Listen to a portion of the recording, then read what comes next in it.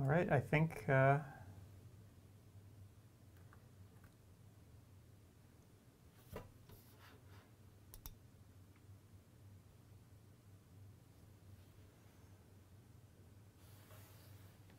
okay, I think we are on the air. So hey everybody, it's Adam Farkas along with Paul Farkas. Good morning, everyone. All right, so we're back for day 2. Did everyone survive? The classes ran until 8:15. It was unbelievably late last night. Yeah, so 8:15, so it really went a long time. But from what I understand, the feedback from the courses has been great. Yeah, a lot of questions.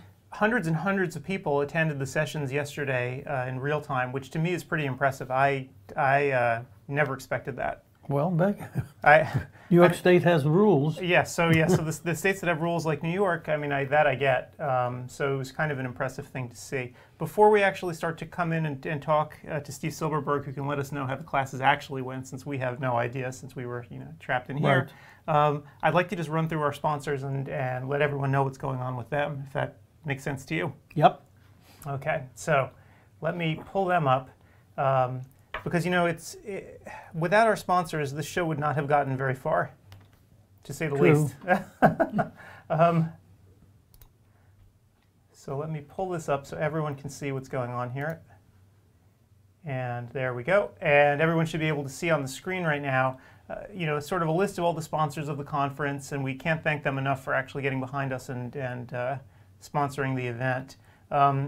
I say right there, please visit the exhibit hall. So if you go, there are deep discounts available from a number of vendors. And basically they're standing by now before the first class begins. Correct. In a half hour. Correct. Now, some of these vendors have discounts that are going to expire at the end of the show. Right. So by Monday morning, they're going to go poof, and you need to get in beforehand. So let me just run through who everybody is and what they're doing, because particularly for some of the equipment vendors, the discounts are pretty steep. First and foremost, though, I have to thank Marco. So Marco has been with us since the beginning, 5 years. And Marco was actually the company that gave us the push over the edge to start this conference. So thank you, Marco, for giving us the confidence to go ahead and try this. Right. So props to Marco. So they're sponsoring the live stream as usual. That's why you see the little Marco meatball up on top of the screen whenever we're talking to someone. So thanks to them. So Oculus is another longtime sponsor of the conference. Now they're offering up to $3,000 off any device. I had an infographic yesterday where I butchered it and I forgot the up to part.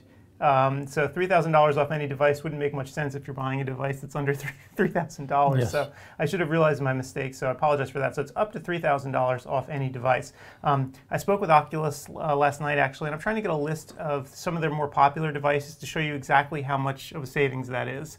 And hopefully today they'll come in and let me know. So VisionWeb, you all know them for their clearinghouse. I think just about everybody uses them for that. They also make Uprise EHR. We had Charlie McBride in here yesterday speaking a bit about his experience with Uprise, as he has been with them since the beginning as one of their beta testers. Yep. So he's watched the platform evolve over time. If you're unfamiliar with Uprise, it's a web-based EHR, so it's there's no client that you need to install on Windows. You don't have any local support problems. It's all handled centrally. And it uses HTML5 and the latest web technologies, as opposed to some of the other systems which use Flash and are somewhat older and outdated. So it's very modern, and probably the most modern of all the web-based systems, so you might want to check it out and see. So in the event, and someone didn't understand what you just said, will they hold their hand? Oh, yes, support's a big deal. So once they onboard you, they walk you through everything. And in fact, they have entire departments at Uprise that handle migration as well, right? Because they know that most people aren't just coming for paper. Charlie is an exception, he came for paper, but the reality is most people have some sort of EHR already. And what are you going to do with it, right? You have to migrate the data over. So they have teams of people who specialize in migrating your data over. And obviously they're familiar with all the systems that people use in eye care, since they've done it a lot. So check them out. Thanks to Zeiss for sponsoring the show as well. So they're offering up to 30% off on a variety of devices, including the Cirrus, the Claris, Humphrey Field Analyzer 3, and the IOL Master. They also have combo promotions going, so they have packages, so the Retina package is a glaucoma package with different devices bundled in. So visit their booth to get the details on each one of those. It sounds like I'm sort of talking at a high level, and I am, because a lot of these deals, they have a lot of moving parts, and I don't know all of them. That's why you got to go to the booth. You got to go to the booth and talk to the people there who actually know. EMS, so Enhanced Medical Services, they're a division of Lombard. So you know them as a company that sells pre-owned equipment. They have a lot of Zeiss equipment, pre-owned Zeiss, and they're having a huge sale on it here too from the Cirrus devices. They're also throwing in an extra year of warranty for only $1,000 at the show. So go check them out as well. They have lane packages. Again, if you take a look here, you can see what's sort of in each one, and 10% off their edging systems. So there's a lot going on there. Definitely go take a look. NeuroLens, so we spoke to Dr. Whitney Hauser yesterday about her personal experience with NeuroLens and how it sort of changed her family dynamic for a child with intractable migraines, and then treated with the NeuroLens system, and suddenly the migraines have gone down dramatically. So it's been really life-changing for her. So NeuroLens is a system where it's a device that can help you prescribe microprisms, and then they manufacture the lenses based on the data that the device produces. And for those that really don't know what NeuroLens is, there will be one speaker today here. Yeah, so we're going to have a couple of people that we're interviewing, including Dr. David Geffen, who wrote an article in Optometry Times as well recently on NeuroLens, just talking about the technology behind it, because I'll be honest, I don't really understand how it all works. It's complicated. You have to keep an open mind. And so it's complicated.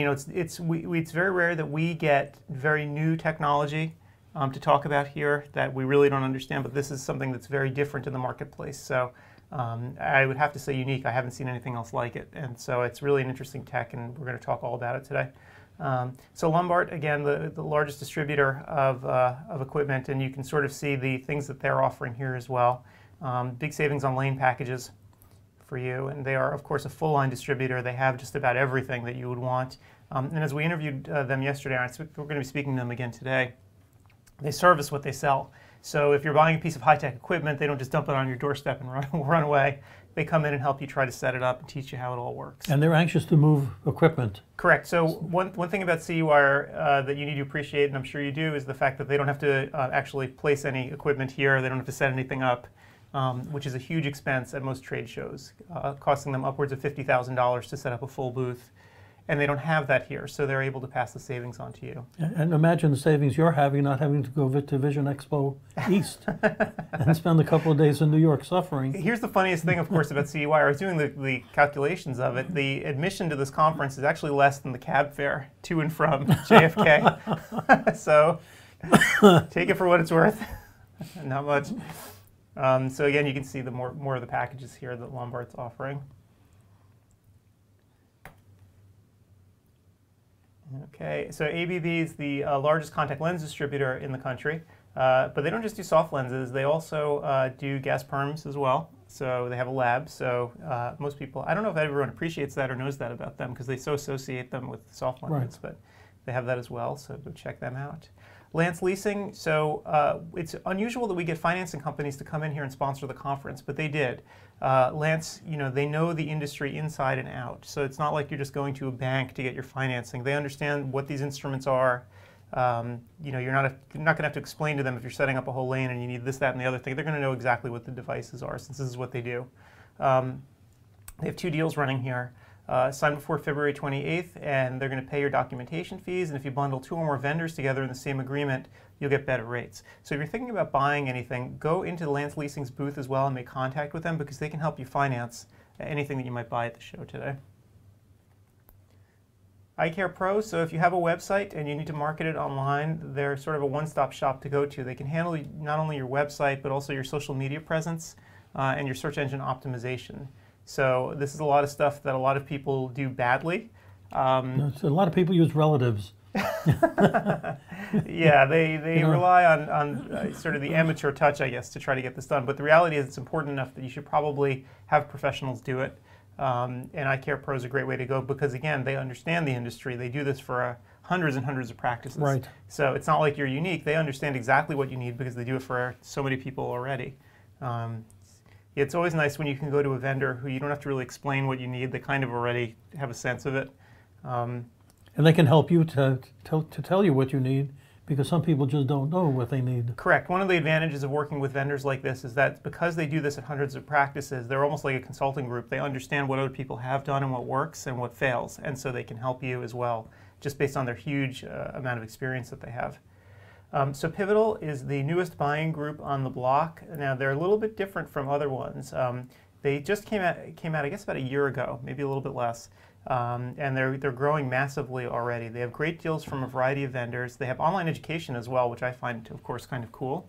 Doing CEwire, it's sort of in their portal. You definitely want to check them out. Totally free to join. There's no obligation whatsoever. You don't have to give away your firstborn or anything. And you can leave whenever you want. And you can leave when you want. It's totally free. But they're young and they're aggressive, and they're definitely well worth checking out because they want to do things a little bit differently.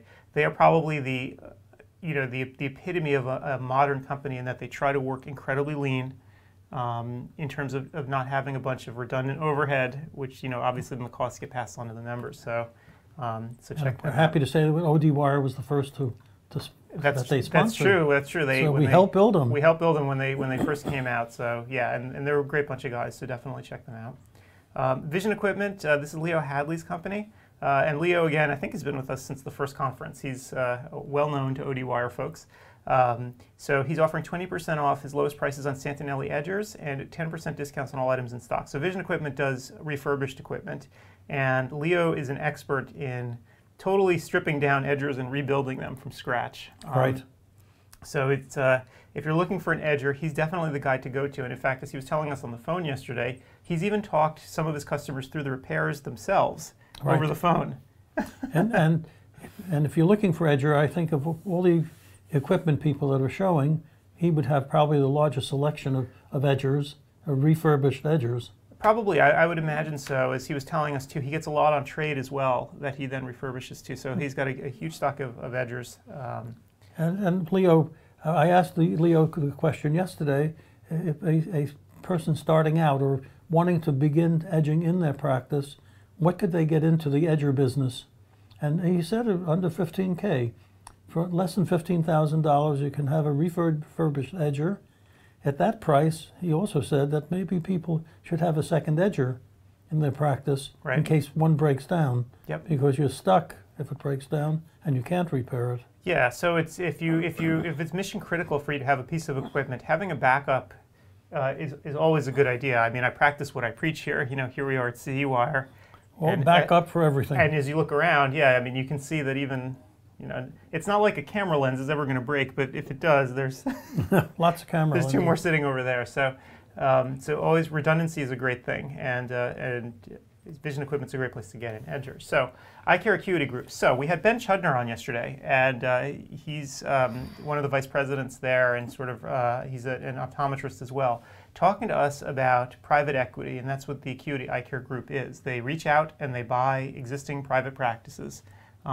They take those practices and they try to build efficiencies into them, change the way maybe you purchase to try to get more efficient. That's their business model. They think that there's a lot of potential in these practices, and they go out and they get them. What was really interesting about Ben was that he was telling us that there are differences between private equity. Now, he has a lecture here at CEwire, and you can always watch it on demand. And you not only can, but should. Should, because his lecture, especially if you just heard about private equity but don't really understand it, his is the one to watch, because he not only discusses at a high level what it is, he talks about the 5 specific groups that are coming into eye care, that are private equity groups, and the differences between them, because they are all different in their approach. So this is not some monolithic entity coming in to eye care. These are different companies with different approaches and philosophies. And he also indicated when you should not do it. Yeah, that was the most interesting thing. So, usually you have guys coming on rah, rah, rah for my industry, but Ben was very upfront with us and very honest that there are times when you don't want to do private equity in your practice, and he goes in and explains when that is. So going to visit the booth and talk about your practice with them, and they may tell you, think about it or don't do it. Yep. Yeah, and I mean it's obviously a huge decision, right? If you're going to sell your practice, it's something that requires a lot of thought. Life-altering. We had Craig Thomas on here yesterday talking about it too. Just pondering on the phone. Should I? Shouldn't I? I don't know. So there's a lot of things to think about. Finally, Optometry Times. Practical chairside advice is their motto. So this is a publication. We have Gretchen Bailey here, the editor-in-chief. She's helping us out today do these interviews. So Optometry Times, if you've never read it before, has little bite-sized articles that are very easy to pick up and read. Gretchen is very upfront about the fact that she wants her journal read and then tossed away once you finished it. It's not something to just, put on the shelf and save and refer to later. These are practical tips in real time that you should use. And in real English, so you can understand even the science. Yes, you unfortunately called it USA Today-like. But it is, I mean, it is in terms of the fact that it's laid out well, it's colorful, it's easy to read, and it's really designed to be practical. This is not, it's not something you're going to put up on the shelf and look at years later. And in fact, it's all digital too, right? So if you have the paper copy, just use it and then recycle it, please, and then you can always go back online and find the articles later. So Gretchen will be here as well. So check out Optometry Times. They're in their booth, by the way. If you go in there, you can check out some of their articles and see, download some stuff from the journal as well. And I guess that's it. Wow, we rushed through that in a hurry. Cool. So I think what we might want to do is, before we actually start talking to other folks, we have some time to kill. I want to talk to Steve Silverberg about what's actually happened, out there over the past day, because we have no idea. Well, for those that don't know Steve, he is the person that makes this happen. Adam does it technically, but Steve is the one that interviews the speakers, monitors the speakers, gets them, and you can't imagine when you have 56 hours, the work that goes into getting these things in on time. Yeah. And getting a COPE approval, and it's an amazing thing. I guess that's why we don't have competition yet. Well, other companies are starting to do online CE.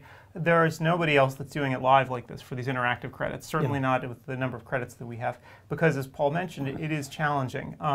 So for each speaker that comes in, first of all, they need something to talk about, right? We need to make sure that the content's appropriate, so they throw out a bunch of lecture topics and we say what we might want. They have to create the lecture. Then once they do, we have to put it through COPE. And even if someone already had content ready for COPE for one of their live talks that they might give at Expo or whatever, we have to take that lecture and put it in a form that's appropriate for electronic use and submit it to COPE twice, in fact. So it goes in for online interactive credits, which means when you can interact with the speaker live via text chat, and online enduring, which is when you watch it on demand. So we have to resubmit these things twice. And the fascinating thing about it is they have two different reviewers.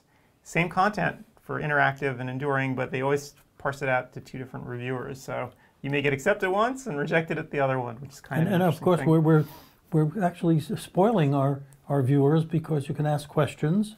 You're not interrupting the speaker. Yeah, and I think the interactivity is a really interesting thing too, because we have some states like New York where you can't just go on and take these on-demand courses. They won't allow it. They want interactivity. And so most online learning right now is not interactive. So this is a big difference for people from New York.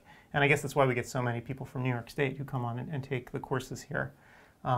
Canada is another interesting issue for us too, because Canada allows all of your category A credits to be obtained this way. Well, let's hear it for Oregon as well. Yeah, Oregon and Washington. So the West Coast in general is pretty good about a big boo for Florida. So Florida has always been a thorn in our side because they've allowed 0 up until this point, and now this year finally they've relented and allowed two online credits.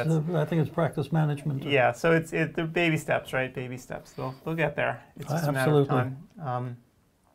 Yeah. So anyway, why don't I try to get Steve on the phone and just he can let us know what the deal is. Sure.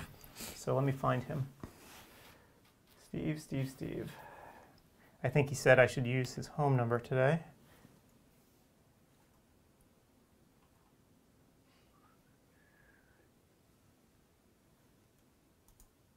Okay.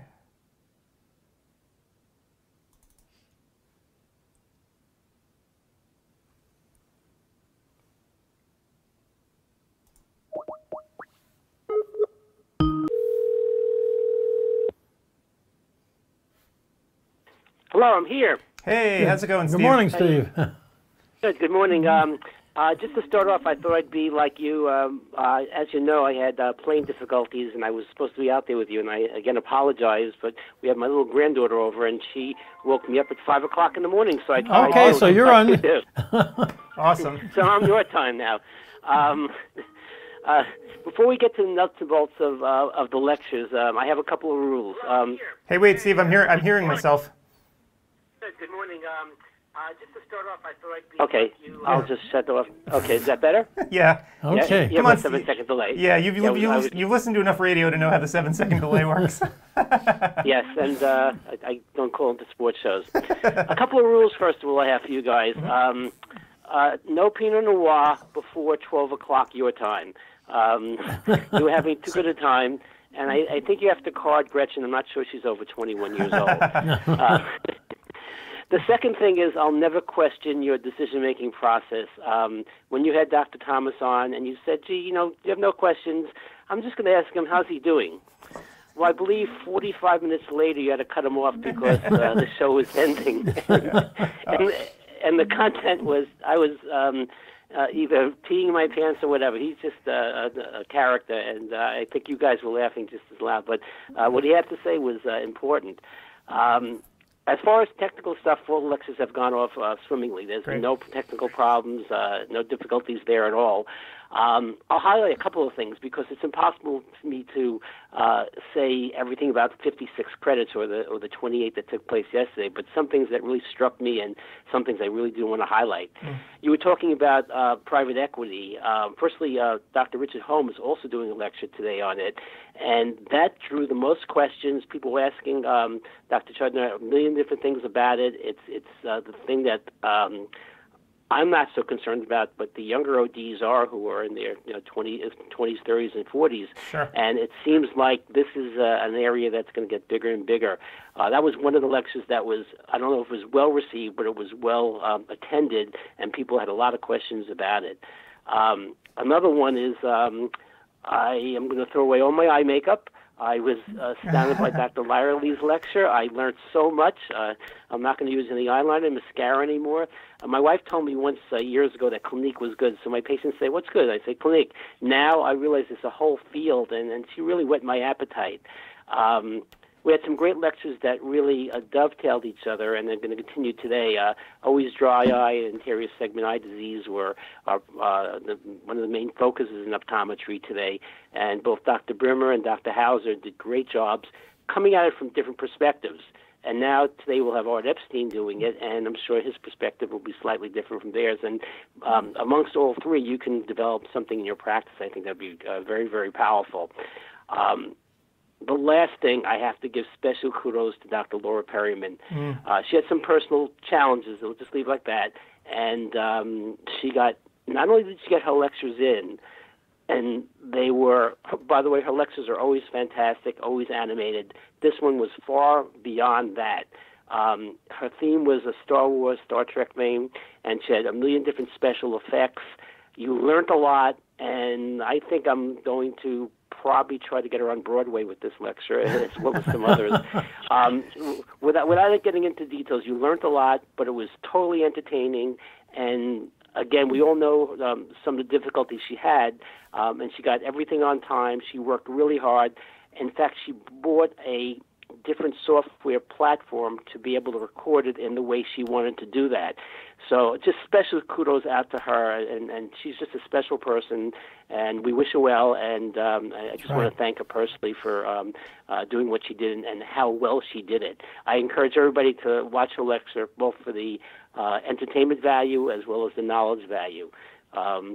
So today there's a lot of things happening, as I said. People are going to attend. Actually, I'm lecturing also. I love my lecture. This is one of the few lectures I think I did a good job on. So please watch it. It's on genetics, and I really learned a lot researching it. And again, it's not as in the forefront as private equity, but it is coming in optometry and ophthalmology, and it's, I think, one of those fields that we'll be talking about more 2 or 3 years from now. We have a diverse group. As you know, we have 4 tracks, one on treatment, one on systemic disease in the eye, one on practice management, and one on general optometry and contact lenses. So you can choose what you want, and I think you'll have a great experience. Just a word about taking the courses. It's virtually impossible to take every course because we have 4 tracks going and only a certain number of hours. You can take the courses right through July 1st.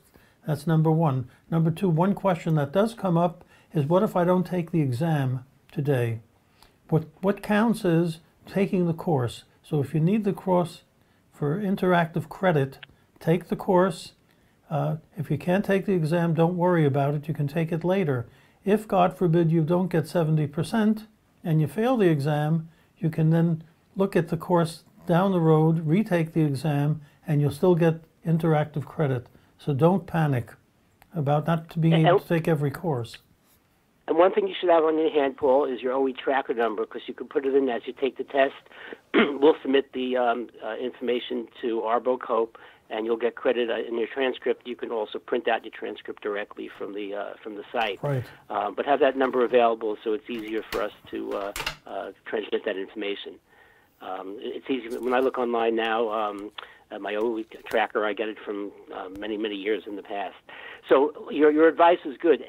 Because of the doctors being here, the ones that you really are interested in interacting with the doctors, whether it be Dr. Holmes' course in private equity or any other subject matter, try to attend the live lectures that you want to interact, and the others that you can take on demand, you can take on your leisure till almost July 4th weekend. I believe it's July 1st that the conference closes down. We've added another couple of months to it, so you have plenty of time. As an example, there were two people from New Jersey who asked me about credits, and I am from New Jersey, so I know it in specificity, and we require 50 hours every 2 years. Our biennial, meaning the 2-year period, ends April 30th. So they can take 20 credits now and 20 credits after April 1st and fulfill 40 credits, and that's almost the whole program. So I'm sure other states have different calendar years and different expiration dates, but they might have similar time requirements. Right. Oh, and I wanted to mention, by the way, about credits, because people ask me all the time. Up on the site right now, if you're taking a look, I have up on the screen right now the CEwire2019 site. We transmit your credits to Arbos, as you mentioned, automatically in the tracker. But if you need a copy of your credits on the website, the link's not there right now. You can see where it's in red up there where it says login. Next to that, there's going to be a link that will say certificates. And you'll be able to click that and then pull down all the certificates that you have. So in case for some reason you don't want to use the Arbo tracker or you want to check your certificates against what they have, just click on that and it'll be there as soon as the show is done. And one other point about questions to the speakers. If you have questions down the road in the next 5 months, always put them on ODwire, and we will make certain that the speakers see the questions and can answer them. Also, so if people are embarrassed about the question, they can text the speaker directly and nobody sees their question, but the speaker could respond to them privately or publicly without mentioning their name. So you don't have to be shy about asking questions. Right, and if you look on the screen right now, as Paul was mentioning before, here's, we have a forum all about CEwire, and you can come back here and ask questions as well. So there will be plenty of time to do that too. Mm-hmm. Okay, I'm going to go out because it's now 11 o'clock. As you know, one of the first things I do is I monitor all the lectures to make sure that there's no technical difficulties. Yep. But this is by the way, my kudos also to you three. Gretchen's not there, but she'll be there shortly. But Adam, Paul, and Gretchen do a great job, and I mean, for 8 hours straight to be on TV, it's better than Jerry Lewis used to do years ago. And well, it's hard work and. Yeah, you wonder why we had to open up that bottle of wine yesterday. It's not easy. Well, next year I'm leaving it a day early, so I have to walk from Chicago. I can do it. Next year I'll probably be dead, so that'll be the end. Better chance I am me. Yeah. I'll be dead. CEwire2020 has to be something special. It'll last another year. We have to do something it'll be champagne. More elaborate. Yeah, I know. I was 2020. I was thinking about the 2020. I got to redo the logo or make it fancy. I don't know what I'm going to do. So yeah, but that's you got 11 and a half months to do that. Yeah. Okay, I'll be back and forth, guys. As you know, you can watch me in the we'll chat call room you if there's any problems during the day. We'll get to you. Okay. Cool. Have a nice Thanks, rest. Have a nice hour or so. All right. Thanks, Steve. See you soon. Catch you later. See you. Bye. Yeah, bye. So why don't we talk about the courses that are starting now? Sure. Okay, courses that are starting. As if I know. Let's get the schedule together. By the way, people always ask me too, where is the schedule? And this is a great opportunity to show people. Whether you're registered for the courses or not, you can get a full copy of the schedule. And it exists right here. So courses. So you got to go to ODwire. Well, you can go to CEwire2019 and go to courses. And then at the top of the course list, the scheduled course list, there's a downloadable printable schedule right there. And you click on it, and it'll download a copy of the schedule for you. And then we can open it up. Assuming I can find it, of course. There we go. I downloaded an extra copy of it. Okay, so here's the schedule. Let me blow it up. Today would be the 27th. Okay. Okay, so the first lecture that's going to be coming up is with Sansino, so I guess that's just starting now. This is an interesting one. So again, you know, there's a lot of anxiety, I would say, going on right now about certain things that are happening, you know, whether it's private equity or other companies coming in, whether it's, you know, internet contact lens companies, internet glasses, internet everything. People are just getting, you know, very nervous. And so Jeff is going to talk about the different sorts of disruptors that are coming into the field and what you might be able to do about, you know, what these companies are doing and how you can combat what's going on, Right. Particularly when a company is skirting the law or acting on the, you know, sort of the edges of the law and behaving in ways that, I don't know, many of us would find distasteful. And so, you know, you want to go in and figure out how to combat them with everything that you have. For sure. And you're not helpless. No. There are ways that you can let the world know. Well, ODwire.org is one way to let the world know if you find things. You also have the associations, your state association, Sure. and the American Optometric Association that can assist. Oh, speaking of ODwire, one thing that has happened the past day is some people are not ODwire member participants, and we've had a slew of sign-ups. Yep. Now, the problem with the sign-ups is I have to double-check that these are valid optometrists that are signing up, That's true. which takes time, and I don't have the time during the day. So if you're going onto ODwire and you don't get a response within the first 12 hours, don't worry about it. I'm there, and we'll just check you out. But make sure we have your true name, first name and last name, and the true place you really practice.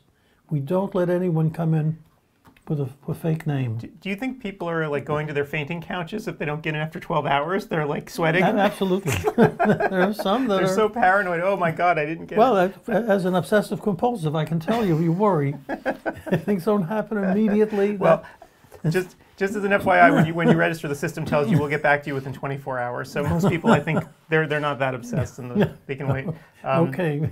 But yeah, what's funny is, of course, usually he'll do it within like an hour or two of someone registering because he just sits there all day and waits for people. Wait to for these register, people.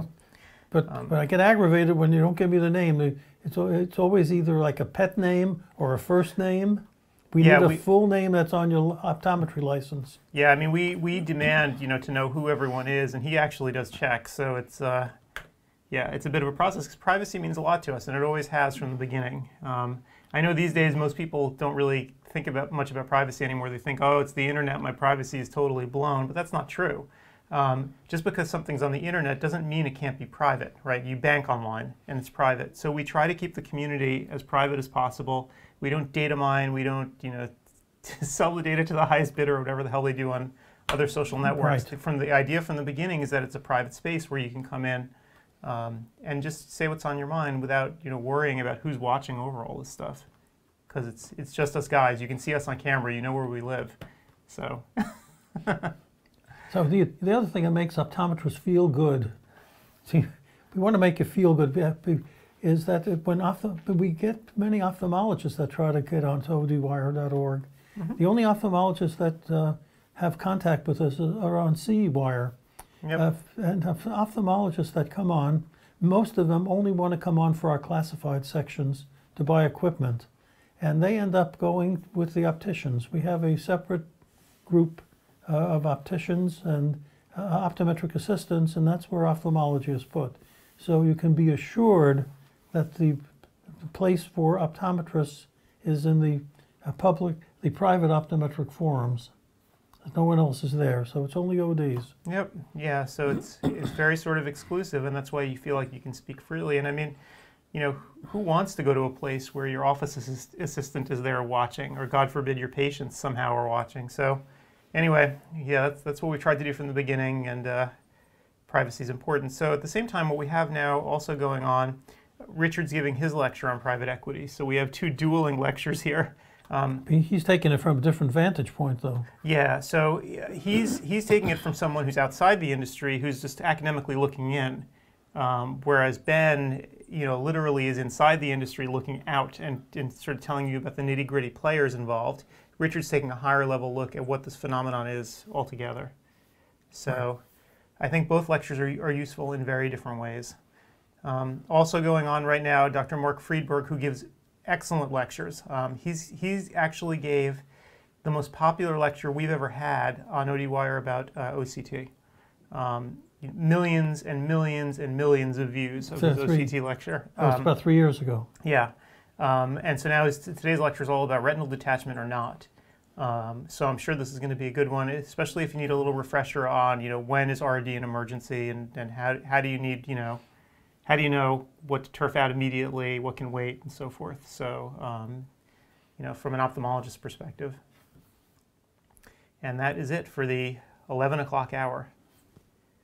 So, I'm sorry, I missed this one too. The TBI, or neurological event affecting and causing dysfunction in visual processing. We have a whole bunch of lectures this year on concussion. So we have this one. We have another one that explicitly brings up football, right, and other contact sports, where I guess in the old days people really didn't think too much about it. So where are the football players going to come from? Will football exist at all 20 years from now? Yeah. Because I don't know. I certainly don't see a lot of moms, wanting their kids to go in and play this anymore at school.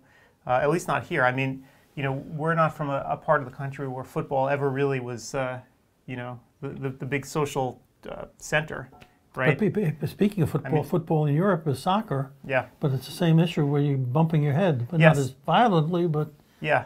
Constant bumps. Well, and that's the thing. It's the constant repetition of getting hit in the head. And I know that for kids soccer here, they're discouraging heading the ball for the younger kids. I don't know when they actually start allowing it, but I know for the younger kids, I have a 9-year-old, and they really don't want them heading the ball. Right. So. And we have some courses on that, just on. Yep. Yeah. So I mean, you could. There's literally, I think, 3 or 4 courses all about concussion and the impacts on the visual system, and using the visual system to monitor, for someone who's had a concussion before. So really interesting stuff, and I think you could learn a lot from these. And again, if you missed the 2 that were on concussion yesterday, they're on demand, so you can always go back and watch them through July 1st. And I guess that would be a sub-specialty in optometry that you put with sports optometry. Mm-hmm. Probably this whole issue of concussions and how to deal with it. Yep. Okay, so I think you've gone through it. Do you think you would want to watch? You interviewed those folks yesterday. Yeah, I certainly did. Can you get it on easily? I don't think I can get it on easily now. I'm gonna have to wait for the break, and then we're gonna do it. Do it then, because you only have 20 minutes. Yeah, so we don't have a lot of time right now. And also, all of these interviews, by the way, if we don't get to these live, and sometimes we won't, what we tend to do is later on, I'll carve a bunch of them up and repost them on ODwire. I have to run through however many hours of footage it is, 8 hours yesterday or whatever it was, and then 8 today, and try to sort of take the best of them out, and then I'll put them up on ODwire as well.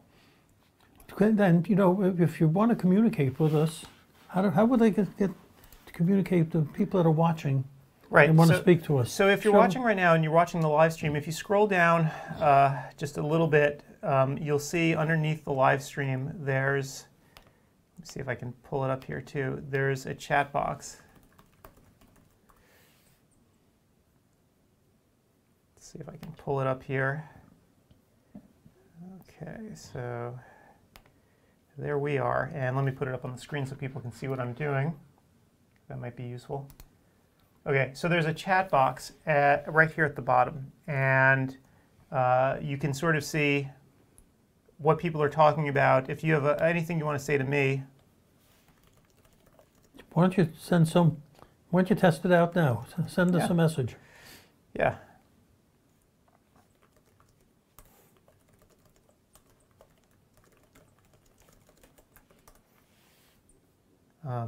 So anyway, we have...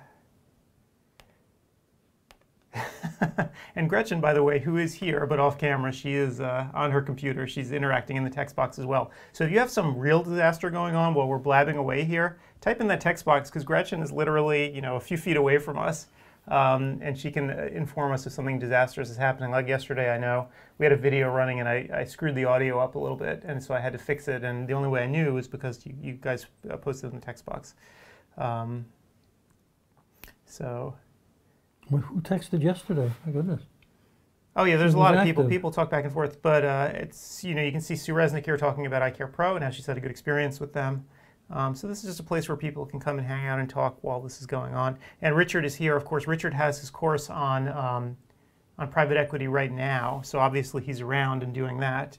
And hopefully as soon as his course is done, he'll come back to the text box here. I'm really curious to hear how it turned out. I have never seen a topic as sort of controversial and hot as this one at our conference before. And I guess, you know, so many docs are being, you know, courted and offers are being made on their practices. It's got to be a really hard decision to decide if you want to go ahead. Well, the takeaway, though, is if you're younger, you want to really think twice about it to sell out. Yeah, I don't know. I mean, if you're younger, you sell, you work for 3 years, 5 years. They've had 5 years. And then what? You can, unless the covenants that they have are such that you have to leave the state after that, you could start over if you wanted to, I suppose. Right. I don't know. Yeah, it's a difficult decision.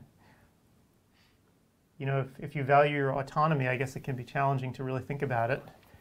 You know, I'm going to cut up the interview that we did with Craig Thomas yesterday, because I think that was probably the most frank and insightful one we've heard so far about private equity. Of course, he started careening off into all kinds of other topics, but yes. But they were all interesting, and definitely that's one for the archives. So that's probably going to be one of the first ones I actually put up on the archives as soon as I come back into work on Monday.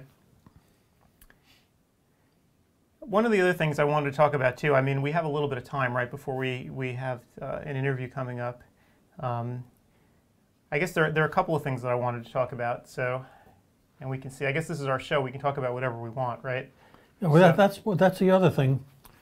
This is not COPE monitored or approved. We don't have to worry about COPE, and we're speaking here on CEwire Live. That's true. COPE will disavow any knowledge of this entire session. So, yeah. So I think, you know, if people have things that they want us to talk about too, that they're concerned about, we're happy to do it. You know, I had a few things. One thing is, you know, over this past year, I've been doing a series of interviews at all the various trade shows. You know, J&J invited me to do it, right, to come into their booth, and I'm sure you've seen it. I have some of the clips here too that I can play of those if people are curious. But one of the things that struck me about doing the interviews is the fact that there's a certain generation of docs that, you know, they're getting up there in years and they may or may not be here anymore. So what I've tried to do over the past several months is start to interview as many of those folks as I can. Because once the stuff is gone, it's gone. It's gone. So I'm doing my best. So I'm going to be doing this again at CECO. So if there are any people that you're interested in me speaking with at that event, let me know, because one of the great things that J&J did, and I really thank them for this, is that they give me zero input as to who I can speak to or what I really speak about. They just say, go ahead, do whatever you want. So I have the ability to talk to anyone at the shows and do it in a professional way. I mean, obviously I can do this myself, right? And we're doing this ourselves now. The nice part about doing it there is that they have a whole thing already set up for me, so I don't actually have to, you know. Yeah, the downside is it ends up 3.5 minutes, and yeah, they cut everything. They cut a lot of stuff out. I mean, some of the stuff that they cut, you know, probably shouldn't make it to air, but it was hilarious. When we do interviews, you know, we obviously can put in whatever we want, like with Craig Thomas yesterday. But if there are people that you want me to speak to at CECO, happy to do so. You know, J&J turns the booth over to me for the day. I can sit there and just talk to whoever I want about whatever I want. So just let me know. You know, I am one of the great interviews that I did was with Uncle Frank Fontana, who died, you know, shortly after our interview. So I think it was probably the last one that he actually probably did, sure. And I can play it for you guys right now if you want to see it, if you're curious. I don't know if everyone's seen it sure, yet. I don't think I've seen it. So yeah, I'm not sure if we're going to be able to get the audio through in here, but because I don't want to have that feedback problem like yesterday. But I can play it for everyone right now if you want to see it. Here we go. Possibly.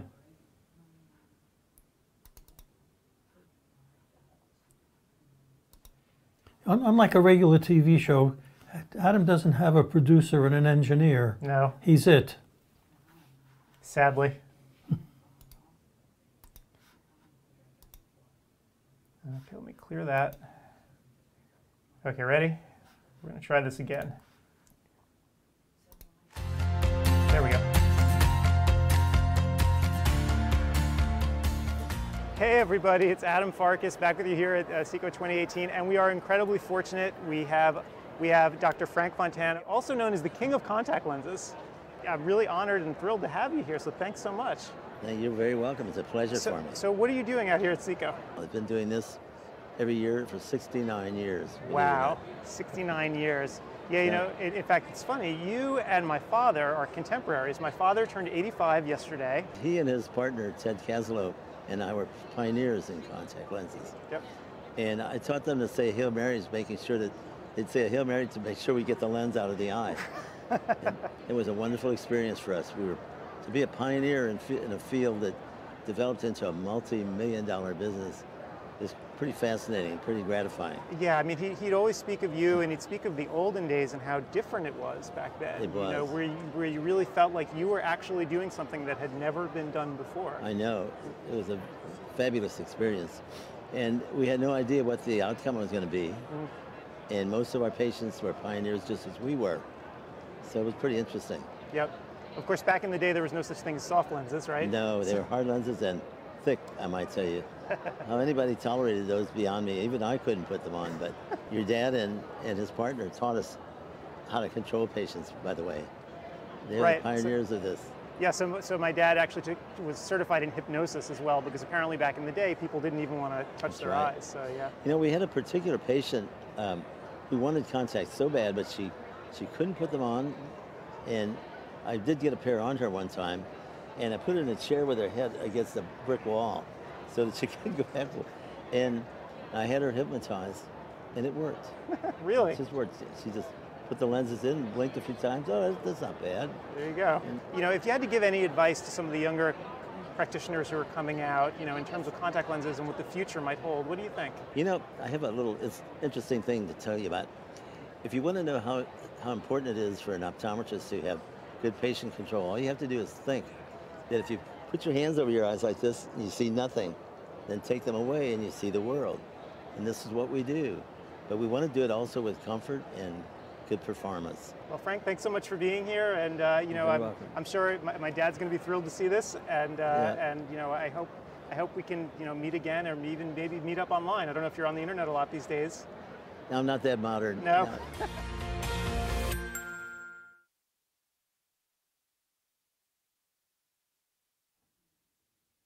Okay, so that was Uncle Frank. You know, and anytime you see somebody, he's probably the last of the World War II optometrists left.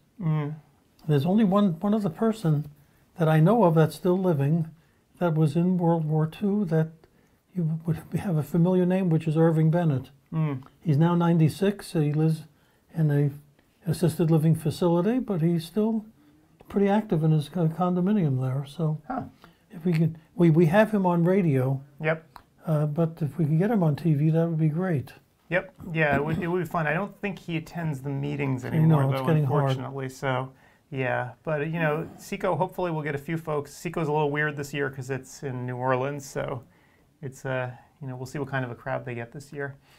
But it was really great actually having the opportunity to interview him before, you know, to interview Uncle Frank before he passed on. So there are other folks, and we had that other interview as well with Norm Hafner that we did, you know, what is that, 5 years ago maybe? Yeah, just about. Longer, yeah. Again, another one who's no longer with us, and it was great to go back and be able to listen to it again. And then see how drugs came into optometry. Before Norman and that group optometry was a drugless profession. Right. And so he told the story of how that actually all came about. So yeah, these are the stories that I definitely want to try to capture as best we can, because I know a lot of them are disappearing. So and they use the expression the golden age of optometry when people went into optometry in the 60s and 70s. But you talk to the old timers, it wasn't that golden. Every group that has come in and started out had individual problems. So you just want to hear from them and just write to us. If you don't use the word write when you talk about communicating with us. What's the proper techie word? I would say write. Do you write? But you don't write on a word processor. Type to us. Communicate is, I guess, the best. Yeah, send us your feedback.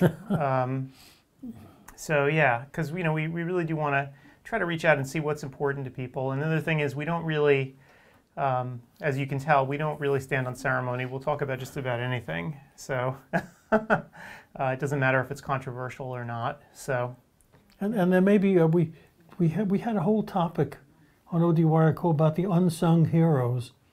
There are a lot of people that are quite heroic in optometry that don't get awards. Sometimes they're too outspoken, or they may not be someone that wants to be very active in organized optometry, and they don't get recognized, so that they wouldn't have high name recognition. And it's good to recognize these people as well.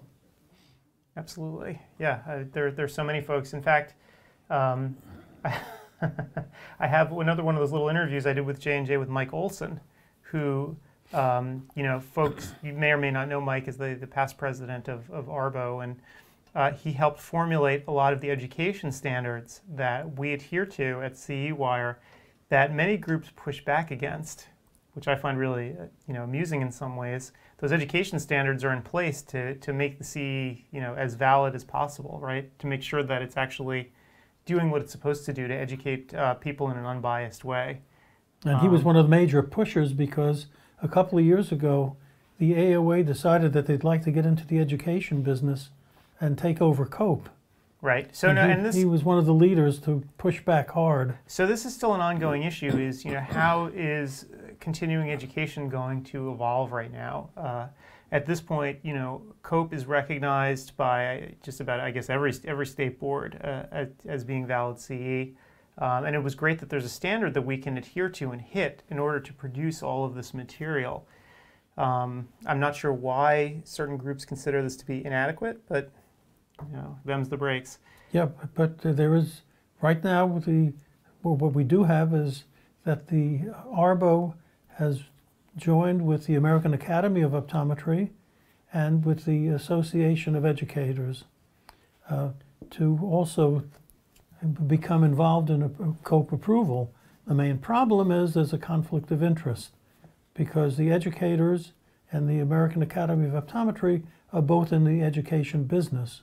So are we going to have the people that are deciding what is COPE approved also be the educators? So that's a real problem. Right. So, yeah, I mean, for us, from a self-interested point of view at CEwire, to me, what just matters is that there's a process in place that we can go to where we're treated fairly in an unbiased way to get our courses approved. That's all I really care about. Right. And I'm glad that that there is this standard that we have to hit, because for us, trying to actually validate all this education on our own would be impossible. I don't mind spending a couple $100 on each lecture to send it out and have some third party validate this and say, yeah, this is not biased. And if it is biased, shoot it back in our faces and say, hey, this is not going to fly. Right. It's not something that we'd ever be able to do on our own. So, I'm glad that there's this entity out there that's actually doing it for us. And we can do it at a reasonable cost to the ODs. Right. A lot of the younger ODs in the trenches don't have the funds to actually travel to take the CE courses. Yep. And CE courses are expensive. So we have that ability to keep everything at a very fair price. Well, I mentioned that CEwire costs about the same as a cab ride to and from JFK. Right. To get to Expo East, and that's true. And I'm glad that we're able to do this in a cheap way. For us, the unfortunate thing is because there are so many states who limit the amount of CE you can do online, it limits the audience for CEwire, right? We could get a much bigger audience if everyone was sort of allowed to take these online credits. and they're just not yet. So maybe in the future, I don't know. Well, you speak to your state board. Yeah. It's the only way it's going to change. Yep. So yeah, so hopefully, going forward, that'll be something that can help us grow the audience. And by the way, if you're listening to this, thank you for attending the conference, because to put something on like this, we need a critical mass of docs to show up each time. If they don't, we're not going to be able to offer this. At least not at the scale that we're doing right now with this number of credits, because it is rather expensive to throw together. And still have enough money left over to pay some optometric charities. Right. So yeah. So again, every time we do this, we donate to charities as well. And again, we sort of narrowed in on these two that we like working with over and over again: the American Academy of Optometry's Foundation and VOSH. And I think both of those groups, I think they sort of speak to our core audience's interests as well. So for the Academy, it's all about education. Those funds go straight back into subsidizing folks who are trying to get their education. And you can go actually to the Academy Foundation's page and see where that money goes directly. But it all gets plowed right back into education. And for VOSH, of course, this is something that I think a lot of students participate in. And they go off on these missions to try to help people. And again, it's a lean organization. This is not some gigantic, this is not the Komen Foundation. VOSH is very much grassroots. And every dollar you can give to them really helps them support their mission of going out and getting students into the field as well and going on missions. So. Okay, it's almost time. Is it really? Yep. We have our first speaker coming up. Oh, you're right. Absolutely, we do. Dan Haney. Nope, we have Nate Klingensmith. Oops. From Lombard. So, and I will keep my fingers crossed. So, just so everyone knows how all of this works. So, I handle most of the technical stuff that's actually going on here to try to make all of it go on as I'm speaking to you. Paul's job at this is to help me line up all the folks to speak with and to put the phone numbers in that I actually have to call. And once in a while I put the wrong number in. So that happens too. So every time I go to dial a number, I keep my fingers crossed, and I'm like, please, especially when it's early in the morning here, I'm like, oh God, please be the correct number. I have it written down here in case I transcribed it. Okay, good. So let me get him going here. Okay. Oh wait, you know what? I'll be right back. I just need to look one thing up before we go, because I just realized that... Okay, well, let me talk to everyone about who we're speaking with. Yes. It's Nate, and not Klingensmith. Nate, not Nat. Nate. A Lombard representative. He's a territory manager. Right. So basically he's going to be speaking at the behest of Lombard to talk about the whole issue of sales. But he's been doing this for a long time, 18 years, with ophthalmic equipment. He has actually some real knowledge about imaging and how to work with their various instruments. And Lombard does back everything. So if you deal with Lombard, you can be certain that not only will they sell you the equipment, but they'll make certain that you know how to use it. Right, so they have staff all over the country that comes out and actually helps you set it up and teach you how to use the equipment that you purchased. So, okay, so let me get Nate's stuff going here. Okay.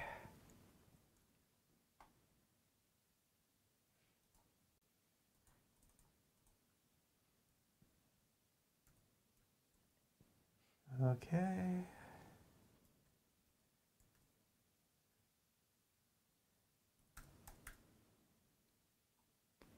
All righty.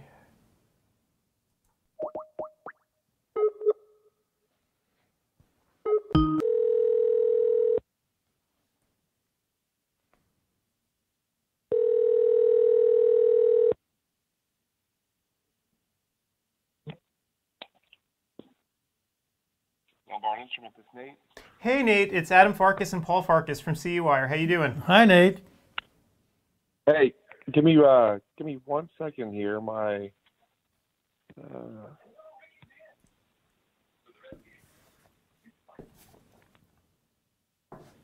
Can you hear me? Yep, Yep, can hear perfectly. you perfectly. Sorry about that. I had my headphones in, but I didn't have my Bluetooth turned on. So. Oh, I've been there. Or usually what happens to me is that my Bluetooth is uncharged, and all of a sudden I have nothing but dead air. So. Yeah. Oh my gosh. So how's it going today? It's going good. How about you? It's going well. So, I know that we have a lot to talk about. We've been having quite a show here over the past day, and people have just been really excited about what's been going on at the exhibit hall too. I know that yesterday we spoke with was it with Dan yesterday? Dan Haney. Dan yeah. Haney, yeah. Talking all about what you guys are doing. So now I'm curious to get your perspective as well. It's sort of great to have another voice. So yeah, because I know there's so much going on in the industry right now. But when we started this conference, even earlier in the year, signing up vendors, we didn't realize that so many of you guys would be teaming up. So Right. we have like three of your different companies all here at the conference. So it's kind of crazy. Are you I going to saw be? that. I Are you saw going to that. be at the booth, Nate? Are you managing the booth today? I am. Yep. I've been logged in since probably, I don't know, 10, 20 or so. Okay, so if anyone has questions of Nate, you can just communicate directly with him. Yeah, and just to let you know, Nate, we're putting up on the screen right now all the different specials that you guys are running at the conference too. Just to show Okay. everyone what you're all about. So I guess the question that I would have for you, first and foremost, is what kind of in terms of your ideal customer, what kind of person or doctor typically works with you guys? Yeah, I mean, we serve a wide variety of optometric and ophthalmic customers, from universities and hospitals to smaller private practices, as well as the government. So I mean, we really cover the full spectrum of customers, if you will. Right. Yeah. So you'll take on anybody. You can be a doc in private practice by yourself, all the way up to being part of a giant healthcare system. So you guys sort of do it all. Yeah, absolutely. Yeah. Cool. And you'll be a hand holder. Yeah, we learned that yesterday, that you guys have staff everywhere, and you'll come and help when someone gets a high-tech instrument and they got to get it installed and actually learn how to use it. You guys can come in and help with that. Yeah. I mean, we really have a great setup as far as service, customer service. Myself and the high-tech team, if I sell a high-tech instrument, I normally go in and do the initial installation training. And then we have the high-tech team that can always come in behind them, do the same thing. And then also we have, as you learned yesterday, we have clinical support that's on call. So. Right, so if you get in, unfortunately with optometry, there's a tremendous staff turnover. So when you get new staff in, somebody might come in to assist to make certain that staff member is up to speed. Yeah, absolutely. Yep. Great. And I mentioned before all the consolidation that's going on. EMS has been a sponsor of our conference for I don't even know how long. I mean, it's been for years. And then you guys have sort of teamed up together, right? You acquired EMS. What does that mean, for people in particular? So EMS they deal in pre-owned equipment. How does that merger work for you guys, and what does it actually mean for the doctors?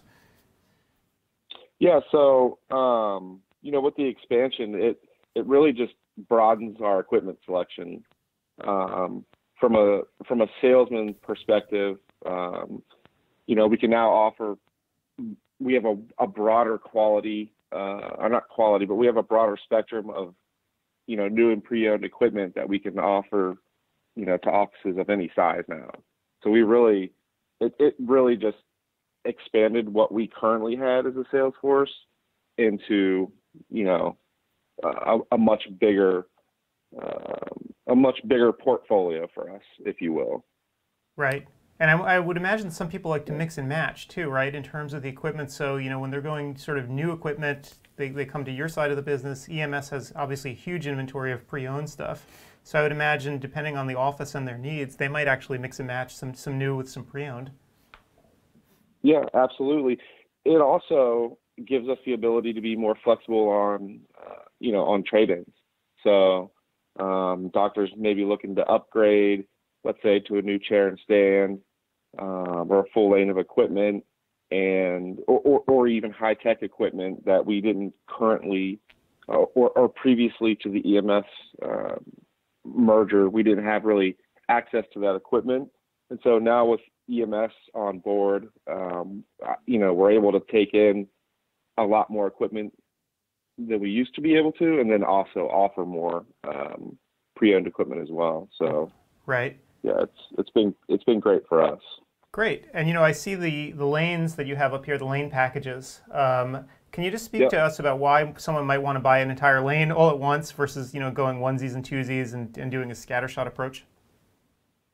Sure. What we've done is we've able to we create these lane packages, if you will, and so there's a cost savings involved if you decide to buy the whole package versus just individual components.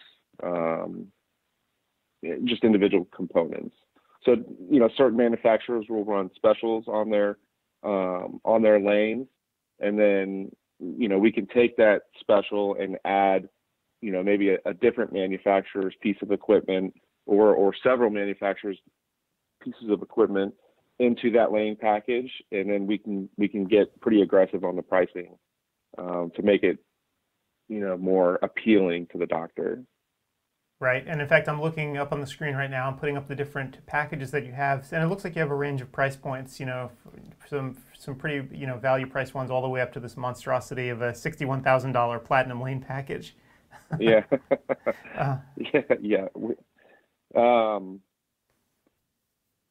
Yeah. I mean, like you said, if somebody is strictly focused on, I need to get the most economical lane that I could possibly afford, then we certainly have that option. And then, as you've noticed, the Reliance package with the Zoma, there are certain doctors out there who don't really care about pricing, and they want to set themselves apart from the competition, and they're looking for that wow factor, and that's kind of what you get with that Zoma package that they have. Right, and of course, since the conference was all put together, it's been announced that you guys and Marco are becoming part of the same happy family. I was going to ask you about the manual refraction versus digital. So now with Marco on board too, it seems like you guys are going to have access to even a bigger portfolio of products too. It's right along the same lines as the EMS. I don't know exactly how it's all going to be worked out with Marco yet, as far as what products we have access to and what products we don't have access to. But it certainly strengthens our position to have them on board as well. Yeah, and so when you're talking about manual and digital refraction, there's pros and cons to both systems. Manual phoropters are tried and true. That's what most doctors learn on. That's what they're comfortable with. And so there's a familiarity with using the manual phoropter. The digital phoropters now are, I don't want to say new technology, but it's different technology. So there's a little bit of a learning curve to it. But, I feel like once they fully understand how to use it, that it's faster than using a manual phoropter. You're talking about what's the word I'm trying to look for? On a manual phoropter, you're reaching up for the knobs constantly. So if you take that out, if you extrapolate that over years of doing, that could be hard on the body. Right. So with the digital refraction now, you've got the control that's lower. Right. So it's much easier on the body over a long period of time. So ergonomically, it's a desirable. That is exactly the word I was looking for. Yeah, there you go. Right. In fact, we were speaking to the folks at Marco about that yesterday, about how so many docs, it's gotten to the point for some of them where they feel like they need to retire, right, because they're getting these repetitive strain injuries. Right. And having something that they can use digitally just makes all the difference in the world. So. It is. And I think something that also gets overlooked when we talk about ergonomics in the office as well, are slit lamps.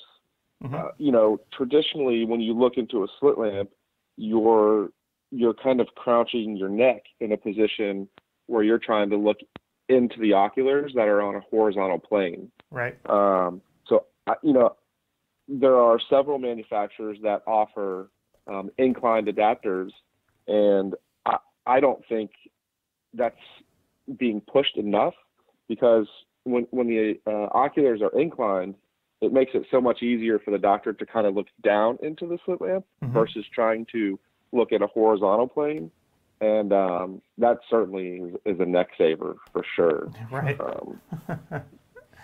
So I think that's something that could, I'm surprised it's not more popular than what it is. Right. I mean, perhaps over time, as people are getting, more aware of what's going on. It's funny. It's funny. Let's forget about eye care for a second. I was in my 9-year-old's class the other day. I stopped by, class visit, whatever.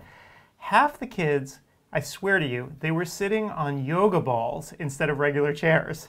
And I walked in and I'm like, what is going on here? And the teachers are like, well, these are more ergonomically correct for the kids. It forces them to have better posture. So the kids made the decision, instead of using their regular school chairs, about half of them were using yoga balls. Okay, so there you go. So I think that there's an awareness these days. It makes perfect sense. Yep. It really does. Yep. Oh, that's funny. All right, well, cool. So is there anything that you sort of want to let everyone know about? I know the show is going to be wrapping up at the end of the day today, but is there any sort of parting words of wisdom you want to give to everyone? Something that we didn't really touch on, or I didn't talk about yet, was our service technicians.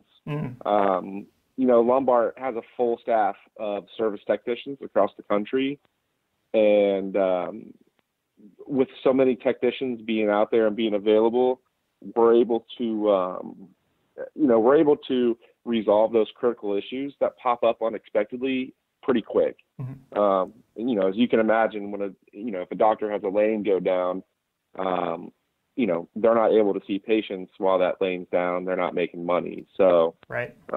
With our team of technicians that we have full time, we're able to get the doctor up and running as fast as possible. So that they're able to do their jobs as they should. And I mean, I guess that's the one great part about having scale like you guys have, is that you just do have people everywhere, right? So you have technicians all over the place, so you can, you're not going to be stuck if something blows up. You always have somebody on call who can come and help you. If you have to take the instruments out of the office, are there loaners that are available? Yeah, absolutely. That's another thing we didn't really talk about either, is that Lombard has a massive amount of inventory, new, pre-owned, and loaner equipment. So you're absolutely right. If there's a loaner piece of equipment that needs to go in to get them up and running while that unit is repaired, with the amount of inventory that we have, it's never an issue. Right, and that's an important thing too, right? Because if you have a piece of equipment that's, say, a couple of years old, you guys may have it in your inventory. So if they needed to do a straight swap, so you don't have to learn anything new while something's being serviced, you can just swap in the same instrument. So that's really important. Exactly. Yep. It's also important with new equipment orders as well. Sometimes, if I don't want to say an impulse purchase, but a doctor decides, I want to buy a lane of equipment, we're able to provide that equipment relatively fast because we've got a large inventory. Right. Whereas others might struggle because they might not have that inventory that we have. So we're able to do a pretty good job of getting equipment out fast. Yeah, I mean, that's a question that I had. Like, let's say that I came to you today and I said, all right, I want the digital refraction package, right, with the Reichert VRX. Like, how long typically does it take, like, on average, would you say? That's normally something we have in stock. So it's just a matter of shipping it. Obviously, once we get the order in the system, it ships from Norfolk. And let's say we were to ship it to Ohio, where I cover. I've got a storage facility in Ohio. So however many days it takes for them to ship from Norfolk to Ohio, I can typically get it installed within days of it arriving in Ohio. Right. So, and then it's just less than a week. And so then it's just a matter of having somebody then come in and help install everything, and then get the doctor up to speed, and then so it's pretty quick. That's faster than I got my last Dell configured. So, so there you go. Good deal. It's fast. Yeah. Okay, so basically you're there at the booth waiting to you, pen in hand to take orders, knowing that these amazing discounts will be ending today. However, your booth will be active right through July 1st. Right. So so the booths at CEwire, they stay active. So it's kind of like imagine if Vision Expo kept their booths running for months after the show ended. Those will be there for people to still wander in, since we know that so many folks at CEwire will take these classes on demand later. So the booth will still be there, and your contact form will be in there too. So hopefully, if people have more questions, they can just walk into the booth and then shoot you a message going forward, at least until July 1st. Perfect. Yeah, that sounds great. All right. Well, thanks so much. Have a great time in the booth, and if you need anything, you know where to find us. Okay. Nice speaking with you, Nate. Yep. Thanks, guys. Thanks, Thank Nate. you. Yep. You as well. Have a good day. Bye. Okay, we have a few minutes. You want to talk about what's coming up at noontime? Sure. We could definitely do that. So let me pull that up. Okay. See, we're getting better at this. We're actually, have the materials on hand here. But always before, I was struggling to know what was going on. So at noon. So as you can see, the last couple of lectures, so Friedberg's lecture was a 2-hour jobby on retinal detachment. So that's still going to be going on. But at the 12 o'clock hour coming up, OCTA. So this was a topic that we touched on yesterday when Charlie was here. He was talking to Craig Thomas about it too, about OTCA and how long it takes to actually acquire the image. So do you even know what this is, OCTA? No. It's something you're unfamiliar. You know what OCT is, so we'll start from there. But so angiography, right? So it can look at blood vessels, and it takes some incredible pictures that gets up and close, so you can actually visualize the vessels and see changes in the vessels at a much earlier time than you could have in the past. So you can detect disease much earlier. So OCTA. And this is it's an add-on for some OCTs. I have a feeling in the future this is probably going to become standard equipment. I think the trick there is if you have an OCTA and everybody else in the neighborhood doesn't, they won't know what you're talking about. When you refer a patient out. Yeah, well, I mean, you definitely have a leg up on people in your community if you have one and they don't. It's funny, angiography in the old days was a really labor-intensive process. It was invasive, right? To do angiography, you needed these dyes that you had to inject. That was in the bad old days. It's sort of amazing that we've reached a point where you can just do it with an OCT unit. The only downside, as we spoke with Charlie about it, is it can take the OCT unit a while to acquire the image, because it's obviously gathering more data. Oh, I see we have Lyme disease? Yes, so this is something that,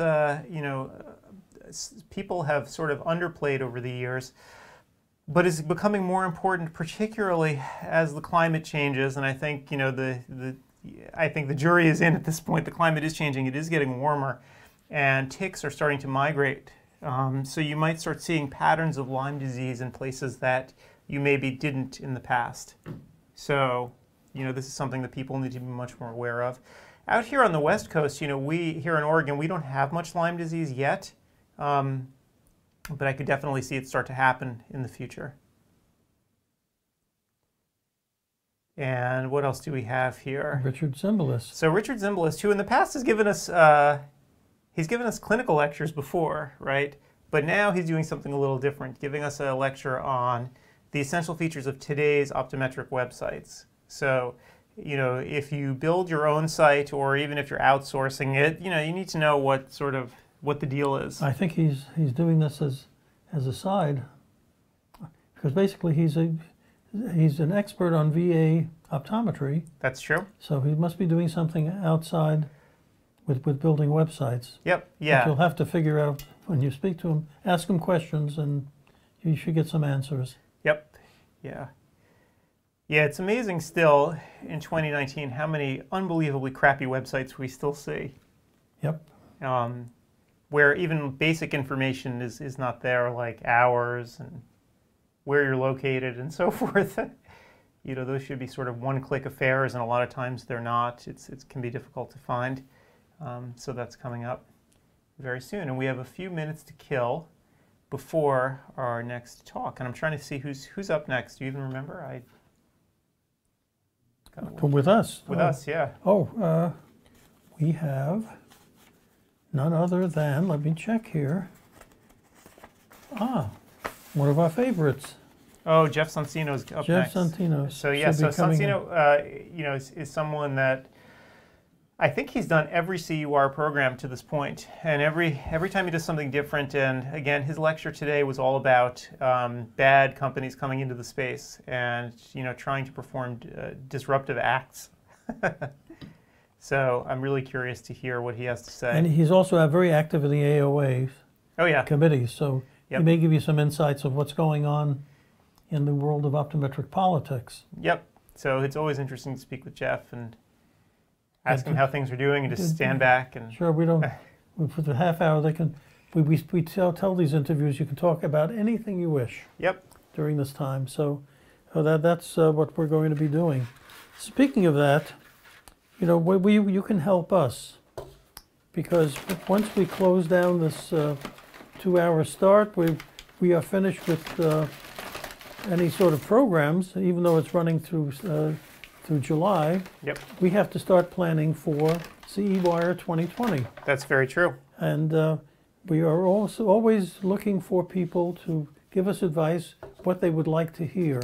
Yep. You're seeing a lot of very top-heavy stuff on general medicine this time around in 2019, because the ODs wanted to know a little bit more about just general medical practice. So the question is, what would you like for 2020? What would be helpful? I made a suggestion that didn't go over very well on ODwire. I think more optometrists should be knowledgeable about the medical uses of marijuana, for example. We don't seem to have one expert in optometry yet to give a talk about what sort of dosage you'd use for what kind of conditions, and yet we know from anecdotal evidence that medical marijuana does work. Right. And so I would very much like to see a couple of experts come in and start speaking about that. Who are the experts? Have we identified anybody yet? So no, because the trick is you could become experts very quickly because no one else is an expert.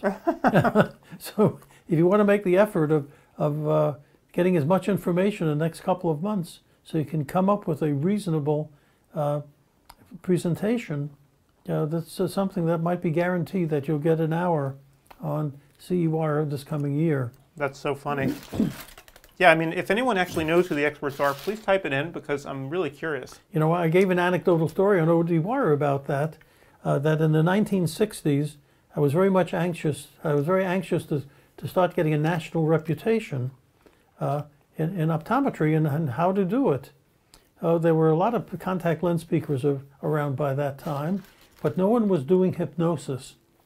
So I took a course with a hypnotherapist, and I became damn good at it. I was a very good hypnotist in the olden days, and I wrote a couple of articles on optometric uses of hypnosis. In optometric practice, I wrote a few articles, and then I wrote a presentation. I gave a 1-hour lecture on the general uses of hypnosis. What is it, and how can you use it in optometry? And during the second hour, I would take a selected number of people from the audience and put them under hypnosis.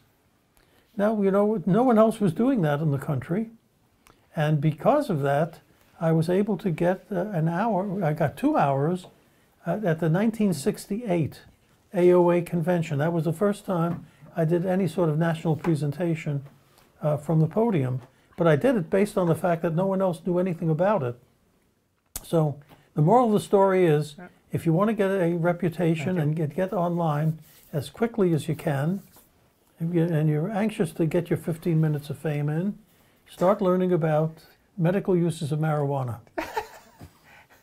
All right. Do you want Gretchen to come in here and I talk think to you? so. Okay. I think we're ready to trade. Still, I'm finished. He's still talking about marijuana. So hold on. No, I want to make sure that if I'm talking, I'm not muted. Oh, yeah, so I'll unmute you as soon as you want to. Because I have a question for Paul. Oh, wait, let me unmute you then. Hold on, I got to unmute Gretchen. Everyone, hold on. Gretchen is sitting here off camera. Hold on 1 second.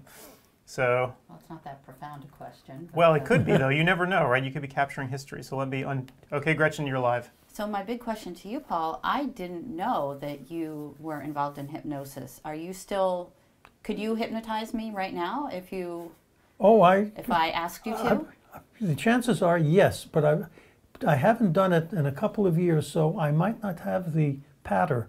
What's very important when you do hypnosis, you've got to be able to speak without an or a duh or think about. You've got to keep moving quickly. So you have to have the whole script memorized. So if I wouldn't do it as well as I used to do it, it's because I might have forgotten the speed to put you from level 1 to level 2. But if you're a good subject, yeah, I would put you under like a stone. I don't buy this for a second. No, I totally buy it, and I think we're going to have a lunchtime experiment. Okay. And you can film it if you want to. I want you to try. You really want to try Absolutely. it? Okay. The one person it didn't work with is, in the olden days, we have 1 minute. Oh, I'm sure Jeff will be fine for a few minutes. When Carol was pregnant with Adam, guys didn't have to go into the delivery room and all that stuff. You stayed in the waiting room, you were nervous, Drank those some days scotch. you used to smoke, but you didn't want to go through who wants to see that? I mean, it's supposed to be a magical experience I can't imagine. However, but as my wife was suffering there, trying to get Adam out, I said, look, I'll put you under hypnosis, you'll feel better. Of course, I didn't do anything with her in advance. And once I tried it, she said, get the hell out of here. You're going to laugh. I tried hypnosis once for precisely that reason that you just mentioned. When I was pregnant with my daughter and I wanted to try because I was scared. And, well, I went to a hypnotist who my mom saw. And I don't know if you know Philly at all, but it was down near the sports complexes, which is not the greatest area. It was a second floor building. He was in a cardiology office that he rented. It was me and him. And I felt very uncomfortable, so I never went under. And I'm a bit control freaky, as those of you who know me can understand. So it'll be very interesting to see if I can really work. remember, but yeah, we'll do it. And also might be my fault that I can't do it, but I definitely want to try it. But if you're a good subject, I mean, the main problem I used to have when I used to give the demonstrations is I only wanted about 2 or 3 people to come up that I knew would be tremendous subjects, and I was able to get them so deep that they were smelling salts, thinking it was perfume. Or cluck like a chicken or something. Yeah, you could really, but what was happening was I was getting other people, when I was testing out who would be good, I was getting a whole bunch of people that I didn't want. And they were going partially under. So your whole audience was going to be half asleep. And So, you can do that now to tell your audience participants to fill out the evaluations at the end of the class. Yeah, so everyone will give me 5s. It was a great talk. Right. Dr. Farkas was incredible. Have him back every year. So basically, anyone that's listening, I did this from 1968 through the 1970s with hypnosis. So if you ever attended one of my lectures, write in, and you can see. There's one fellow that's active on ODwire is Fred von Gunten, and I put him under. Does he remember? He remembers it. Once it happens to him, he remembered. He wrote in. Okay, that's our lunchtime project. Okay, let's switch. Let's switch out here. So let me actually, while you guys are doing that, I will put this up on the screen because we were just dealing with lumbar a few seconds ago, and I want to just remind everyone. Let me put this up while you guys are swapping out. There we go. I want to just remind everyone about the specials that they're offering. So you can see. They have some pretty good deals coming up, and you can take a look at the different packages that they have right up on the screen. And one thing that I didn't appreciate before, but they mentioned it, is the fact that they're everywhere and that they have huge inventory, so that if you ever need to swap out a piece of equipment, like something is broken to the point where it needs to go in for service, they can usually try to find you an identical unit,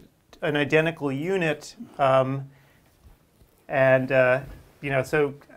Definitely worthwhile trying. So we have Gretchen sliding in here right now because we're going to talk to Jeff Sonsino in a minute. Why don't you mute me? Mute you? I've been waiting all day for this. Oh, that is unkind. There you go. That is unkind. Just kidding. Feel free to go to the restroom now. Yes, once you're muted. Once you're muted, you can go to the restrooms. Yes. Right. And we'll get Can Jeff I here in a steal second. your- No, that's not it.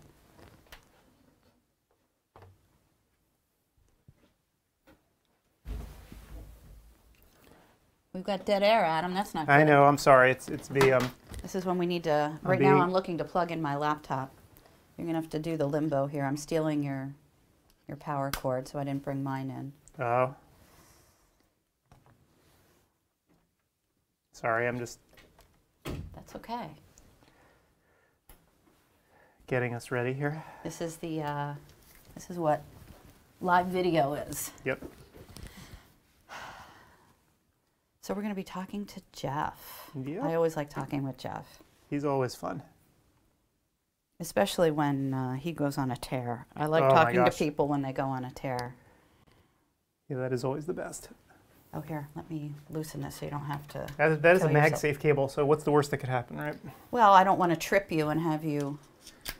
I find it funny how Apple has moved backwards instead of forwards with their... Okay. All plugged in? Got your headphones in? They will be in a second. All right.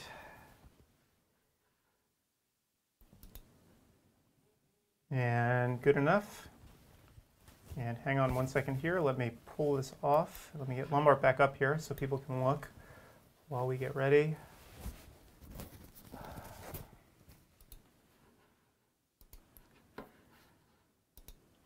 Okay, and just 1 second. Let me adjust this before we...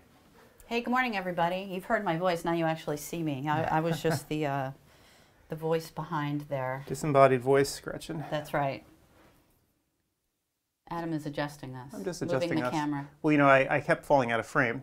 And yesterday when LCT was on, that was an okay thing because I was just so embarrassed by what was happening. But, you know, now... Got to regulate the sex. Oh, my goodness. That's one for the ages. It is. He actually gave us a lot of stuff to chew on, though. As he always does, As he a always lot does. of great information. Yes. So, yeah. So, all right. Let me get you out of here. Okay, so we're going to give Jeff Sonsino a call. We are. Here we go. I'll increase this so you can see the number. There we go. Okay, let me... Excuse me, everyone. Did not mean to do that. So, wait. So, this has got to be on live.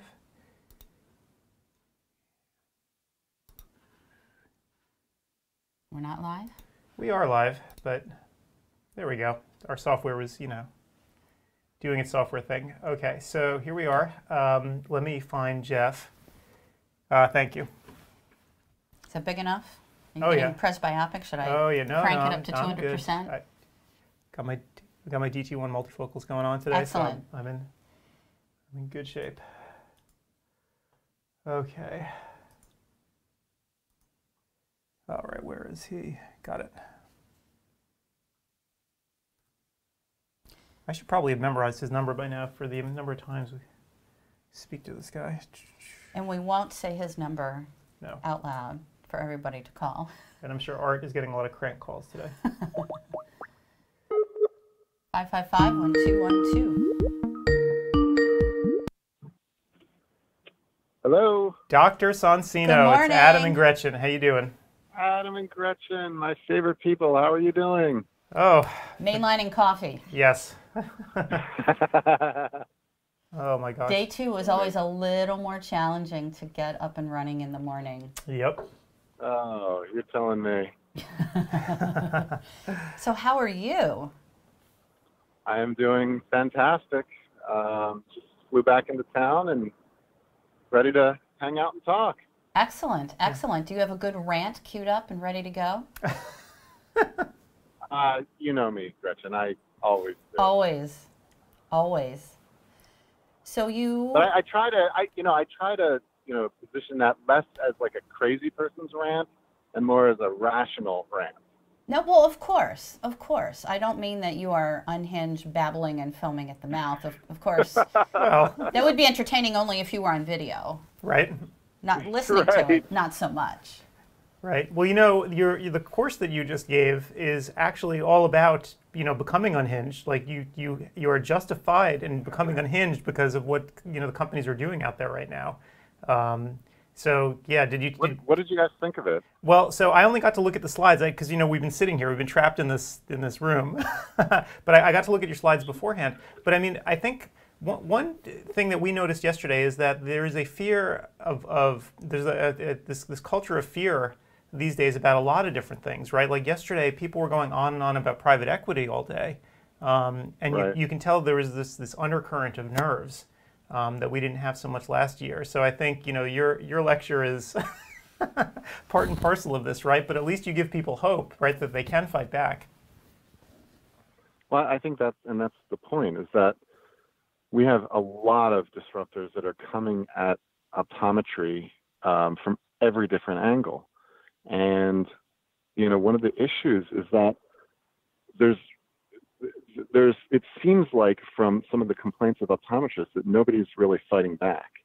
But, in my lecture, what I talk about is, well, no, in fact, there are national organizations that are trying to preserve the doctor-patient relationship and take it away from some of these, that is trying to be eroded by some of these companies who basically just want to make money off of the skins of our patients. Right. And there are also things that the individual optometrists can do to make sure that they're providing the highest level of care to patients and that patients know it. Yep. Well, I have a question for you, Jeff. So yeah. There are a lot of things that are changing in optometry, and sometimes it seems like they're changing fast, but we do have, it's a little bit of a slow ramp up. So we have online exams, online refractions. We have companies that are looking to develop tools that allow doctors, when they're out in the field, say on a mission trip, and new technology to allow you to do things differently, so you don't necessarily need your full lane of equipment. We've got private equity coming in. There's just so many things that are changing within optometry. I mean, we talked about more schools, we talk about student debt, and my question is, are ODs just afraid of change, and anything that threatens the status quo is going to cause agita for everybody? Like, oh my God, I can't change, because if it isn't how it is right now, that's going to be really hard for me. And some of these changes are really big and can really affect optometry's way of life.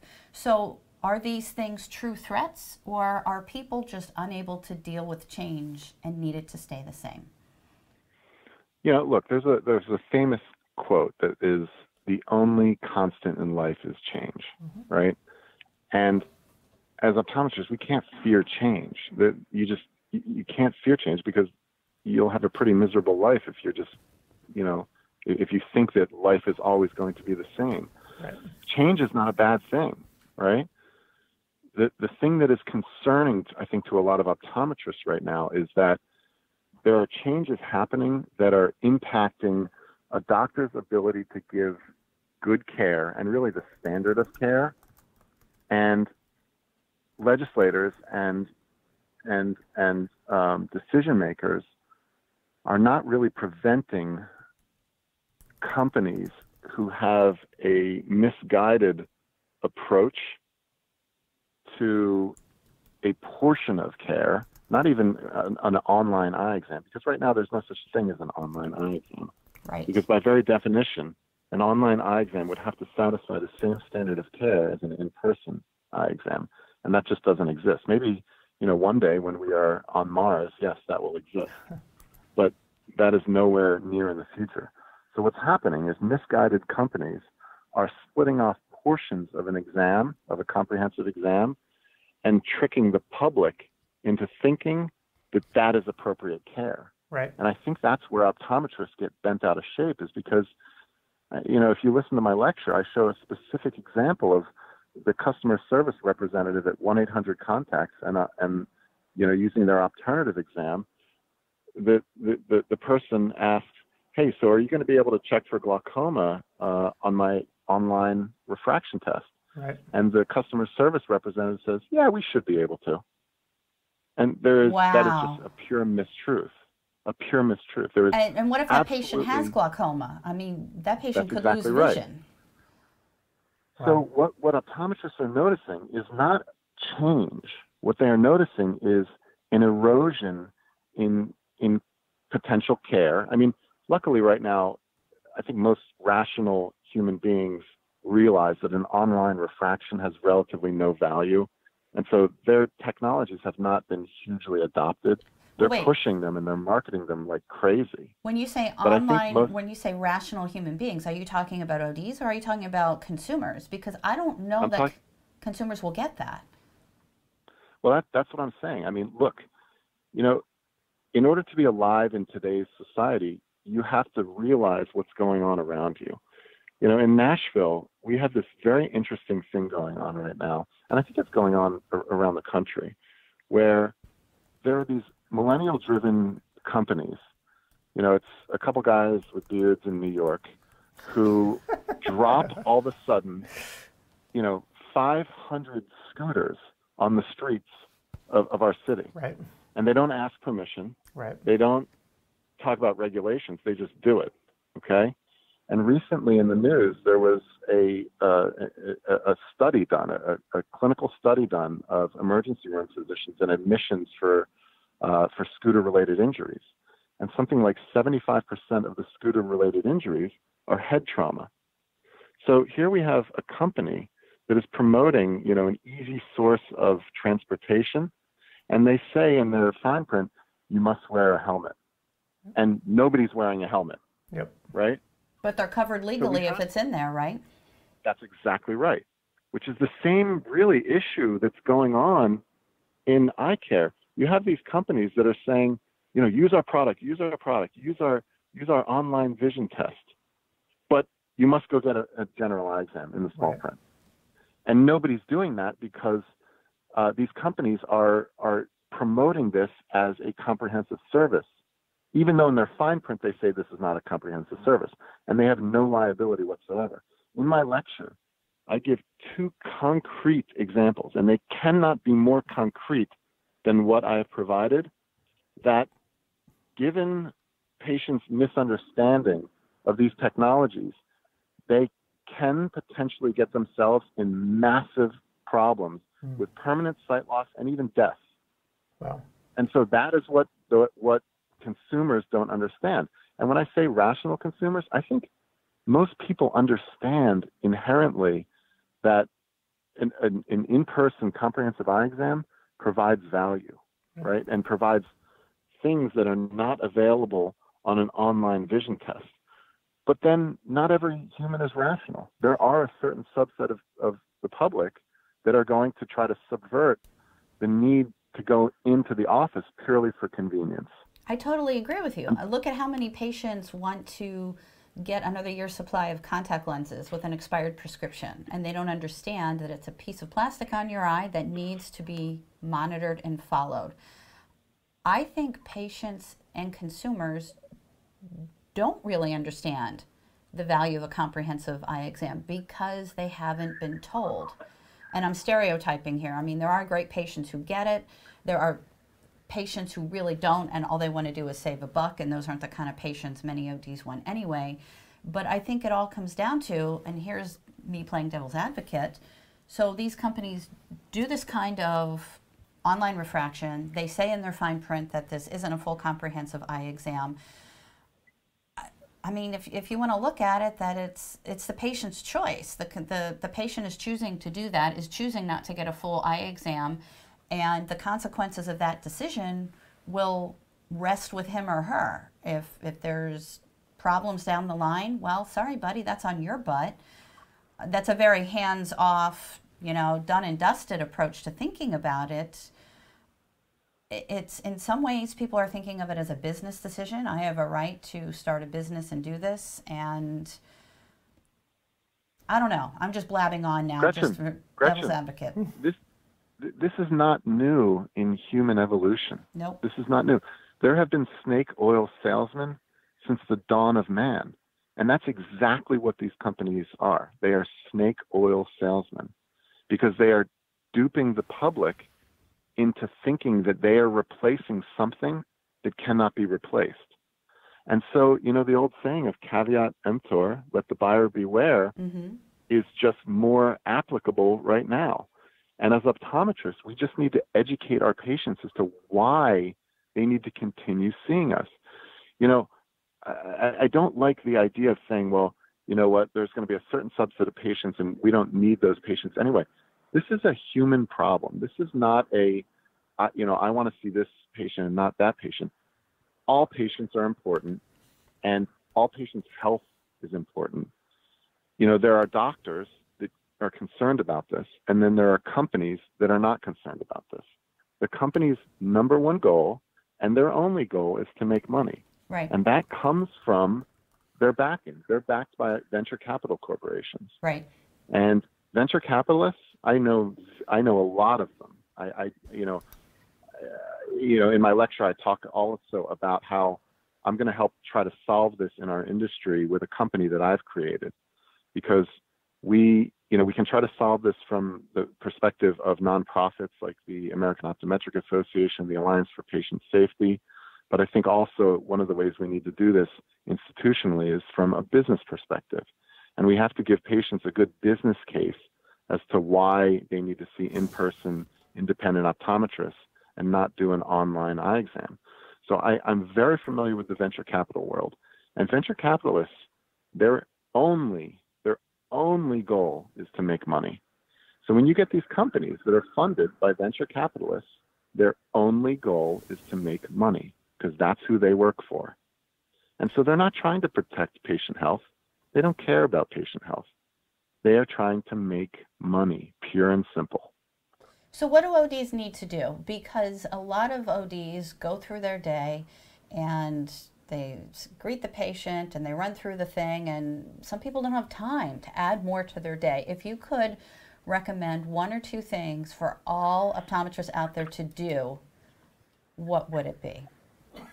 Okay, so in the lecture, Gretchen, I go through a list of things that the optometrist can do to combat in the patient's mind, if they're thinking about doing an online eye exam, or they're thinking about purchasing their lenses from a disreputable contact lens reseller or middleman. I give them the roadmap of what they need to be doing with their patients. Mm-hmm. And, it's beyond the scope of this discussion to talk about all of those things, but, the point of this is there are things that the optometrist can do to ensure that doctor-patient relationship stays with the patient that's in front of them.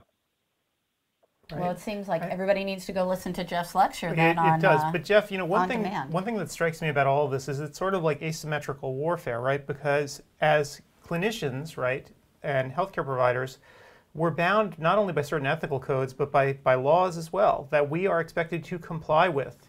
There are laws that, that a lot of these companies are, as you mentioned with the scooters, they try to skirt.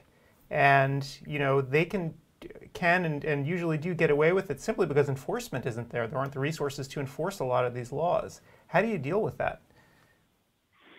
Well, like I said, the purpose of this interview is not for me to promote what I'm doing business-wise, mm-hmm. but I think the way that we combat this is from a business perspective. So I've created a company that deals exactly in the same way with the consumer, meaning, we approach the consumer in these same exact ways as Hubble, as 1-800-CONTACTS, as Opternative. But instead of subverting the doctor-patient relationship, we try to enhance it. And the way that we enhance it is by providing operational efficiencies to both the optometrist who's in our network and to the patient. And so we give the patients a reason to want to go see the top optometrist in the country. Right. We give them an incentive to go see the top optometrist, and we educate them as to why they should. Right. There's other things like, Think About Your Eyes. Think About Your Eyes is a wonderful campaign that educates consumers. The only downside to Think About Your Eyes is it's a non-for-profit. And as a non-for-profit, it doesn't give the call to action. It doesn't provide the the gritty reason why a patient should go see a doctor. Right. And that's why I think when we do it from a business perspective and we create a company, a for-profit company, that really it encourages the patients to go see their doctors, that's how we win. Well, I don't care if you promote anything here because this is our little world and we can do whatever we want. So if you want to tell us the name of the company, happy to do so and put it on up there so people can see it. Right. So the name of the company is called Iris, and well, it's called My Iris, and we're doing a couple things this year. We're going to be exhibiting at the American Optometric Association meeting in June, and basically the first phase of this is a patient finder for doctors. So we market to optometrists and to consumers, and we build a network of optometrists who are able to see consumers who are seeking same-day or next-day appointments with doctors who have same-day or next-day cancellations. And so we satisfy one of the prime reasons why patients are going online, which is, hey, I don't have time to set an appointment, for 2 weeks or a month away because the good optometrist is booked out for a month. Right. So we create a network of optometrists who are able to see these patients on short order, and we have a whole system that's all web-driven, where the patient gets online, they figure out they want an eye exam. We find 3 or 4 optometrists that are in that location, and we ping the optometrists. We find out who can see the patient at the patient's desired time, and then we set the appointment with the doctor. And we're expanding around the country. It's going to take us a little bit of time to ramp up, but hopefully we're going to be able to kind of satisfy the patient's desire to have things immediately and have the best immediately. The best doctors are in our network. So this reminds me, at least locally here in Portland, of our urgent care centers, which are web-based, where you can make the appointment online, and they'll try to actually slot you in if they can find somebody. And this is for primary care. They'll try to find you somebody immediately. And even our hospital systems are trying that. Yeah, absolutely. Yeah, there's models that exist. But here, what we're trying to do is use the best optometrists who are members of the American Optometric Association, who are also independent practitioners. Right. And we try to keep a kind of a cottage industry of independent folks cohesive and available to the public. Do you have and then later on this year, we are going to be launching some other products which are highly beneficial and are really going to shake up this industry. And I can't really talk about them yet.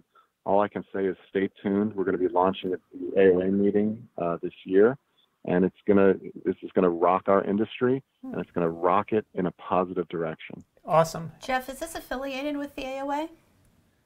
No, it's not. Not one bit. Do you guys have a website, a web address? I'm not going to give it out just yet, Adam. Okay. We are still working, but we've raised money from very reputable sources. We are rolling this thing out in 2019, and it's going to be huge. Well, we're going to be talking more. I know, and of course, Gretchen and I are sitting here right now. We're like on the computers, like looking and trying to see, what is it? We're Googling like crazy, trying to figure it out. So if you don't want us to see it, lock it down. Hey, you know what? When we're ready, let's get back on the phone, and I'll tell your listeners exactly what to do to stay relevant. Absolutely, that sounds fabulous. I'm glad you are being proactive with this, Jeff, and I'm glad that you're getting the word out and trying to inspire other doctors to really make the change instead of just sit there in their office and post online and bitch about it. Well, so far in our industry, that's been the only outlet, is to just complain.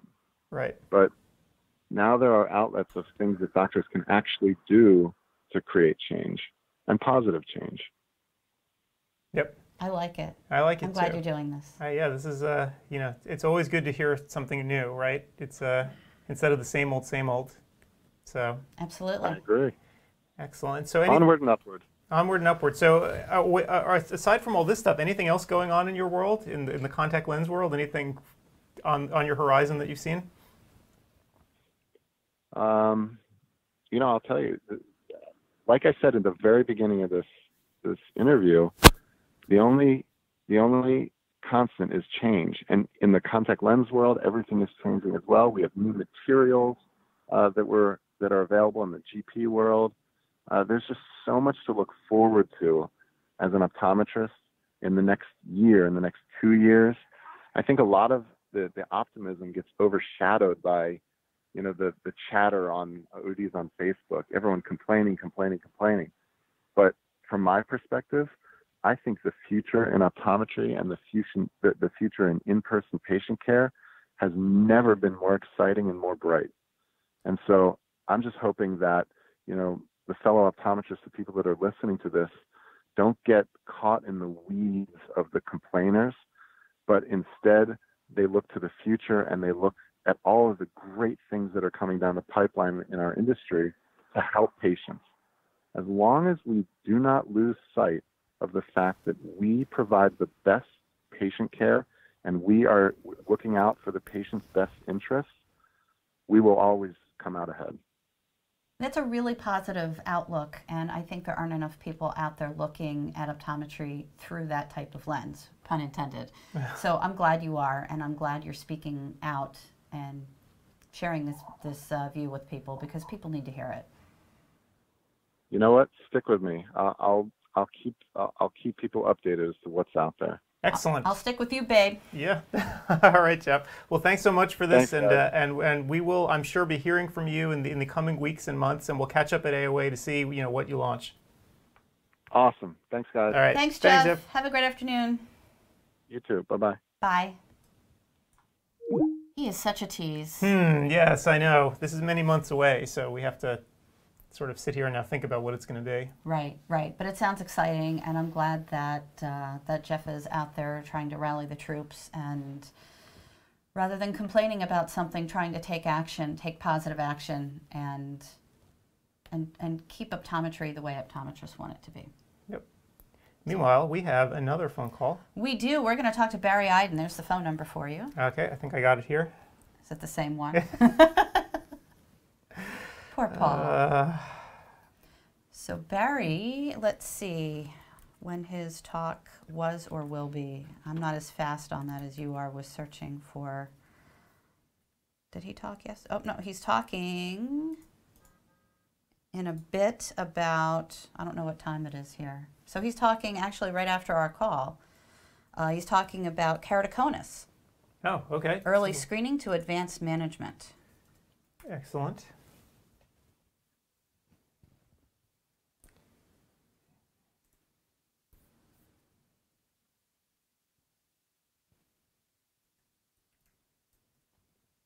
Ready to go?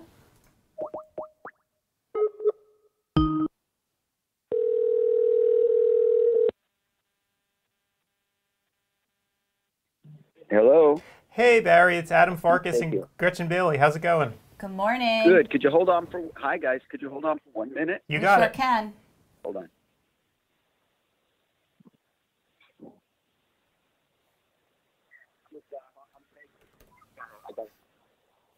I hope he's somewhere fun and exciting. I know. I wonder if he's still in Vegas. Oh, possibly.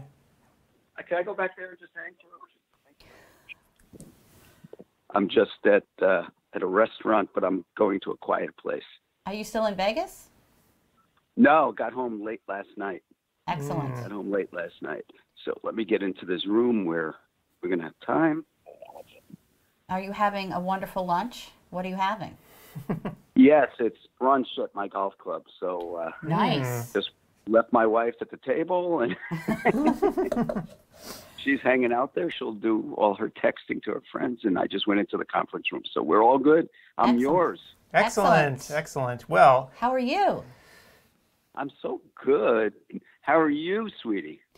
Oh, it isn't too early here any longer. I guess I can't complain. It's 9:30, but day number 2 Yeah. is always tough getting up and going in Yes. the morning. So have coffee, we'll travel. yep. Oh, sounds good. Sounds good.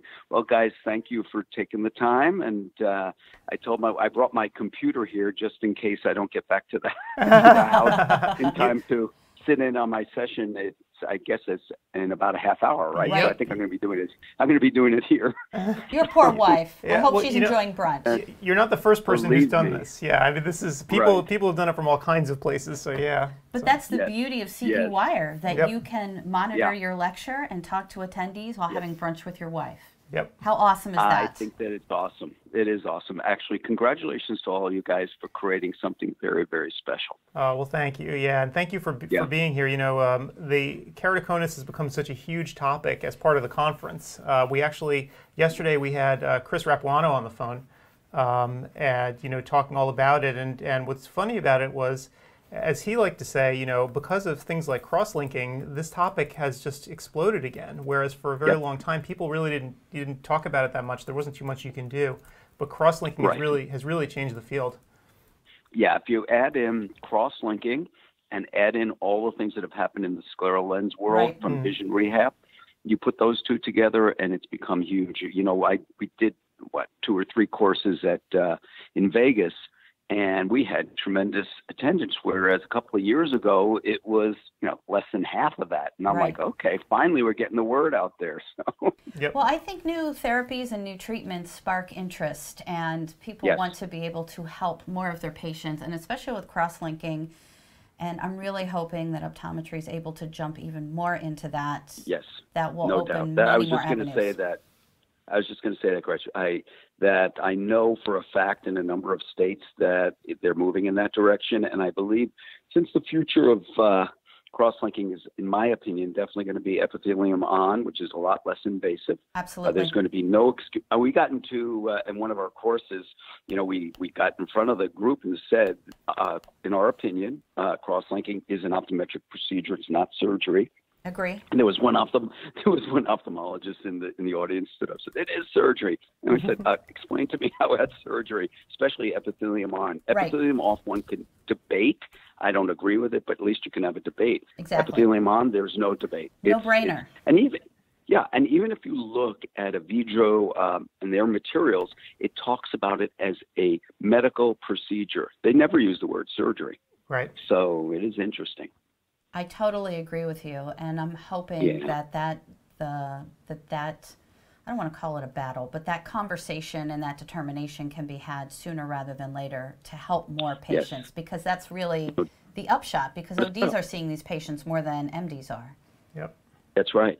No question about it. And I can tell you off the record, and this is absolutely off the record, I'm involved in my state in that effort, but we don't want that to become public. That's when it's crazy. Right. Is this public? Yes, it is.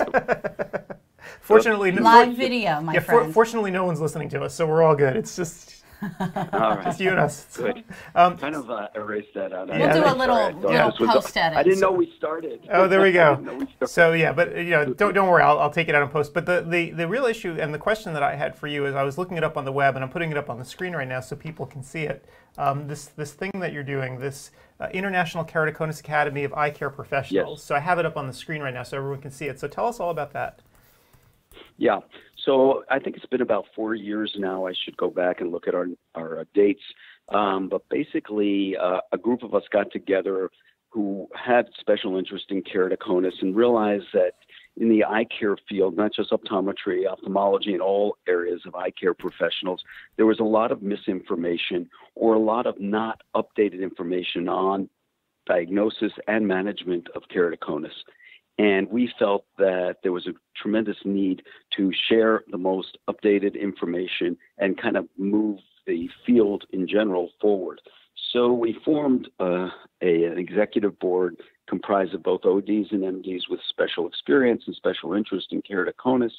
And we started kind of putting our heads together to come up with the best way to disseminate the best information and start conversations. So we decided to put together CE events within other meetings, just like we're doing for CEwire. So you have at least 3 of our executive board members, from my recollection, maybe more, I think more, giving talks on CEwire this year. Myself, I know Andy Morgenstern, I know Clark Chang, I think John Gillies is speaking for you. He was the last one. I couldn't. Yep. Yeah. So we are all executive board members of IKA, and events like yours live events like we just did in Las Vegas at the Global Specialty Lens Symposium. We've done them at Academy, at AOA, at the expos, and a variety of more regional and local meetings. We're doing a lot of CE, and so that's getting the word out there. We're making significant efforts in 2019 to become more international. We just agreed to do a program in Italy next November at a meeting out there, spoken to people at other parts internationally. We're getting ophthalmology more and more involved. We have amazing experts on our executive board and medical advisory board in the field of ophthalmology, interest in keratoconus. And we're also doing some research as well.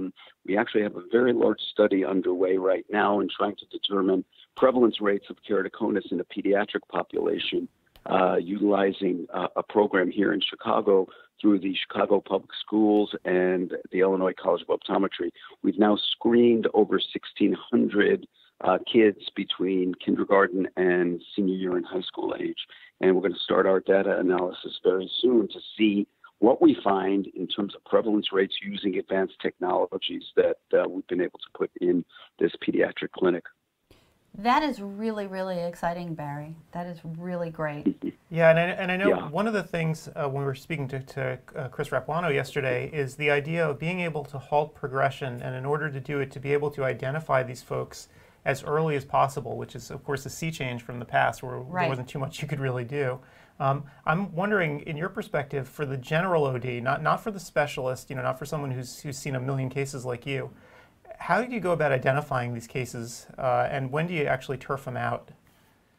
What a great question that is, to be honest with you. And this is the challenge that our organization, the International Keratoconus Academy, faces, but more importantly, what all of our eye care professional people face. And that is, how do you get screening technology for keratoconus into the hands of the primary eye care provider, not the person who has a special practice in keratoconus and irregular corneas, because advanced technology is, unfortunately, the way we detect things early. There's no way to avoid it, although we still believe there's a lot of keratoconus slipping through the cracks, even with standard technology, which I'll relate to in just a moment. But one of the things we're trying to do is work with industry in developing instrumentation that's affordable and applicable, perhaps in a multifunctional way, that would include our ability to screen with advanced technology for keratoconus. For example, incorporation of certain technologies within autorefractors or regular topographers. The companies are able to integrate some of these instruments so that we can get this technology in the hands of the more primary eye care provider. That is a long-term goal. Right. Short term, I think we just need to make people way more aware, primary eye care providers, much more aware, number one, how common this disease is. We used to think traditionally 1 in 2,000 individuals, it wasn't that common. Well, now studies are showing it's far, far more common in the population. And our clinical investigation in the pediatric population, I believe, will support this. But a paper was published just a couple of years ago looking at prevalence rates. This came out of the Netherlands, and their numbers came at 1 in 375 individuals. Wow, that's a lot different. Yeah, very, very common. Well, think about this, and we say this in our IKA talks all the time.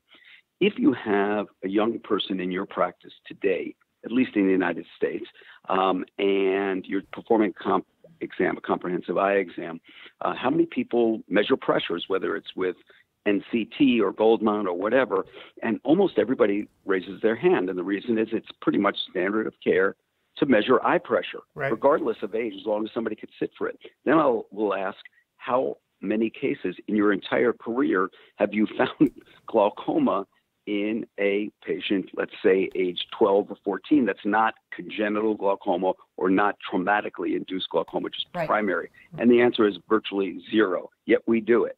And we know there's way more keratoconus in that population than there is glaucoma. So we must be sensitive to that. So that's step number one. And then knowing what can we do to get an idea that that's happening. things like significant refractive error changes, especially in astigmatism, especially asymmetries between the two eyes that are very atypical for that population group, should be a red flag that gets up. Or even subjective symptoms like somebody saying, yeah, my vision's really changed and I'm sort of seeing double out of my one eye, seeing more halos or things like that. Anything that makes you think that perhaps that might be due to distortion from keratoconus. Paying very careful attention when you do retinoscopy to early scissors reflexes, things like that, just the basic stuff, and just being sensitized to thinking about that, I think is really important. If you could give ODs out there who don't currently screen for or treat keratoconus, if you could give them one thing that you want them to do, what would that be? Just start screening? Yes, I would want them to start realizing how common it is, start thinking about these ways within the technologies they have in their office. Simple thing, a very significant percentage of ODs, for example, have topography, regular placido topography in their practice. I think it's well above 20 to 30%. Well, how about putting in a screening procedure? I know we have even more advanced technologies, obviously, in our practice, but our pediatric specialists always at baseline do a keratoconus screening for all of our pediatric patients ages 8 and above. So we run Penacam and we run other tests that are much more sensitive. But even if you have a topographer, run that. That's very important. Ask the family history question. If there's a family history of keratoconus, that might be something to also raise the antennas to a certain degree. In fact, if you have a keratoconus patient, we also would tell you it's critically important to ask about their first-degree relatives. So if I have, for example, a 35 or 40-year-old keratoconus patient, I'll ask them, do you have any children? And if they are, how old are they? And when was the last time they were examined? And try to explain to them the strong hereditary and genetic component to keratoconus and the importance to screen those individuals before their vision gets significantly reduced. Right. Those are all really good suggestions. Yep. Mm-hmm. And one interesting thing too, and I just have to take a break here because again, this is Cope's not listening to us, so I can say what I want in here on these interviews, which is great. Oculus is a sponsor of our conference, one of our sponsors, and you mentioned the Penacam a few seconds ago, and I know it's a device that not many ODs have yet. A lot more MDs still have it. But in terms of the Penacam, since you do use it, and you're the first person I've spoken to in this conference so far who does use one. So you obviously use it when you're looking for keratoconus. It's a device that can do a lot of things. Do you actually use it for a wide variety of things as well to try to sort of justify having the device? No doubt. We use it for a significant number of different things. For example, because I've even termed when I just gave a talk, actually an industry-sponsored talk at the Global Specialty Lens Symposium in Vegas for Oculus on the incorporation of Penacam. And I have always called it a topographer on steroids, but because it could do so much more. Right. Yeah. For example, we utilize Penacam for our general contact lens population. Every patient who wears contact lenses gets a baseline Penacam and an annual. We use it like other people use a topographer. It gives you information about corneal thickness, so you can look for edematous changes. It gives you Scheimpflug imaging of the anterior segment, so you can evaluate the anterior chamber in terms of angle and risk for angle closure. And so I can tell you, since getting the Pentacam, the number of patients that we've had who've had narrow angles that went on to need LPIs, laser peripheral iridotomies, significantly elevated over that area. Now they've even added in a new software that we've been working with them over the last year called corneoscleral profiling, and we've all heard a lot about measuring out to the sclera and the shape of the sclera for scleral lens fitting. So now incorporated within Pentacam without any hardware change is the ability to get corneoscleral profiling, which now can be applied to scleral lens fitting, among other things. So it's tremendously diverse in its application, and that's why I believe that it's something that more ODs should think about. They've even added in a version that does axial length. So those of us who are really involved in myopia management, now again, a multifunctional instrument that could do so many more things. And we're going to see that as a really exciting development coming out very soon. That sounds really exciting. And the more applications you have for a piece of instrumentation, it just adds so much more to your clinical day. 100% agreed. Excellent. Great. All right. Well, thank you so much for this information today. We have learned a lot, and I hope your talk goes well. And a lot of people have questions for you. Hopefully people won't be too shy. Well, I'm looking forward to it. Now I'm going to just have to log on in a couple of minutes and see how it goes. I mean, the presentation's done. Right. So hopefully people will like it. Right. We hope Guys, so. thank you so much. And please keep up the great work on your end. Again, I think you're doing some marvelous work for our thank profession. you. Hey, old Paul right here has a question for you. Hold on, Paul. Let me turn on your mic so you can ask. So, all right, what do you Paul. mean, old? Am I live? Hi. I'm representing the senior population here. I know. Barry, you haven't come into my neck of the woods. Paul, I miss you. For those seniors that are watching and listening, I asked Chris Rapano the same question. If you don't have all the fancy gadgetry, but you have an old-fashioned keratometer, how would you use the keratometer to elicit the beginnings of corneal changes that might lead to keratoconus? I want to see if it's any different, what he said and what you're going to say. Well, maybe I'll learn something because you're going to tell me what he said. Well, okay. I have to be honest with you. I will give you an answer to that question, but I cannot think of the last time I actually used my keratometer. So it's been years and years and years and years. However, okay. But what he said, I don't have it. What he said was, if you cannot get a clear corneal mire, that's number one. And he said the way to test for it is have the patient look a bit vertically up. And there may be some major changes. That's so right. Can use so a I agree with him 100%. What he's thinking about the typical shape in keratoconus. Although there are exceptions to this rule, the majority of cases are inferior steepening. Okay, not smack in the center, although many are apical centered cones. The significant portion are inferior decentered. So he's saying if you have the person look up and we start measuring curvature a little bit inferior to center, and we see more doubling of the mires, irregularity of the mires, you might pick up something there that might not have shown if the person was looking in primary gaze. And I would agree with that. But even in primary gaze, what you're looking for, again, number one is progressive steepening, right? So as the cornea progresses in keratoconus, you're going to get steepening. So if you see K changes, if you've recorded them in the past, and you get a significant steepening, that should be a red flag, especially in patients who are at the age group or worrying about progression. And the younger the person is, the more significant that progression potentially is going to be. So, you're concerned if you have a keratoconic patient in their 50s or 60s, you're less concerned about progression than one in their 20s or 30s or even younger than their 20s.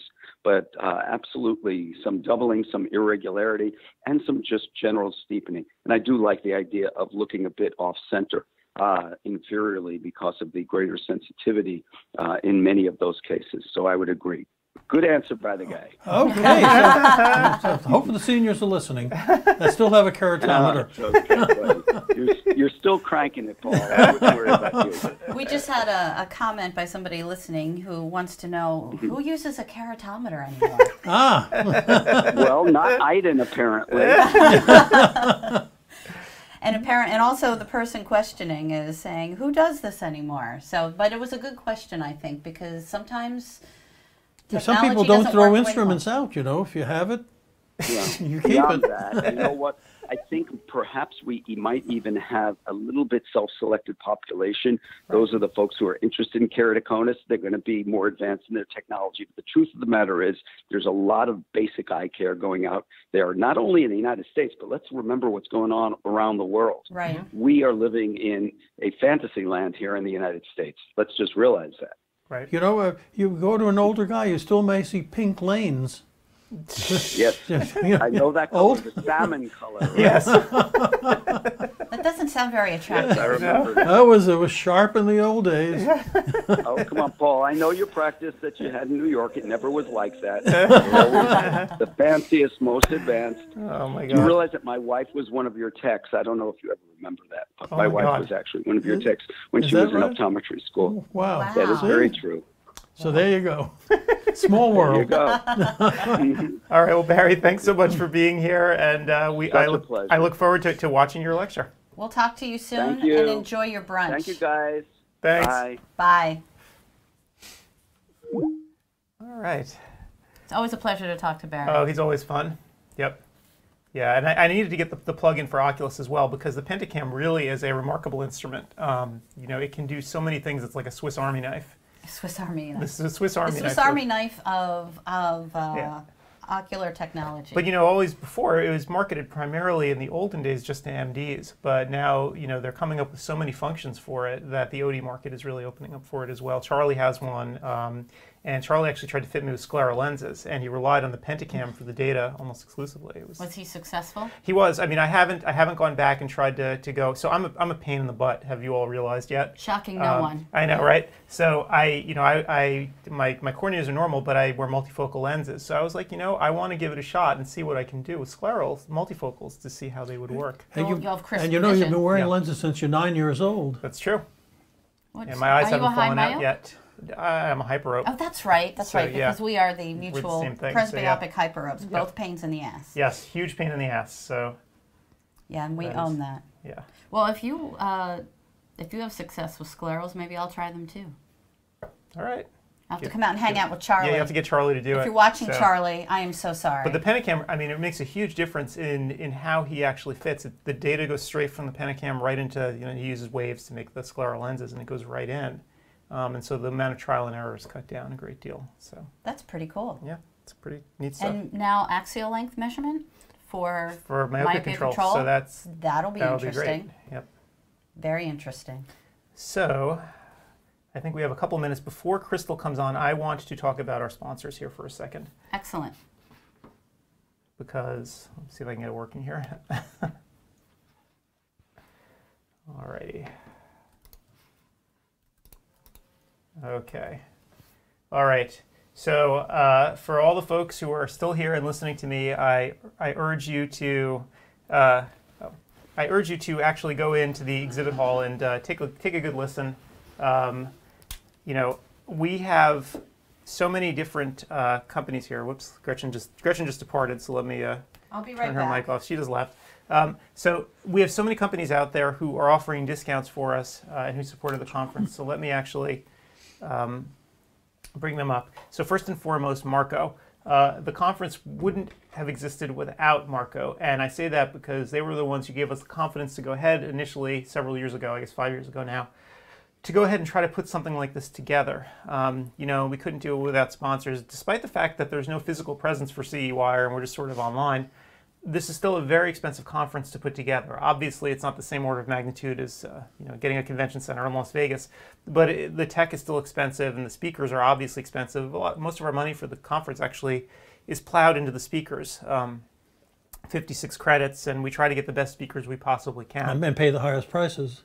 Maybe that was a mistake. I don't know. But yeah, we do pay the speakers well because, you know, we ask them to put together brand new talks for us. You know, we don't like to have speakers come and recycle their material. And so when you come here, the vast majority of the lectures that you're seeing are brand new. And we tie it up for 5 months.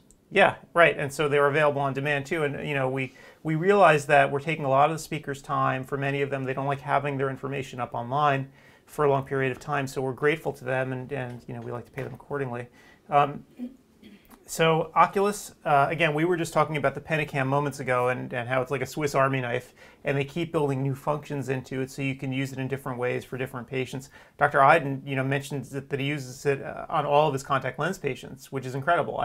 That's the first I'd ever heard of that. So people really are using it in a variety of ways. And through the end of today, Oculus is offering up to $3,000 off any device. So it's a great deal. Stop by their booth and check it out. But the device has to cost more than $3,000. I don't think they're going to write you a check if you buy something. So yeah, it's got to be. And you know, Oculus, they make the Pentacam, the Chromatograph 5M, so they make all kinds of interesting devices. VisionWeb, makers of the Uprise EHR system. Charlie McBride was here yesterday talking about it as well. Web-based, totally, nothing to install on your server. Interestingly, if you're using one of the older generation of products, they have an entire team who can migrate over your old data. This is a lot of what they do in the setup, is they will have staff come in and set this thing up for you and migrate your old data, because almost everybody these days is coming from an EHR, and it could even be an old school EHR. I won't mention names. But there are some products now that have been around for 20 years or more, these old client server ones, where you have so much data trapped there. And so because Uprise has worked, with so many doctors already, they've done this hundreds of times now, just moving your data over from one place to the other. So check them out in their booth and all about Uprise. Zeiss is also a sponsor of the conference, so savings up to 30% on a variety of their instruments, including their OCTs, and the Claris Ultra Wide Field Fundus imaging camera, which if you haven't seen this thing yet, you really should. The images that it produces are, no pun intended, they're eye-popping. I mean, they're incredible. So definitely go check it out and ask about their combo promotions as well. So EMS, which is a division of Lombard, they sell pre-owned equipment. You see they have deep discounts going right now in Cirrus OCT, as well as an extra year of warranty for only $1,000. So if you're looking for anything pre-owned, they're a great place to go. They stand behind all of their equipment, especially if you're buying something that's high-tech like a Cirrus. You want to go from a place that can service as well. They also have some lane packages. You can see them all here with some pretty deep discounts. NeuroLens, so this is a relatively new company. They make a system that can measure so they can prescribe microprisms from the output of this device, and we spoke to Whitney Hauser yesterday, who had a really personal story about how this has really changed her family's life. She had a child with migraines, and this has really been able to treat it. So we'll have more about NeuroLens later in the day today. We're speaking to several people about the product because it's above my pay grade to describe how this thing actually works. But I have actually seen a demo of it at a trade show, and it's really neat. You're doing a good job. I'm trying.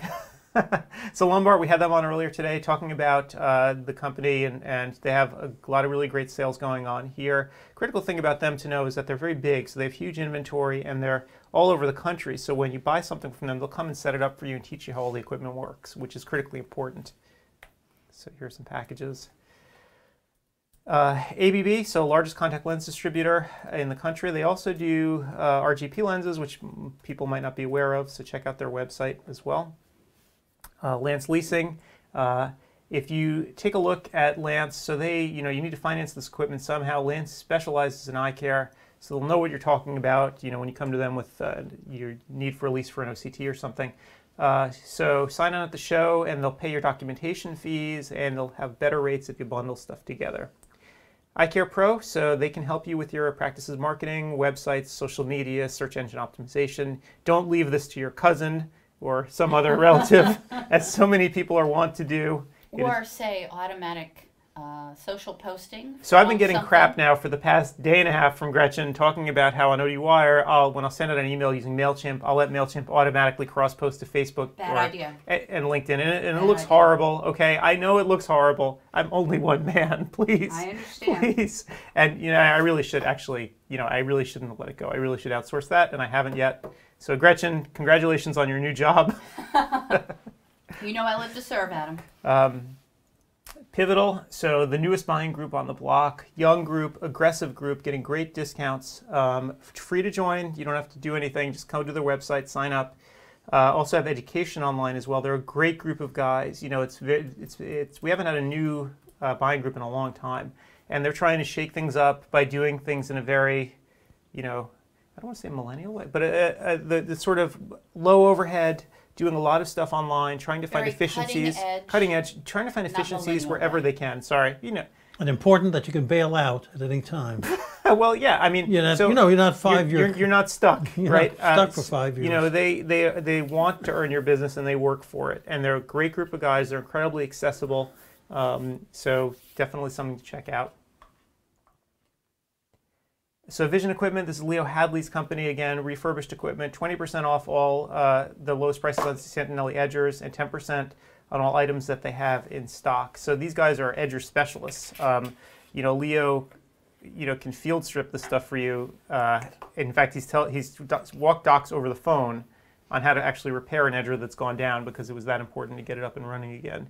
So check out what they do. They are, Paul likes to mention, they've been a sponsor with us for 5 years, and we've never had a complaint even once about Leo's services, which is pretty remarkable considering the volume that he does.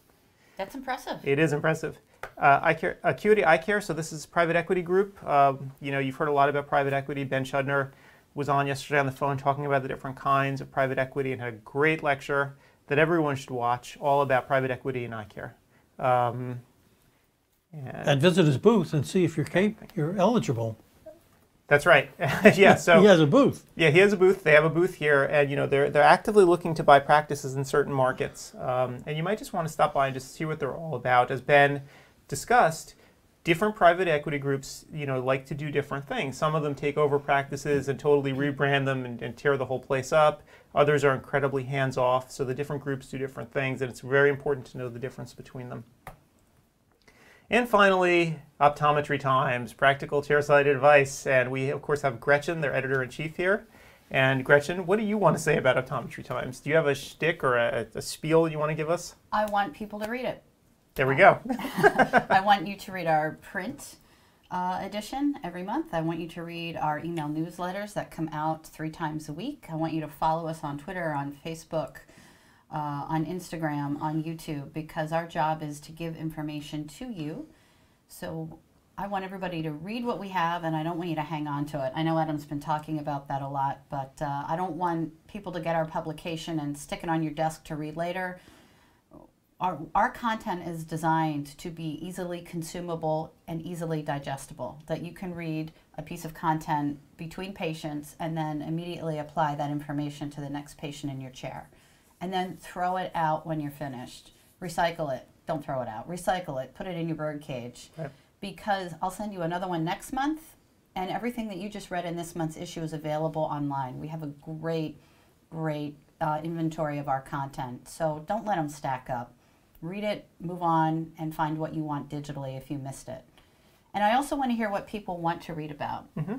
If people are tired of topic A or topic B or want to see more of topic C, I'm here for you. So if you don't tell me what you like, I can't give that to you. So please, I really want to hear what people think. If you like it, if you hate it, if you have suggestions, absolutely let me know. I want to hear from people. All right. Fair enough. And I guess we're going to get Crystal Breimer on the phone here. Yeah, we need so to get her. Let me get her going here because we are already late. Number. I don't want to be late for Crystal here. So. Sorry, Crystal. Sorry, Crystal. We're going as fast as we can. It's been action-packed here today. We haven't had a drink yet. Let's see. Well, it is only 10 a.m. It's 12 o'clock somewhere. All right.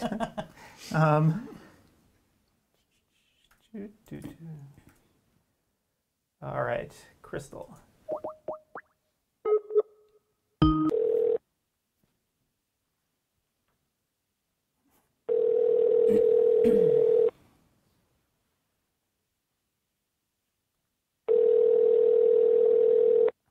Maybe she said forget you because yeah, I know, can't call on time. Hello. Crystal. Hi, Crystal. Hello, guys. Sorry we're late. It was my fault. It's okay. How are you? It's 1:04 here.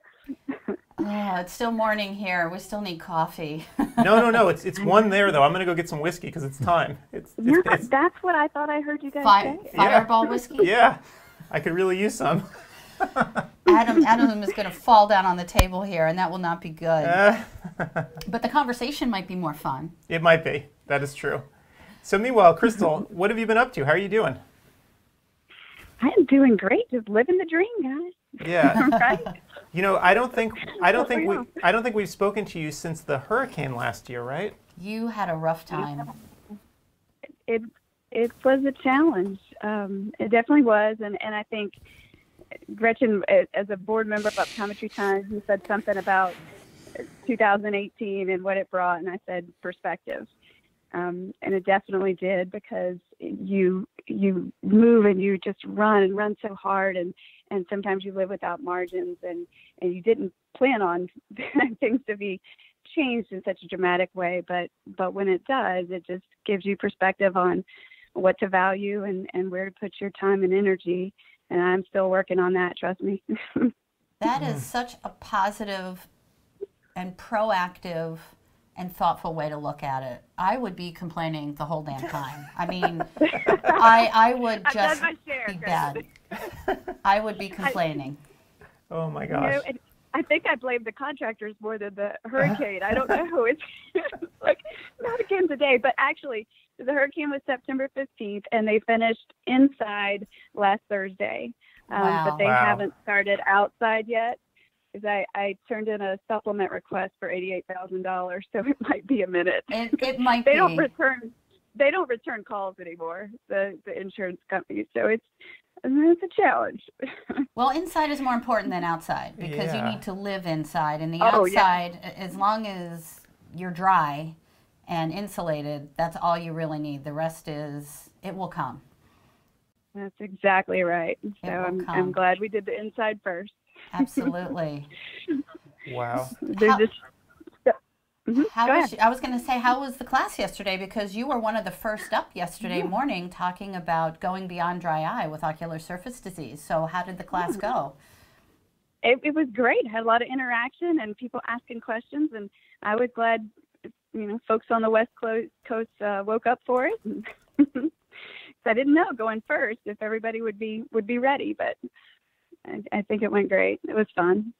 Did you have good interaction? People were, or I were did. they still just too tired to do anything? No, I had great interaction. I had one from Japan, and it was 1 o'clock in the morning, and she was ready to go. Really? That is impressive. First of all, Japan. Yes. Secondly, 1 in the morning, and to be asking you questions, and I didn't know that there was somebody from Japan. I'm embarrassed to admit I didn't know either. That's pretty awesome, Crystal. You have an international following. To you guys. Wow. Yeah. That's really and she cool. was even taking notes. She's like, I'm writing this down. That was fabulous. Wow. Right. I love that. That is way cool. Excellent. Well, Crystal, what did you want to, do you have anything you want to tell us sort of about what's new in the world of dry eye that we might not know about? Oh, wow. There's been obviously a lot more attention and industry funding going towards dry eye treatments, and so our options are expanding. Mm-hmm. And I talk about that a lot to doctors, and just say, okay, let's still keep your mind focused, use what's most effective, what's going to give the best outcome, the best patient experience, and then your business model kind of last in that hierarchy. But in my own practice, I've added a couple things and just had so much fun. I added IPL, which I absolutely love. Patient buy-in is great because, and I love the cosmetic benefit. I zapped myself last night. It's hard to pull your own trigger, let me tell you. It hurts a little bit. Yeah.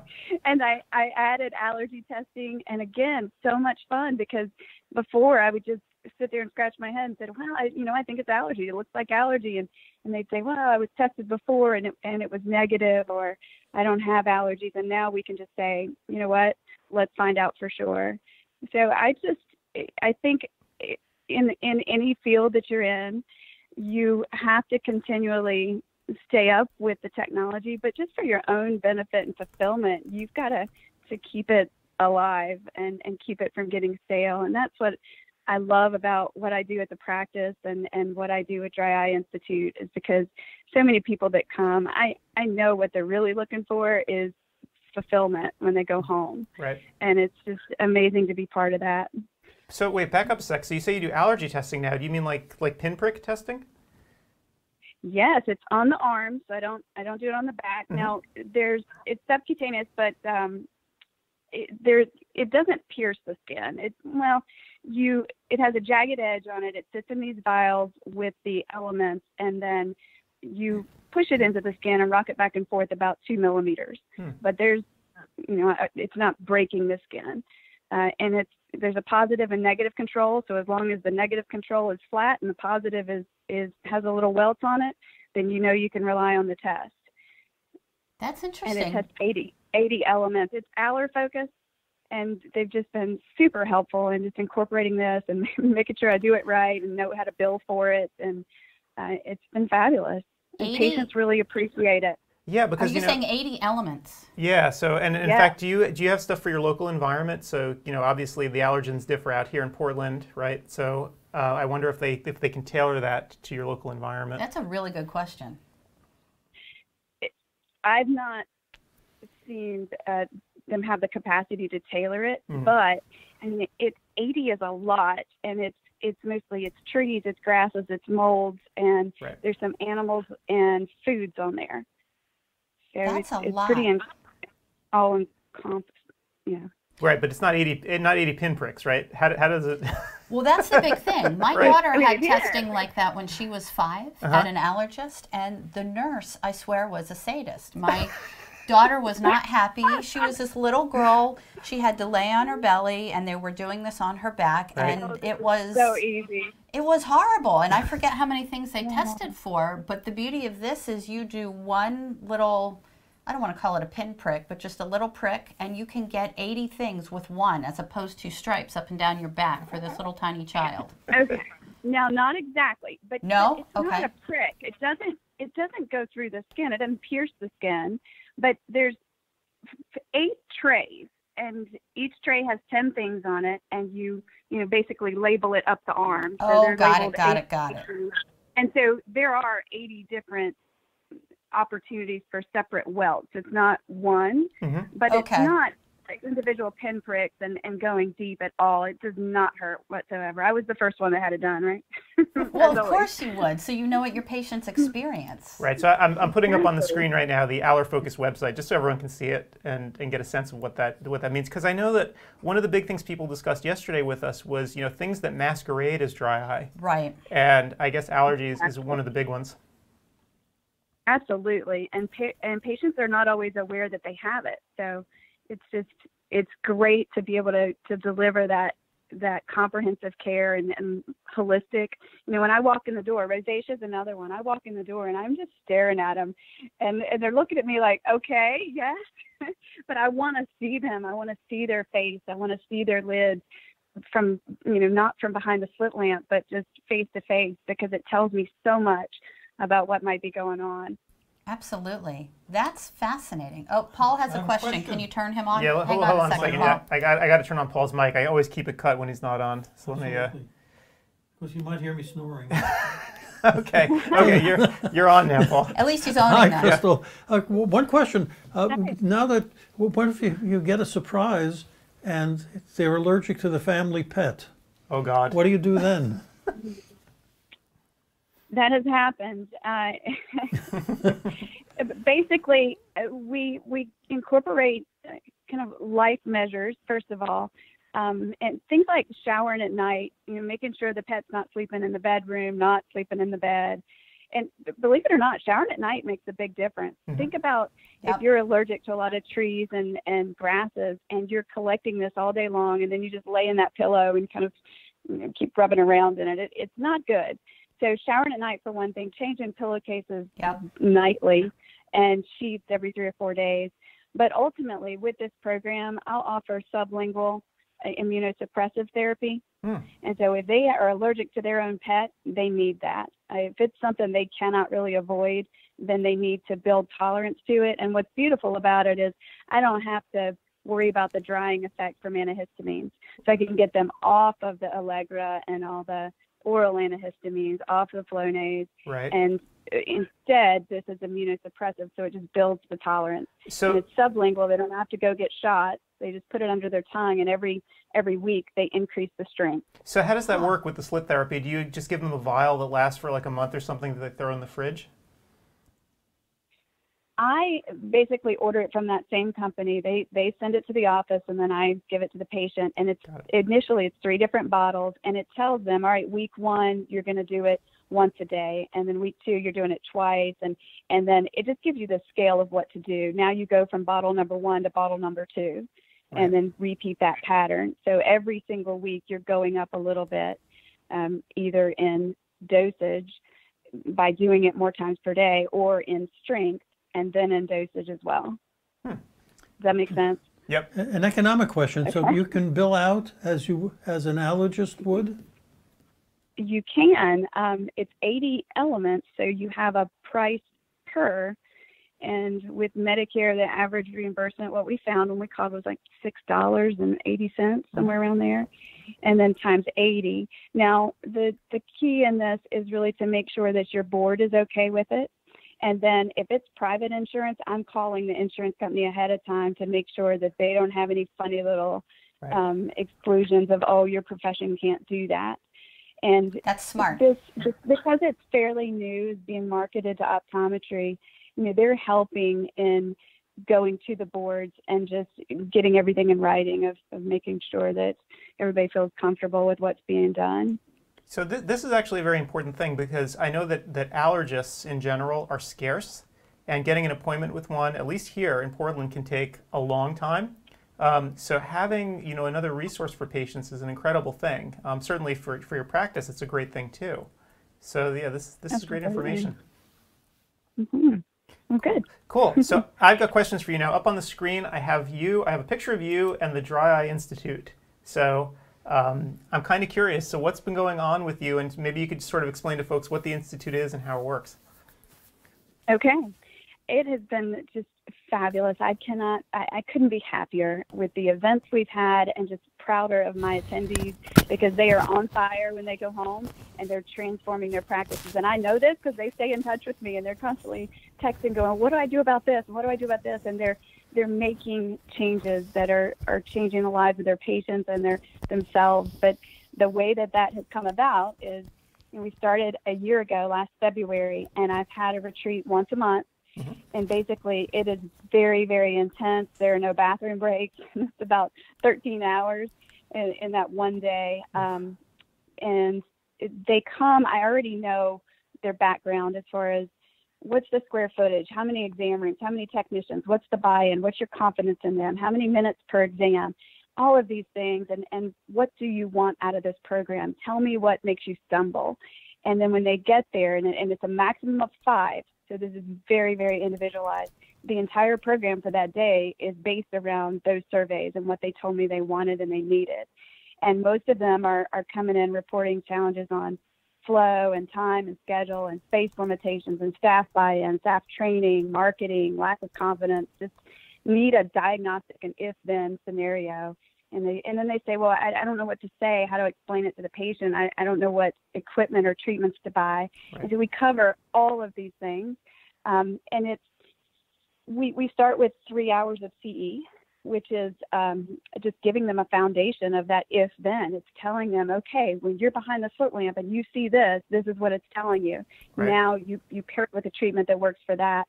And then after that, we do 2 dry eye evaluations that day. That's a live patient that I've never seen before that's been referred to me. And we walk in blindly together, because that's real life.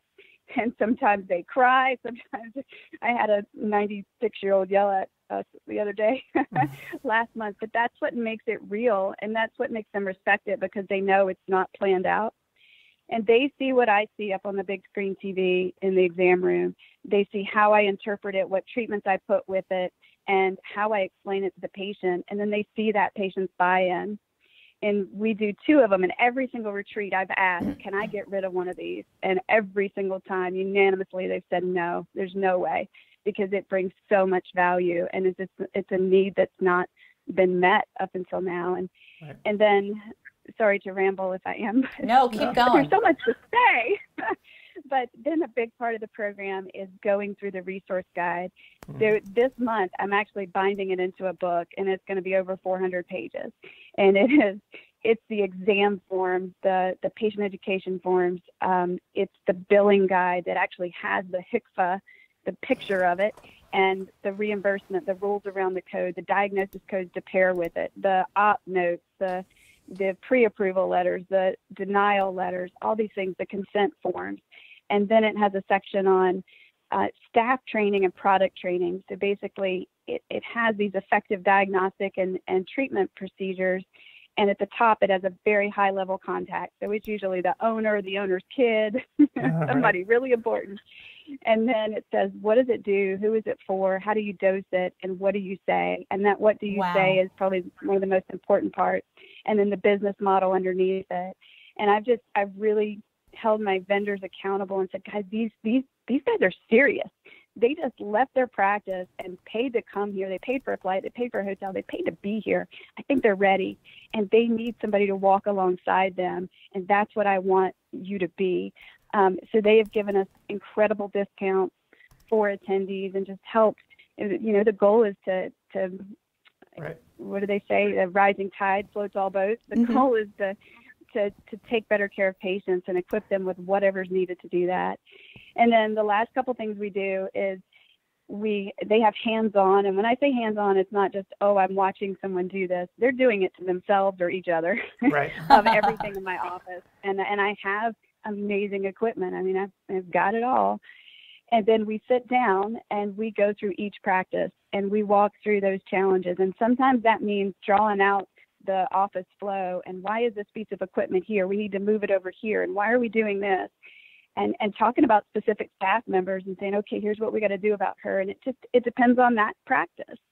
But we get to the bottom of what their challenges are and they leave with a plan. And that is the most important thing to me, because it's my passion is just to create this ripple effect and empower them to do, to be what they want to be and to be able to give what they want to give. Right. So well, that's Crystal, my my question for you is, it sounds like you put together a lot of great materials, which is fabulous. I think the challenge for a lot of people when they come back from somewhere, whether it's a class, a workshop, now obviously yours is much smaller, more intimate, more targeted to each of those practitioners' specific needs. But it's very hard once somebody comes back Monday morning, walking in the door, and you're hit with problems. You're hit with a staffer called out, or you have a plumbing problem, or a piece of equipment is down. Or even if something doesn't happen, you just walk in the office and you're hit with stuff. How do you help attendees at your workshops to carry through all of those things that you discussed and help implement those changes so it isn't something that sounds great while you're at the venue, but simply sits in a binder once they get back to the office? So a lot of what we talk about is flow, because you have to have staff on board. And if you mess up your flow, your staff is going to bail on you and you're the only one doing it and it's going to die. And so we really talk a lot about that, of how do we do this without messing up the flow? What do we need to change? And that's what I meant about, you know, the equipment and where is it at and where's the patient going to walk through this? And how's it going to affect the technician who's now working up someone else? And that's really the key, is staff engagement to empower the doctor and further the cause. So we walk through that, and that's the part of creating that plan. And I think the plan is one of the most intimidating things. Is they get home and there's all these challenges, and if they don't have accountability and they don't have something kind of set in stone of this is what I've committed to, then it's easy to get derailed. They literally, when they leave, they have these 6 pages of, all right, how do I know that it's a lack of water? How do I know that it's a lack of oil? And what tests am I going to do? What treatments am I going to implement when it's mild, moderate, severe? Who's my key person? How do I grow her? And then what's her duties going to be? Right. And I think just the more detailed we get, the more it prepares them for those challenges. Right. And that's a lot of the resources in the book. It's for the roadblocks. Right. How do you stay in touch with your workshop attendees then afterward to follow up and have these conversations and check in? We our goal is to have a conference call a month or two later. And what's happened a lot of times is just them reaching out to me personally, or they reach out to each other and they'll send me a group email, because by the end of the day, they're like college roommates. It's pretty awesome to see and experience. I had, there was one group and they were so special. And I tend to tell my patients, I'll say, you know, we're going to start this today, but it's not going to be rainbows and unicorns tomorrow. You understand? and they left, and a week later I got this package in the mail, and it was anonymous, and it was a purple T-shirt with a unicorn jumping over the rainbow, and it said, "Keep believing." Oh, that's awesome. So they're just, it means something, you know. It's different than anything they've ever experienced, and I think they see my passion and my investment in them, and that it's so genuine. And that creates a little bit of accountability, because I'm going to ask them, where are you at? What are you doing? Right. I really like how I like how they use each other as a resource too, because that's the other thing, that you're empowering them to teach each other, and that takes a little bit of the focus off of you and more on a peer-to-peer interaction. And I think that's great. Right. And I think Paul had a question for you. Yeah, Crystal, since it's so technically oriented that you want staff to work, do you suggest that the OD brings a key technician with them to the meeting? It's fabulous when they do that. And multiple doctors have done that, and you can just see they're sitting there looking at each other, and their eyes get bright, and they're like, we can do this. But I've had 7 practices that went home and then sent other doctors or other staff members back because they wanted this to be infectious in the office and didn't feel like they could transfer it themselves necessarily. Right. We've had attendees from 31 states and 2 countries. Which, wow. I mean, it's Canada, but it counts. It does count. And I was looking, and I said, we printed over 30,000 pages. And at a maximum of 5 attendees, that's a lot of content. Yeah. And I calculated it up, and I said they got over 438,000 in value and products. And that's part of it, too, is them going home with it in their hands where they can feel it and touch it and create their own testimony. Because it's not about me telling you. Now, part of it is me telling you what's worked for me so that you're not doing trial and error and just throwing things at them and then pulling it off and doing something else. But you got to create your own testimony and your own story. And so just giving them, equipping them with that. And Gretchen, back to your kind of colleague support comment, we do a closed Facebook group so they can communicate with each other. And that's one of the things I really want to grow in 2019 is eventually I'm going to create a learning platform where it can continue to give ongoing education and advice and interaction between them. Right. So well as and so Crystal, we only have a few minutes left, but I wanted to make sure that everyone knew. I put up on the screen the retreat dates that are coming up. So I want everyone to take a close look at this. So if someone wants to actually come on board with you, they can just go to your website and click and then pick a date. Is that just as simple as that? It is. And the next one's February 8th. And it's wintertime and it's cold and nobody wants to leave the house. Right. So I'm offering some incentives on February the 8th. And you'll see that when you go there. But I'm offering a big discount because I want every class to be filled and just want to be able to create that ripple effect. So I think that's fabulous. Yeah, that's really this great. Is great. Yeah. This is great. I remember when you started out, this was just like an idea and a dream, and now look at this. Now it's here like, you are. Amazing. And it's so much fun just to see what it's doing. It's great. And we're just continually expanding. We're trying to do more automation this year and give them, you guys were talking about social media, and Gretchen, we've talked about that. Absolutely, we have. It's difficult. Oh. And so one of the things we want to offer are these little cartoon animations specific to their practice so they can have automatic posts on social media to raise patient awareness and excitement. And so we just want the package for them. We want it to be turnkey so that you don't have to fall down with the silly stuff that makes you fall down. Yep. Absolutely. Yep. Well, Crystal, thank you so much for this. And I think we've all learned a lot. And, we'll post up this interview again on ODwire tomorrow once we're all recovered from this conference, and I hope people have questions for you, and going forward, because I think we've all learned a lot from you. So thank you so much for participating in this. Well, thank you guys. Thanks for all you do. You're an inspiration and great support and friends, and I appreciate it. Absolutely. It was great to talk to you, Crystal. We'll talk soon. Yeah. All right. Bye. Good luck. Bye.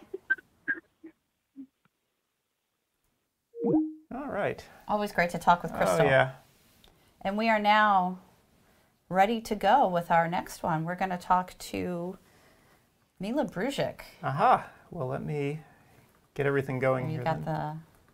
I have nothing. I am completely scattered. I have more windows open than I know what to do with. I am a total mess. Are you a hot mess? I am a hot mess, right? Hot mess. As they say. Okay, so there we go. So, there we go. So he was all about anterior segment and contact lens applications. Yeah, let's see when his class was or is. You're faster than I am because you do a search. I just scroll. Let's see. Okay. Let me go find him.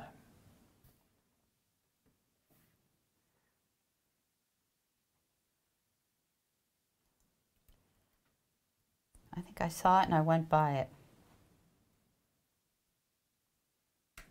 Come on. Command F. You can do it. Oh, this is Searchable? I just am scrolling. I'm sorry. Duh. I just keep scrolling I to look. always make my PDF searchable. I didn't know that. That You know was a learning I'm for anal me. about that. So his class is going to be, let's see, if it's 10:30, his class will be right after we talk. In about 30 minutes. He's talking about anterior segment and contact lens applications of OCT. All right, we better get him on here then so he can escape quickly to get to his class.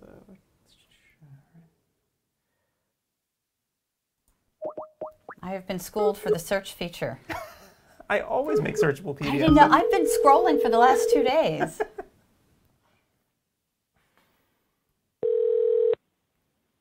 Hello. Hey, Mila, it's Adam and Gretchen. How you doing? Hey, Mila, how are you? You guys are right on time. We try. You're one of the lucky winners. Not everybody was on time. Yeah. I love it. I love it. How are you? Good. Really good, guys. So you're back from Really Vegas? I am. Yeah, I got back. Actually, yesterday morning I left, and I mean, you know, Gretchen, coming from the West Coast, it takes about a day to get back. So Oh my God. I got back yesterday. Right back into the deep freeze because it is cold your way this week. Mm-hmm. Gretchen, with the snow that we got literally I landed at 9, and it just started snowing about an hour before that. So even the ride home from the airport was a slow one. Oh, I bet. I bet. Yeah. Welcome to Yeah. winter in the Northeast. Amen. Amen, sister. So you have a class coming up in a very short while. Yep.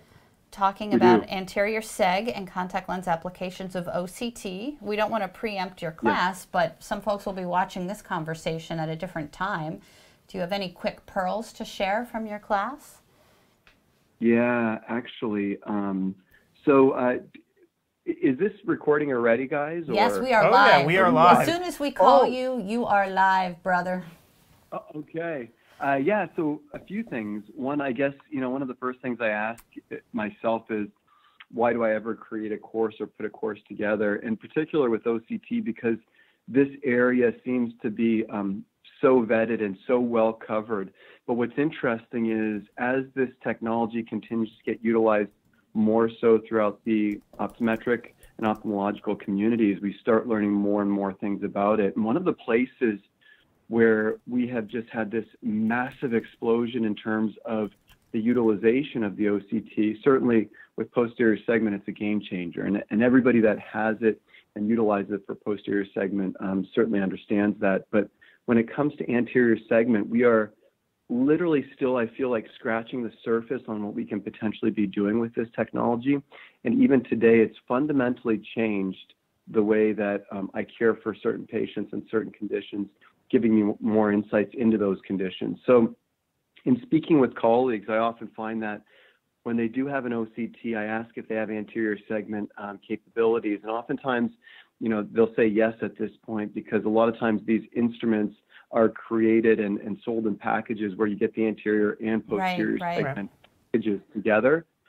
But what's also interesting is a lot of times colleagues are still kind of wondering where the utilization is for the anterior segment OCT. So that's what we really go through, is what are the clinical applications to this really still new technology. And what you'll see from my presentation is some of the things that at this point have been well established, pachymetry readings for glaucoma suspects and glaucoma patients. But you'll also see other things like diagnostic criteria, or putting a patient at high or low risk for keratoconus based on nothing more than a pachymetry scan. I mean, this is game changing, because up to this point, topography has really been the standard of care, and now we're adding supplemental technologies to aid in our earlier diagnosis of keratoconus, and even things too that are just starting to become published within the eye care literature, which are things like epithelial thickness mapping. We spend a lot of time on this because this is a brand new area to the eye care space. And it's really, in my mind, as you'll see in my course, and I go through specific case presentations, but it's helped explain some of the vision loss that we sometimes see with some of these patients that's unexplainable with any other metrics. And then we do that anterior segment scan, in particular epithelial thickness mapping, and we now seem to see the reason for this decreased visual acuity. So that's part of the reason why, I wanted to do this course, to really take the new technology, deliver it to the colleagues in a way that's clinically meaningful, so that if they have it in their practice, they're utilizing it more effectively. And if they don't have OCT in their practices, they're understanding how this technology can be used from an anterior segment perspective. And this is possible even for those doctors who are not contact lens experts, that they can take advantage of this in different ways, that somebody doesn't need to be a contact lens, a cornea, or anterior seg expert to use this information and technology to gather great data to help their patients. Yeah, that's actually one of the most interesting things, Gretchen, is these are, and going through the presentation, you'll see, but these are patients that we all have in our practices. So that's kind of the interesting thing about the technology. I spend a lot of time, and my practice is becoming more hyper-focused on anterior segment and specialty contact lenses, although I see the spectrum of patients in the office. And saying that you'll see through the case presentations that these aren't the train wrecks. These aren't the patients that are kind of last ditch, what's going on with this person. These are post-LASIK patients that we all have in our practices. These are post-RK patients that have kind of been lingering in our practices, and we just have unexplainable ways to explain some of this decreased vision loss. These are dry eye patients where we're helping understand how epithelial thickness may aid in our diagnosis, and also the metrics that we utilize to follow whether or not we're being successful or unsuccessful to care for them. So I would make a strong case that this is becoming more commonplace for the general optometric practice. Right. And that's a really good point to make, because sometimes people think, I don't need this, I don't need that, I'm not an expert in this particular clinical focus, so why do I need to do that? And I think you make a great case that you don't have to wait for those kinds of patients. You're going to see them anyway. So why not treat them to the best of your ability? I agree, Gretchen. And, what you just said was literally about 11 to 12 years ago what stemmed my interest in scleral contact lenses. Was we had these patients, and I always kind of felt that there was something else I could be doing for these individuals, but I wasn't. I was leaving maybe some cards on the table. And this is really what led to my interest and passion in this area. Was we started working with these individuals. And as you start working with these individuals, they speak to friends and colleagues in these online communities that they've developed, where other individuals who have their condition kind of start sharing in this. And that's really what builds up these practices, where there's these curves that are outside of the bell-shaped curve in terms of the patients that we care for. Oftentimes it's the patients that we're caring for that we're taking that extra time with to appropriately manage, utilizing the highest level technologies that are now referring other individuals with similar conditions into the practice with this as well. What would you say is the most interesting thing that you've seen on OCT? So with respect to anterior segment OCT, I'll kind of divide that into two categories. One, I'll divide it into contact lenses, and then the other one I'll give you kind of without contact lenses. So with contact lenses, one of the probably most interesting things, Gretchen, is the fact that this technology that was never developed to actually measure central corneal clearance over the cornea is now being utilized as what I would refer to as standard of care in terms of fitting scleral contact lens patients, because we can now measure down to the micrometer. Right. Actually, I share in the course where I actually did a study several years ago. I presented at the Global Specialty Lens Symposium about 3-4 years ago, where I estimated central corneal clearance of the scleral lens at the slit lamp And then what we did immediately after that was we measured it at the OCT to determine how close or how far off I was. And my expected outcome was a consistently over or underestimating the central corneal clearance. And in fact, I was really all over the board. There was no consistency to my estimations. That tells me that, for an experienced scleral lens fitter, there's a certain level of variability when we're estimating at the slit lamp. So I don't even do that measurement anymore. I rely solely on the OCT for that. When we're talking about outside of the scleral lens world, there's really two biggies. The first is just the generalized pachymetry maps. This has now become the standard of care for measuring central corneal thickness in our practice for glaucoma suspects and glaucoma patients. And what I'm surprised at is how many kind of peculiar thinning regions and areas, and even mild keratoconic patients that we've caught by doing these scans, not necessarily investigating any type of reason for reduced best corrected visual acuity, but realizing that there was something other than mild to moderate cataracts that was causing that reduction in best corrected visual acuity. That was kind of a big aha moment for me. The second thing that's really, really given us massive information is understanding the complexities surrounding the corneal epithelium. We've always known that this is an intricate structure. We always know that it varies in terms of its level of sensitivity. We see this variability in our dry eye patients, and we know that it's in general a highly sensitive structure, evolved so to protect itself against environmental insult. But what we're starting to see with our dry eye patients and the variability in epithelial thickness, and what we're seeing post-operatively in some of our LASIK and RK patients, has given us massive insights into this remarkably thin tissue. I mean, we're talking about tissue that's 50 to 58 micrometers, and it's finally giving us insights into why we're sometimes seeing this altered visual acuity in some of these individuals in light of all of the other measurements actually being normal. So there's a few things. One is the contact lens side of it, and one is the non-contact lens side. And both of those have given us real massive insights into some of these conditions that we manage. That's really interesting, and I like hearing you talk about all this. Let's talk a bit about specialty lenses. How is that helping you more with anterior seg OCT, helping you with specialty lenses? Yeah, so Gretchen, I gave you one of those, which is the central corneal clearance. And whenever somebody talks about specialty lenses at this point, so a contemporary discussion on specialty lenses always involves scleral lenses, and that's really where we've leveraged this technology in a massive way. Central corneal clearance we already talked about, and it's really become the standard of care at this point.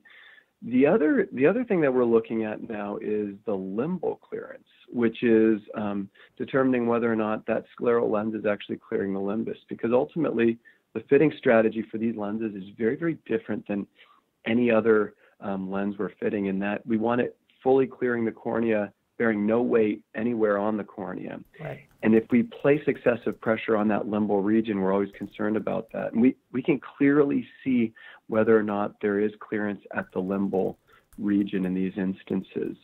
But what's also interesting too is even with our smaller diameter lenses, sometimes in those post-refractive surgery patients, because those corneas are so flat centrally, sometimes, and I have even a difficult time with this at the slit lamp as well, too, truly determining whether or not there is central clearance. So if the lens is bearing, or if there is actually a little bit of clearance with the small diameter GPs, and we can actually see this as well, too.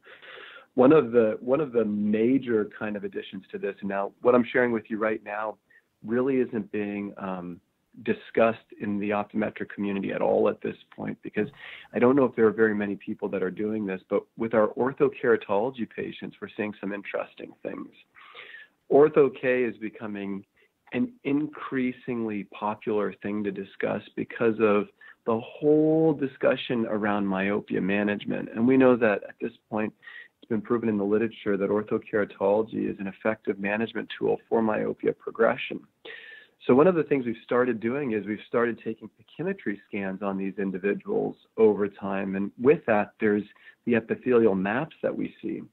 And what's been tremendously surprising is these patients who seem to have these central treatments based on topography, when we actually measure the epithelial thickness, we see that the treatment area doesn't necessarily always coincide with what we're seeing as the reverse curves in the topography scans. So we're essentially seeing pressure maybe being displaced from the areas that we would expect on the topography scans, again, giving us, the clinician, more reasons to help understanding why some people, after their ortho-K treatments, function remarkably well and have zero complaints, and then other patients are kind of constantly noticing these poor visual outcomes.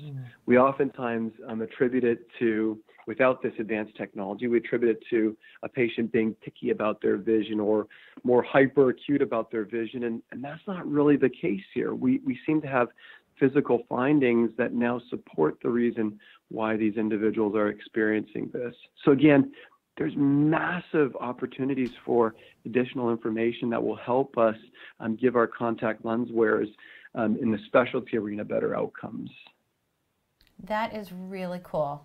I'm glad you're talking about that, and because myopia control is such a big topic right now, and it's, who knew that OCT would be able to help you with all of this. So I think this is great. Hey, I've got a question for you. You know, as we've seen OCT evolve, and you're obviously fit a lot of sclerals, would you ever try to fit a scleral now without an OCT? Me personally? Yeah. No, and here's why. So Adam, it's a reasonable question, but I now have the hindsight to see my fittings pre-OCT and post-OCT. We've had OCTs in all of our practices now for, I think, 6 or 7 years.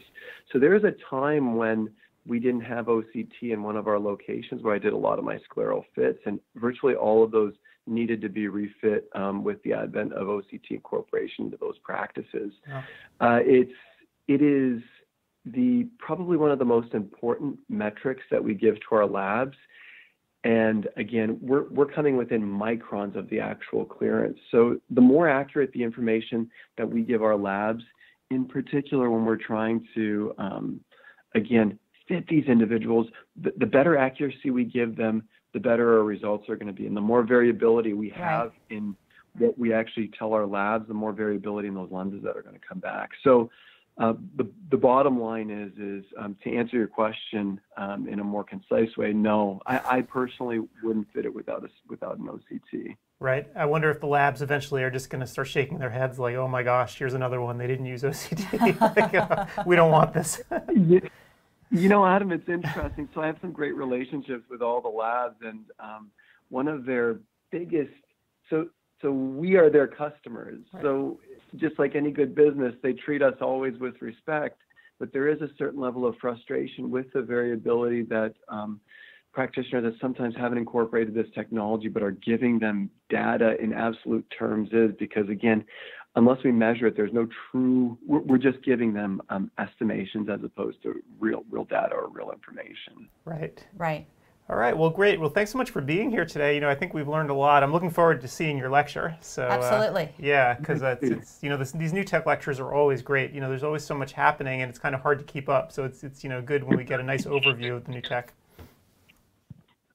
Yeah, I agree. I was excited putting it together because I know how important this is now for the proactive practitioner. But again, Gretchen, you asked earlier, is this something that, you know, somebody who doesn't feel like they specialize in a certain area should be utilizing?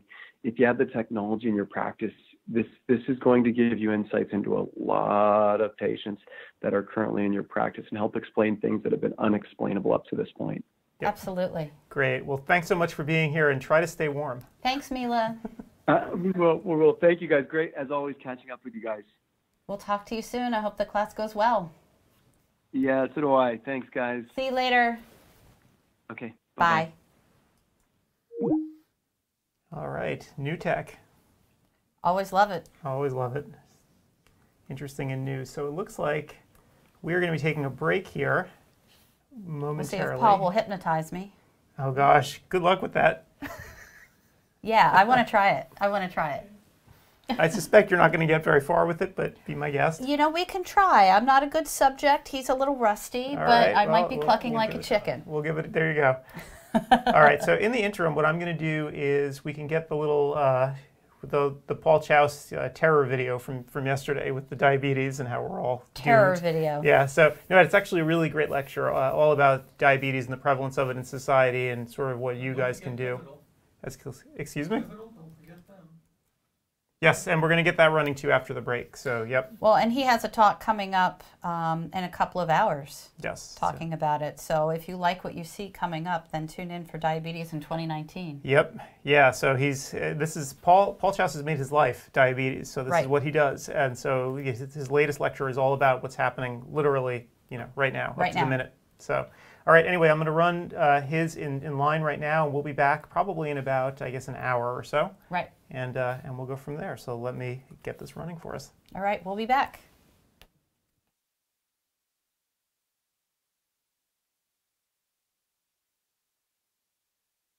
Americans that have diabetes, and it's accounting for a lot of healthcare expenditures in the U.S. Of total healthcare dollars spent, diabetes accounts for 1 in 5. For Medicare recipients, it's 1 in 3 dollars spent on diabetes.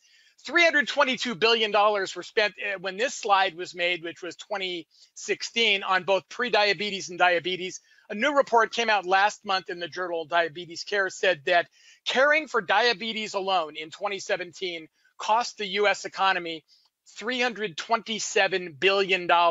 So that's essentially 2 Hurricane Katrinas every year, accounted for by expenditures on diabetes, and the majority of that is going for medical care. And there's also, about $70–80 billion in lost productivity.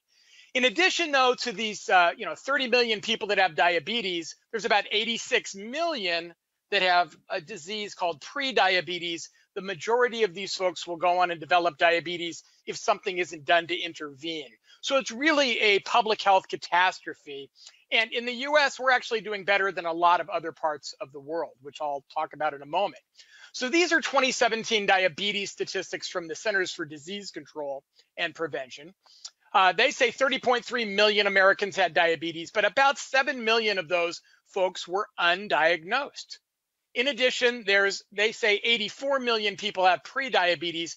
Most people think it's above 100 million now if you talk to kind of epidemiological experts in diabetes. But nonetheless, if you pool these two groups together, we're talking a significant number of Americans.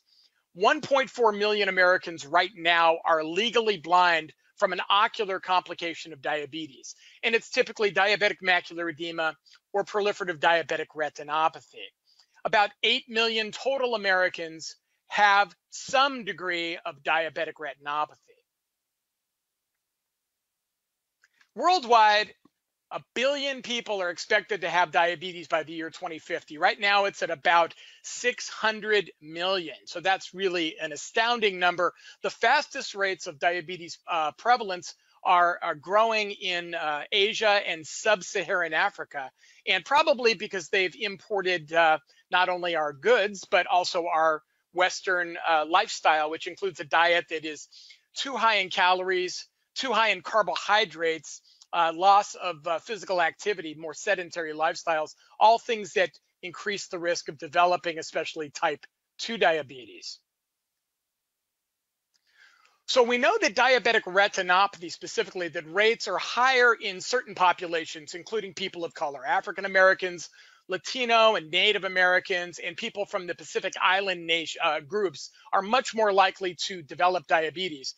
Macular edema, as it turns out, diabetic macular edema is the biggest cause of vision loss in diabetes, much more common than is proliferative disease, but often these two entities go hand in hand. We know based on large, well-done studies looking at how do you prevent diabetic retinopathy and severe vision loss, that if patients can improve their metabolic control, including blood sugar, blood pressure and to a lesser extent blood lipids, that will lower the risk of developing diabetic retinopathy and for retinopathy getting worse and causing vision loss. Probably the most important risk factor is disease duration. How long you've had diabetes determines whether or not you're more or less likely to have diabetic retinopathy. Most experts say that everybody eventually gets diabetic retinopathy if they have diabetes. It's not a matter of if, but when it will happen.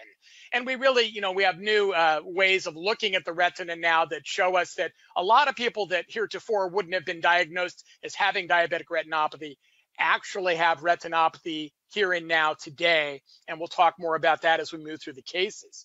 It's important to realize there's really no level of average blood glucose, that is hemoglobin A1C, that is totally protective against diabetic retinopathy. We all need to educate our patients about prevention, but there is no level below which retinopathy does not occur. So that's an important point. That's why these folks need to be followed up on a regular basis.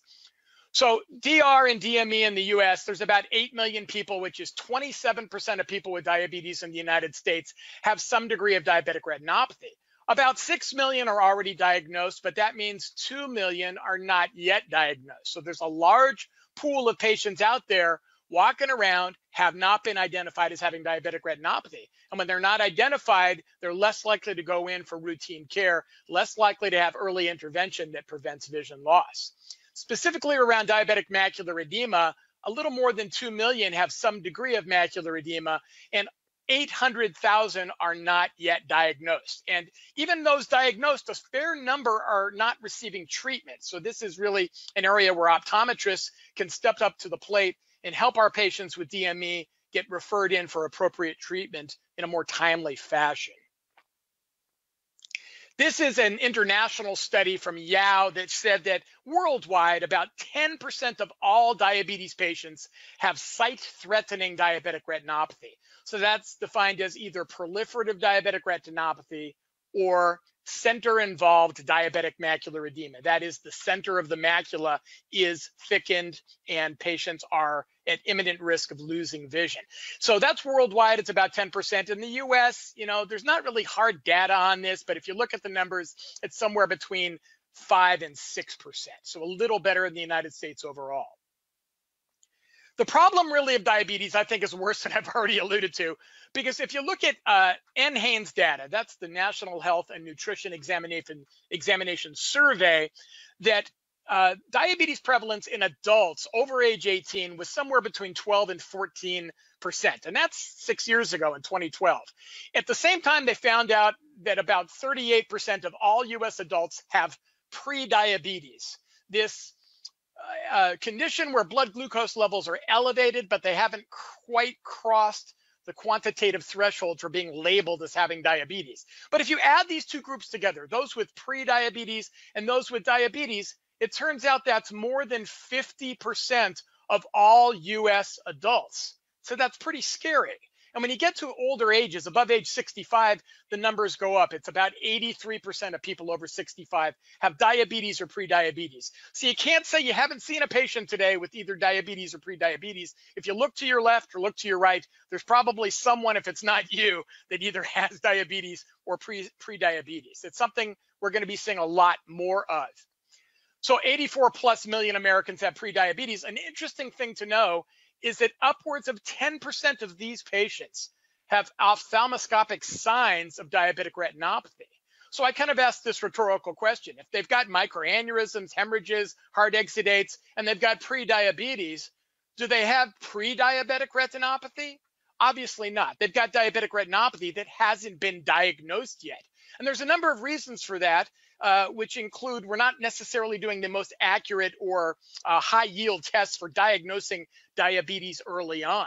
And that's why about 1 in 5 newly diagnosed type 2 patients already have some degree of diabetic retinopathy. And that's using the old standards, looking with a Volk lens, looking, with a binocular indirect ophthalmoscope, not even using the great technologies we're going to be talking about today, which will yield a much higher number of patients that already have some degree of retinopathy. It's important to know, one of the things about early diagnosis is, first of all, we're not doing a good job of it because we're looking only at blood sugar and specifically fasting blood sugar. That's what the average primary care physician does. And it's a great test if somebody definitively has diabetes for a while, but it doesn't pick up on the disease early. We know by the time the average person with type 2 diabetes gets diagnosed that more than half of their beta cells in the pancreas that produce insulin are not working anymore. They're being burned out, essentially. The pancreas goes into overdrive, and so the beta cells die out. And that the mean duration of diabetes at diagnosis is about 6.2 years. And that's based both on the prevalence of retinopathy and the amount of beta cell destruction at the time of diagnosis.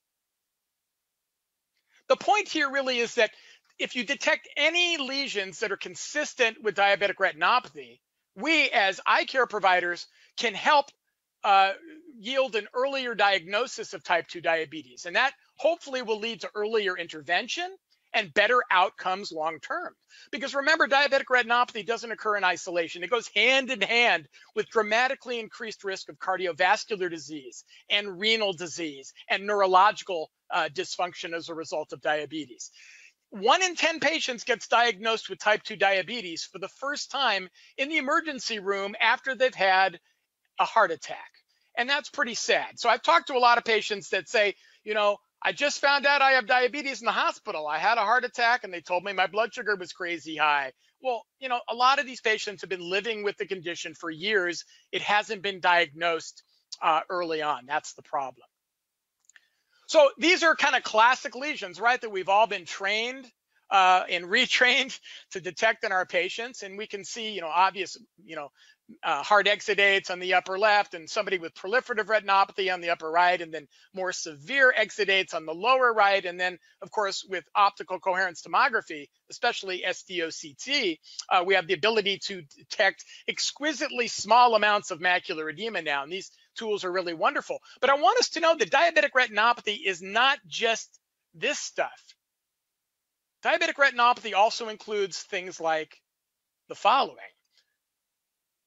So here's a patient, if you look at the patient, with typical examination techniques with a fundus lens or a direct ophthalmoscope or even a conventional retinal camera, there's very little retinopathy in the central 45 degrees. If you go outside the central 45 degrees, though, we see a whole lot of action going on. And this is what the new research is saying, is that people that have a lot of peripheral retinopathy are dramatically more likely to develop severe sight-threatening diabetic retinopathy and may need intervention earlier on than they would have otherwise. If you don't look at the peripheral retina, you're not going to see this stuff. So that's one example of where excellent technology can help us do a better job. You can throw a BIO on, but I would venture to say a lot of us, when we're looking at our diabetic patients, we're not looking as sensitively at the peripheral retina. We're spending more time on where we think the action is, which is the posterior pole. And granted, that's really important. That's where vision occurs.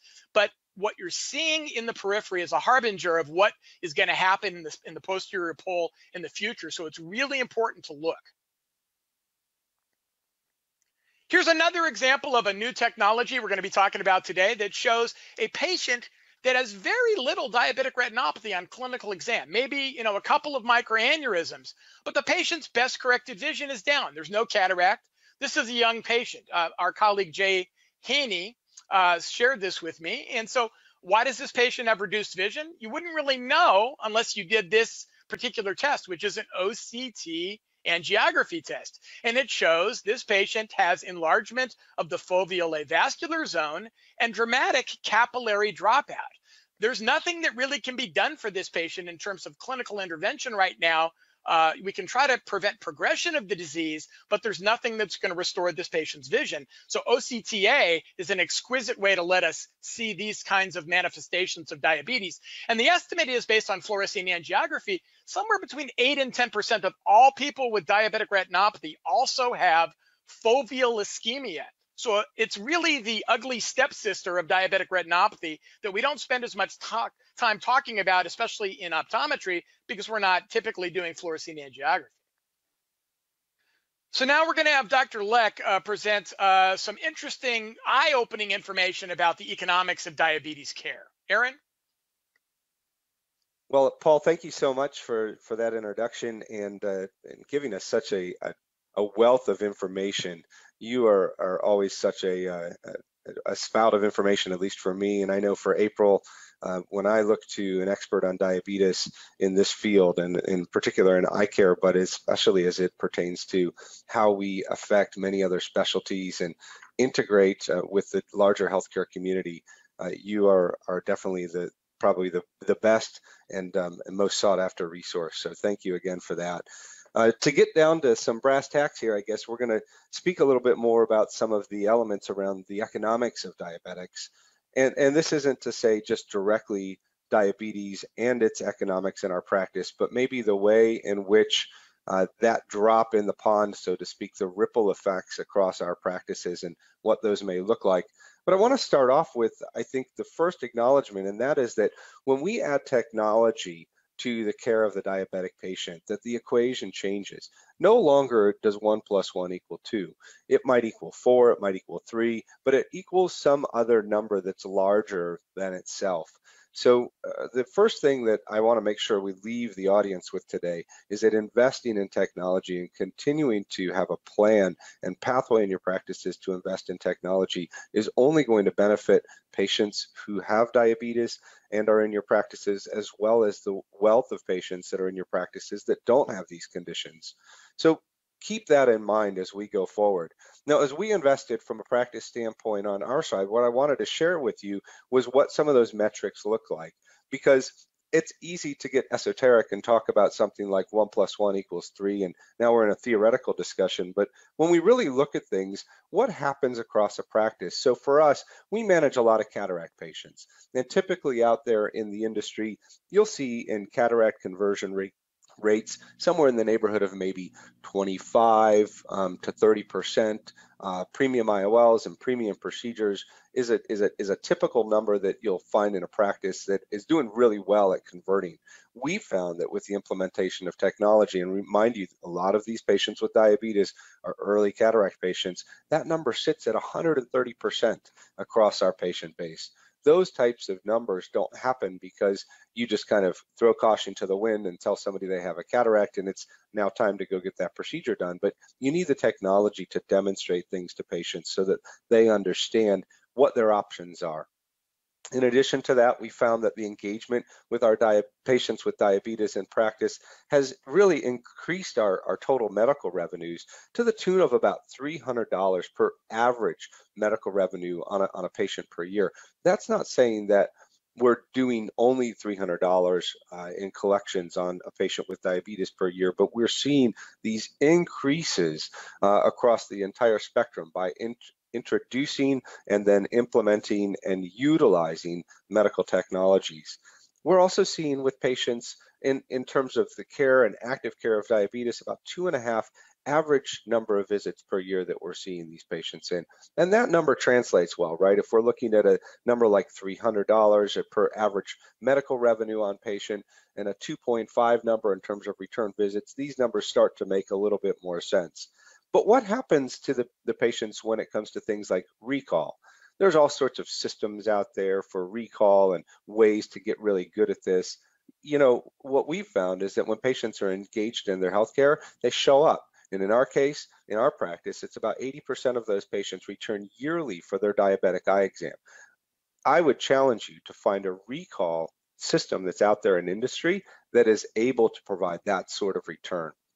Patients here, because of the engagement with the technology, they see and understand their condition better, and they are coming back and they're taking our recommendations. And where else does that spill over into? Well, the biggest rave right now in our field, at least in optometry and eye care, is dry eye and dry eye disease. 54% of these patients suffer from dry eye. We know that that's a well-founded fact. If you're looking to grow a set of patients like that in your practice, why wouldn't you continue to engage more deeply, invest in the technology of capturing the imagination of these patients, and then engage them in other ways where they have demonstrated needs? Now, out there, the other piece that I think at least we find in our practice is how do you balanced managed care and vision care plans versus medical. If you look at any of the discussions across ODwire in particular, this topic is it could probably weave its way into just about any thread. And I think that's unique. It's something to really consider, because the vision plan patient is one of those patients that crosses over from a diabetes standpoint, but the vision plan patient is a patient that routinely within practice can be, at least the way in which the vision plans will have us believe, is that they bring patients into our practice. Well, we see when we engage a patient with diabetes that on a 2-to-1 ratio, they out-refer the patients into our practice, additional patients. These aren't just patients who struggle with diabetes, but these are patients of all walks of life. And so I think it's important to understand that when we engage in caring for patients who need this care, that they refer patients into us, they return more often. And finally, what does that mean for us? Well, the big number across our practice has been about $150,000 a year is the increase in revenue per full-time equivalent doctor that we've seen by deeply engaging in technology, employing these tools, and working with patients much more closely to help them understand their care and implement new technologies in those spheres. So that's the economics of diabetes, hopefully from a boots on the ground level. And in our practice, that's a 4-doctor group practice that is stationed in the middle of California, where most people would tell you that you can't do much medical care. I think that those numbers show something very different. So let's talk then about the technology and what does it mean to bring in technology? What does industry-leading technology look like, and why should you consider it? In terms of industry-leading technology, one of the first pieces that's always on my mind, and I'm sure April is on yours, is what kind of investment is taking place in keeping us ahead of the curve. And you see an image here in front of you in which we've got an angioplex image. So the angiography that's been taken and it's overlaid on a black and white image of the fundus behind us. You can see in images like this where first off, for most of us coming out of school now, we may have seen these things, but those of us like myself and April and Paul who graduated quite a few years earlier, none of this stuff existed before. So how do we tackle this? Well, the images don't have to just be ahead of the curve, but they have to be something that's easy to use. This image that I've got in front of us, April, this is the first time I think that this has really been put out there nationally. That's a 14 by 14 millimeter montage of a series of 8 by 8 scans. So what happens in this particular image, this is coming out in 11.1 on the series with angiography, is a series of images are taken. The technician doesn't have to direct them.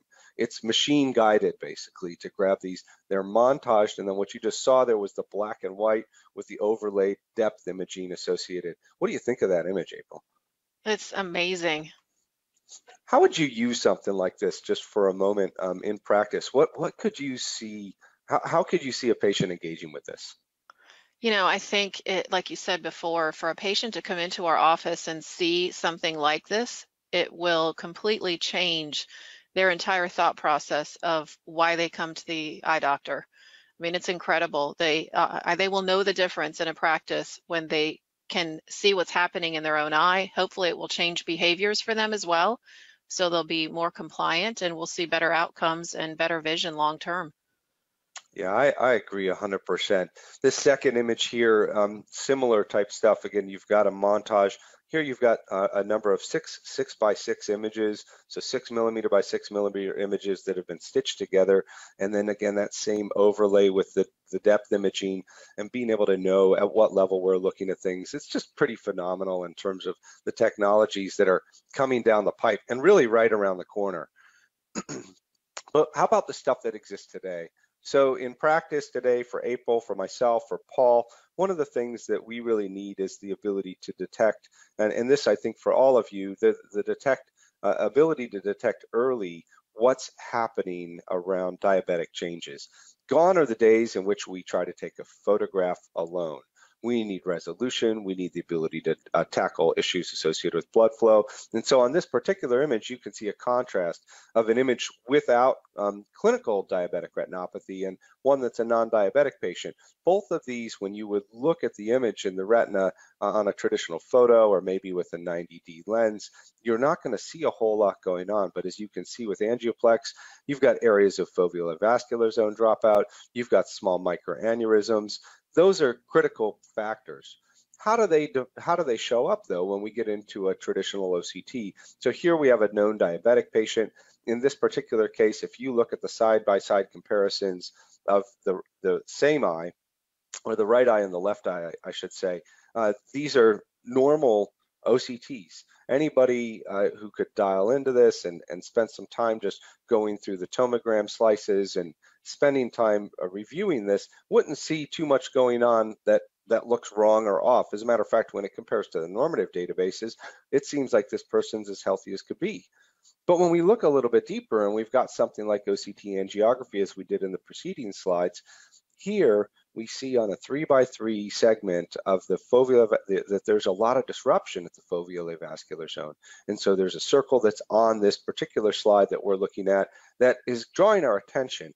And in that particular area, when we zoom in just a little bit more, we see broken areas of the foveolar zone, we see some early microaneurysms, and we know that those microaneurysms and the detection of those microaneurysms are the earliest sign in the body of any sort of changes associated with diabetes. So that would include nephropathy, diabetic retinopathy, and the like. Now we have the ability with an imaging device that captures this in 3 seconds to see that level of detail and engage a patient who in the past, 5 years ago, 4 years ago even, I might have done a traditional OCT on, looked with the 90 diopter lens, said, hey, you're in great shape. Here we have a microaneurysm. And I think that's the important piece to keep in mind as we go through this, is that when we look with the new technologies, we need to be able to have a technology that differentiates from what our traditional training and things are. And I think the other question that this brings up for me, and April, I'm not sure where you fall on this, but the other question it brings up is, if I can do this on a patient that doesn't have any clinical signs, and this patient reports that maybe they're a diabetic, but they're well controlled, what does that argue for the general population? I mean, for me, it's like, oh, wait a minute. Does this become the gold standard? Does this replace, right now we dilate every patient. What do you think about that? Yeah, it's a tough question. I think it makes us all know that we really don't have enough right now without technology to be able to do a fabulous job for our patients. And really, that's what I'm in the game to do. I want to do the best job I can. Yeah, so bigger discussion, but definitely gives us some food for thought. The second case, another healthy patient with diabetes. You can see on the OCT report that's here, again, normative findings across the entire piece, compares really well. The EDTRS map doesn't show any thickness changes that are going on. And then when we dive a little bit deeper into this and we look at a 6x6 angioplex that was taken, you can see in the entire map there on the left and the map of the deep retinal plexus that there are changes. There are physical changes in the capillaries. You see a bunch of capillary dropout, possibly some early microaneurysms, and this is on a low resolution 6x6 OCT. So you're not looking at a 3x3 millimeter segment where maybe there's a little bit more data concentrated over a smaller area, but we can clearly see it. And when we look in that deep retinal plexus, there is just a bunch of loss around the capillaries, and again, those kind of microaneurysms and things that are existing. These things they give me a lot of concern. When I look at this and know that I missed this in the past, the first thing I think that oftentimes comes up with patients in conversation is they go, well, why didn't we see this last time? And my response to them has to be, we didn't have the ability to do it. And we couldn't see, or we couldn't operate in this mode before. They said, so what are you doing as we go forward? Well, we're continuing to invest in technology, and these technologies that we have now give us a lot more information. So the patients are engaged, they understand that change is coming, but how does that sit with the rest of our colleagues out there and all of you who are listening and participating in this? I would urge you to really consider, does your technology allow you to stay ahead of the curve and really challenge, in what you do. So another piece of technology that has changed today is ultra wide field. And in the past, we've all gotten used to an ultra wide field sort of modality that provides us with a decent view of the periphery, maybe isn't super patient friendly in the way in which the exam is taken, but we all know that if technology is worth it, we invest in it, even if it's not the most conducive from a patient perspective. So what are new technologies in terms of ultra wide field, though, that they're out now? And I would argue that there are probably three main pieces about ultra wide field that I really look for. One, patient comfort. And I think that that's a big one. We're in a very high touch environment with our patients. Our patients have a lot of choice in the marketplace. Trying to be aware of and sensitive to their choice and the way in which we conduct our evaluations or exams, becomes an important piece. The second, and I think the very critical pieces for us in the exam room, though, really focus a little bit more around resolution and really around true color. Is it what does it look like, what we really know it should look like? And so with that, I just want to reintroduce, for those of you who have already heard this about the Claris, but for those of you who haven't and don't know about Claris, I want to introduce to you Claris, which I think is a phenomenal piece of technology that allows us to get an ultra wide field image through a two-stitched montage. The views are amazing, and let me just demonstrate those to you here on the screen, because I could go into a bunch of words, but you can see here on the screen what a traditional fundus image looks like when we're looking with a 90 diopter lens or a direct ophthalmoscope, and now what we have with wide field. And that image that you're looking at there is not a staged image. Now, as we'll dive into here in a few moments, you'll see that images across patients with disease and problems associated with diabetes and a host of other conditions also get an equally clear image that goes from the posterior pole all the way out to the periphery. True color, as I referenced just a few moments ago, is another really important factor, especially when we're going to be evaluating change in the nerve over time and pallor, things like that. We all know that getting a good photograph in traditional photography in eye care can be a little bit challenging at times, and some of the players out there struggle with true color because they're not actually using the full spectrum in their lighting sources. So they might be using a scanning laser technology or a single source light emitting diode. Here you've got a red, green, blue spectrum, and that's why in the Claris that you see on the left-hand side of your screen, you see actually a true color. It looks like that when you look through a 90 diopter lens, as well as when you're getting the image from the Claris. When it comes to the photography and being able to capture an image, this is a single image of a Claris, and on this particular image, you'll notice that there are findings associated with diabetes in this particular eye, but what's really cool is that was a single shot, and when we dial it in a little bit more, I'll just flip back to that for a moment. When we dial it all the way in, you can see that the resolution here in the posterior pole is quite significant, and we could even blow that up a little bit more and look at some of the vasculature and changes that we're seeing here with this diabetic patient. In this particular case, where we've got a side-by-side comparison, this is the same eye. It's just taken with two wide field devices, the Claris and a kind of a traditional or previous market leader in wide field. You'll see that we want to see a little bit more of what's going on at the posterior pole. And April, you and I know this already just from practice and what we've seen, but you can see that image is beautiful there on the left-hand side. It is an image that we would love to have taken with a traditional fundus camera, but this was taken with an ultra wide field, and being able to dive into that level of detail, you can contrast it with the image that's on the right, and there's just no difference there. April, what does that mean to you in practice? I think that we need to be able to look at a picture and know that it's a true picture. We need to be able to look at detail and then be able to follow patients over time. And it's very difficult to do that without a clear image. Sure. Just another image getting out into the periphery. I think that, again, staying on course with not just the true image, but being able to get great resolution out into the periphery. So you can go from that posterior pole and then extending this out into the periphery. We see that resolution is consistent all the way across the set of retinal images that we just took.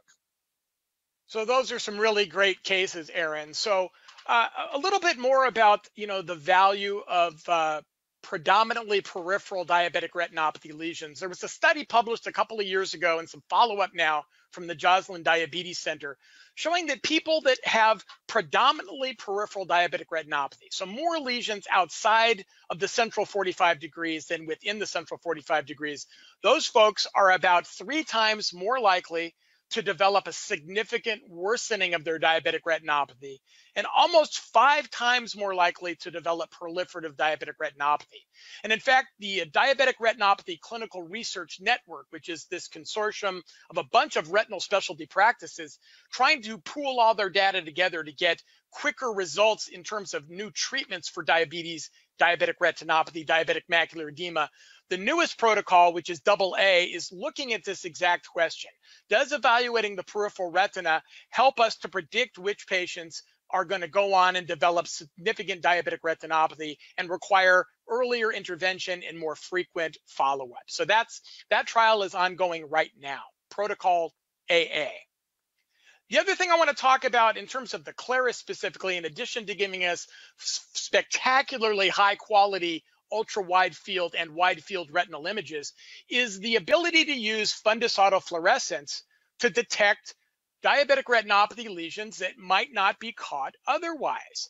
So this was an interesting study showing that FAF shows significantly more microaneurysms than does standard color photography or even black on white color photography. So FAF highlights these lesions. It's exquisitely sensitive at picking up on blood vessel abnormalities and, for that matter, retinal hemorrhages. And so it's something that I'm using now more and more frequently when I'm screening patients for diabetic retinopathy. Looking at the FAF image allows me to see more of what's going on in that patient's fundus. So now we're going to switch back to Aaron and April, who are going to go over some very interesting cases with respect to OCT use and OCTA in several different conditions. So I want to dive into one final case here before I pass it off, April, a little bit more to get into even more nuts and bolts on what this looks into practice. This, unfortunately, is a case in which I don't have an ultra wide field image for. And the reason that I don't have an ultra wide field image in this particular case is because this patient passed away before the technology existed for us. Now, even OCT angiography, this patient wasn't able to sit for because that technology wasn't available for us. This was a 38-year-old male that I saw in my practice, 20/20 contact lens wearer with absolutely no significant health problems. Maybe he was a little bit carrying a little bit of extra, few extra pounds, but didn't have any other challenges. And what you're seeing is 2 macular OCTs. So at the time, we were taking macular OCTs on every single patient that we saw. And we started to pick up some early and subtle changes in this particular patient. And what this caused us to do was dive a little bit deeper. And when we dove deeper and sent this individual in for a set of labs, just to kind of give you some context, he had an A1C of north of 13. And the rest of his labs, as you could imagine, were completely out of whack as well. He had 2 young little girls and his wife. As we tested a little bit further, looking at both eyes and using the technology that we had at the time, he went on to develop papilledema. The papilledema we ended up being able to get it under control as we got his diabetes under control. And eventually, though, he succumbed to his disease. And I was his wife came into the practice one day just to let us know, but she didn't just let us know that we had lost him to the disease, but she was letting us know because she was so appreciative of the extra years of life that she ended up having. And Paul stated this a little bit earlier, but with regards to patients, that 10% of the patients with diabetes present for the first time in their condition to the ER with myocardial infarction. I think that's something really to keep in mind. In this particular case, while we weren't able to see this individual through on the condition, him spending those few extra years with those two daughters and with his wife was a really, really important piece. And I think it's a sombering note of the role that we can play and do play in our patients' lives on a daily basis.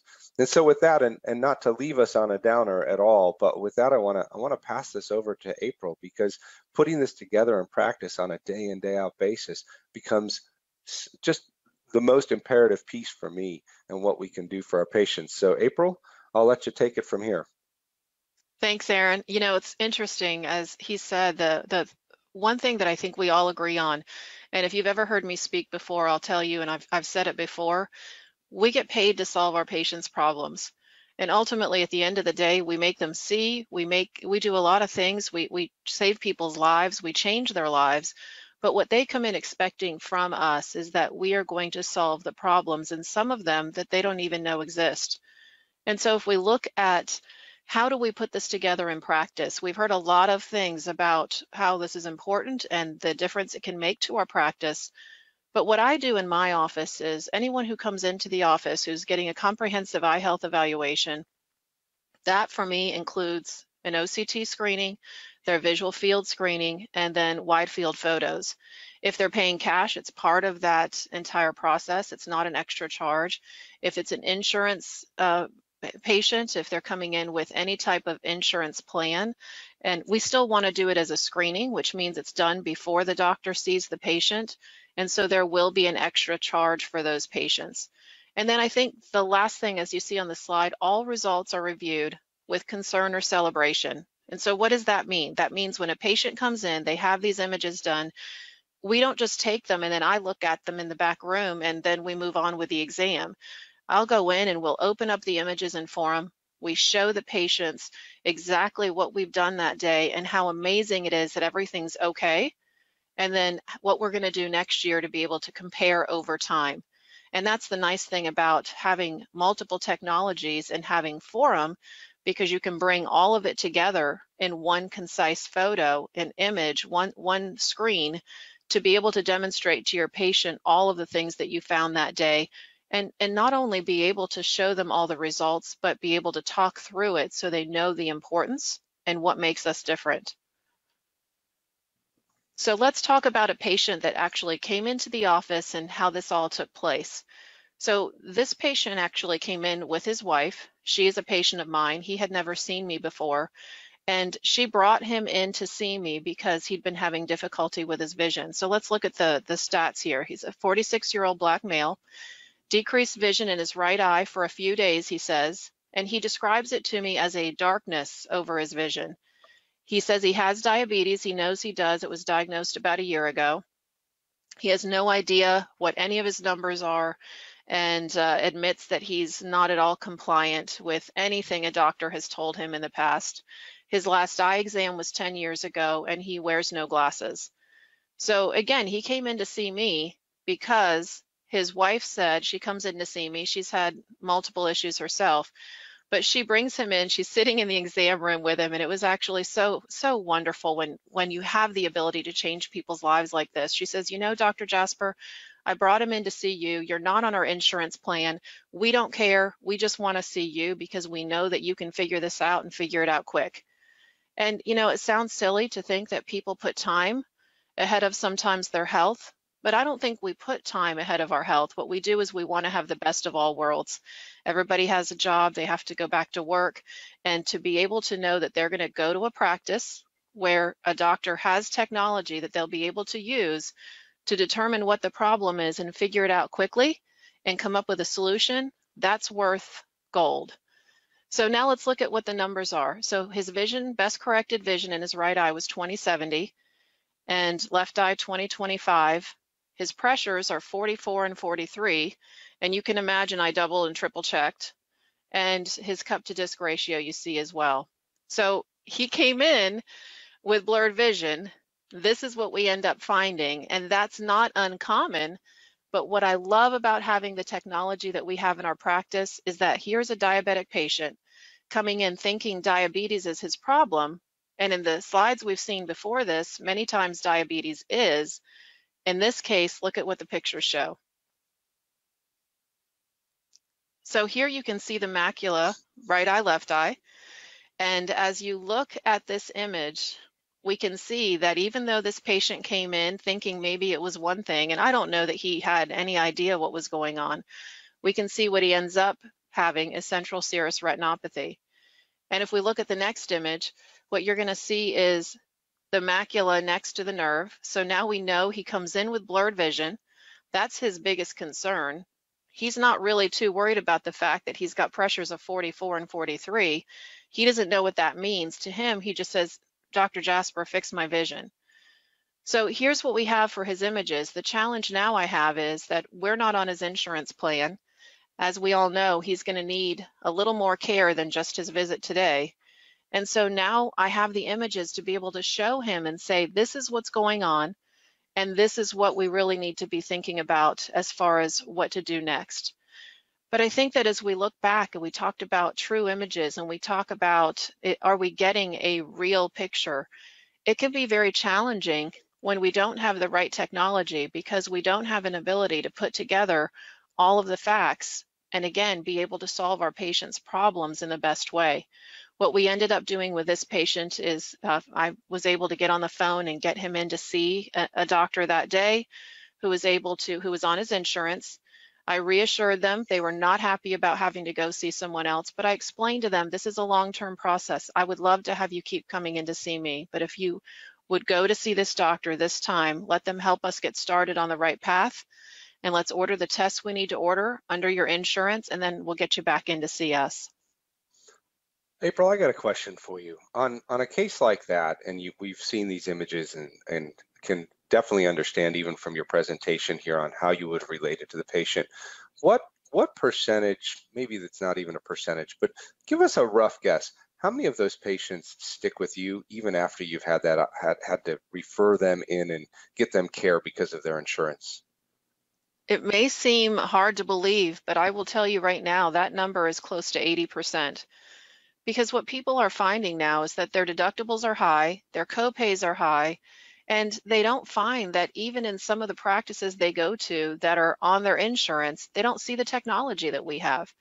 And so if you go back to what matters to patients, what matters to them is they go to a doctor who is good, and that would be, I think, most of us, if not all of us on this today. And anybody who's watching, I believe we all have skills. The challenge, though, is do we have the technology to be able to make us really amazing at our job? And I can't bear it when a patient comes in and I can't figure out for them what's going on. I think that's a problem we probably all have, Aaron. I want to fix it. I want to know what it is right now, and I'm as impatient about it as I think they are. Definitely. So how do you put it together?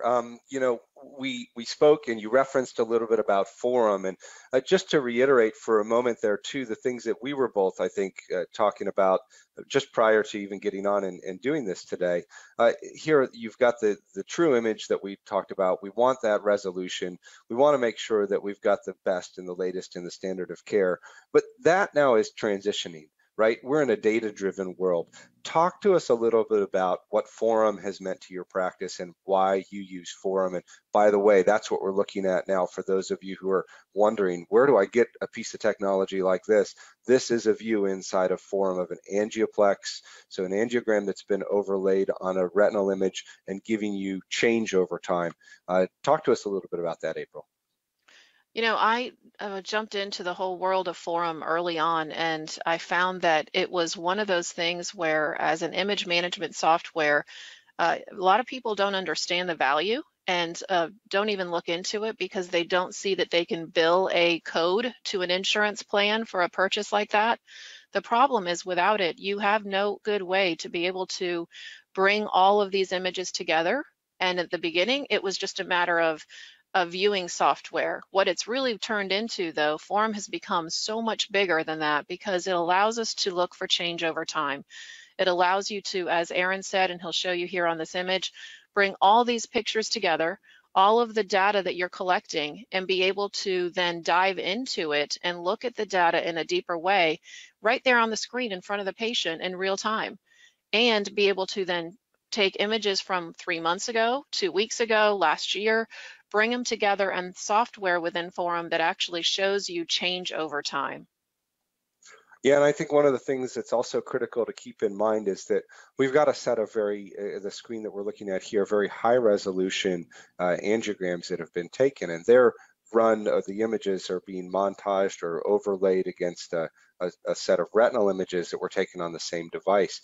But if you want to really take this stuff and unlock it, I think that's where you start to be able to mix and match. And so if you've got a device that's able to take a high resolution retinal image, and you can overlay something like we're looking at here, where we've got enhanced depth imaging of the of the capillary plexus that's surrounding the optic nerve. But let's say we took this even a little bit further, which is available internationally and going through some clearance with the FDA right now here in the US. If you have the ability in this particular image, April, to take and know that what the change over time in the capillary perfusion was. So now you're looking at a superior nerve finding and you think maybe there's some glaucoma there. What does that capillary change over time look like, or any other condition for that matter? In diabetes, it's going to be mission critical that we're watching the capillaries. These types of new changes, I think, are really exciting. And if you don't build it on the bedrock of a great retinal imaging platform that can take a true color set of images that is able to give you high resolution, and that resolution now is able to be delivered in such a fashion so that you can take your angiogram and lay these two on top of each other, then you've invested in, unfortunately, some maybe good technology, but not necessarily the right technology to tell the entire story for patients and to kind of prove the point. In Forum in particular, and I want to just jump on one more thing that you said there, April. Forum is a data management system. It's not just grabbing a couple of thumbnails. It's what's happening inside the data. And even on this picture here, you see this little orange spot right in the middle of the angiogram. That is actually a measured foveal avascular zone. You want to know what that size looks like over time.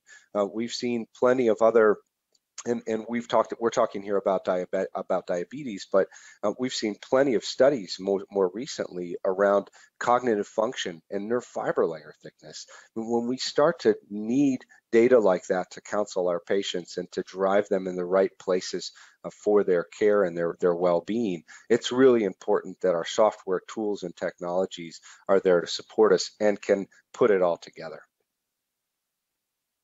April, any closing thoughts? Any more? What would you leave our colleagues with if you could leave them with one more piece?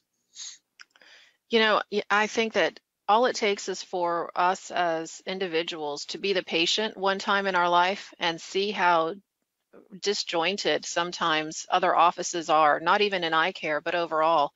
But all it takes is one time, and it makes you appreciate so much the fact that you can go into a practice like ours, be able to go in with an issue in mind, something that's bothering you, something that needs to be resolved, and know with peace of mind that you're at the right place because you have the technology in the building. The doctor there knows how to bring all of the data together to be able to solve your problems today. And maybe I can't fix it. Maybe as the doctor, I wasn't able to fix the problem at that moment in time. But in the case I showed you, that patient was able to leave having an exact knowledge, exact understanding of what was going on. And I can tell you the other thing that really does make a difference, like Aaron made reference to, when you can explain to a patient and show them the data and break it down to them in a simple way, you can take a non-compliant diabetic patient and turn them around. You can totally change their life because now they've seen, not to be funny, but they've seen with their own eyes exactly how this disease is going to impact them and is already. So it's a life-changing experience as a doctor to have technology and to have the tools in my hands to be able to change my patients' lives. You know, April, I love something that you just highlighted there with regards to you've got this long view. You've got a long-term relationship view with your patient, and you're investing in the technology in your practice because you care for these people over time. And it sounds to me, and I know from knowing you over the years, that you do intend to care for them for many years to come. And that's unique about us as eye care providers. In particular, I think optometry and the role that we take, the effort that we make in that regard.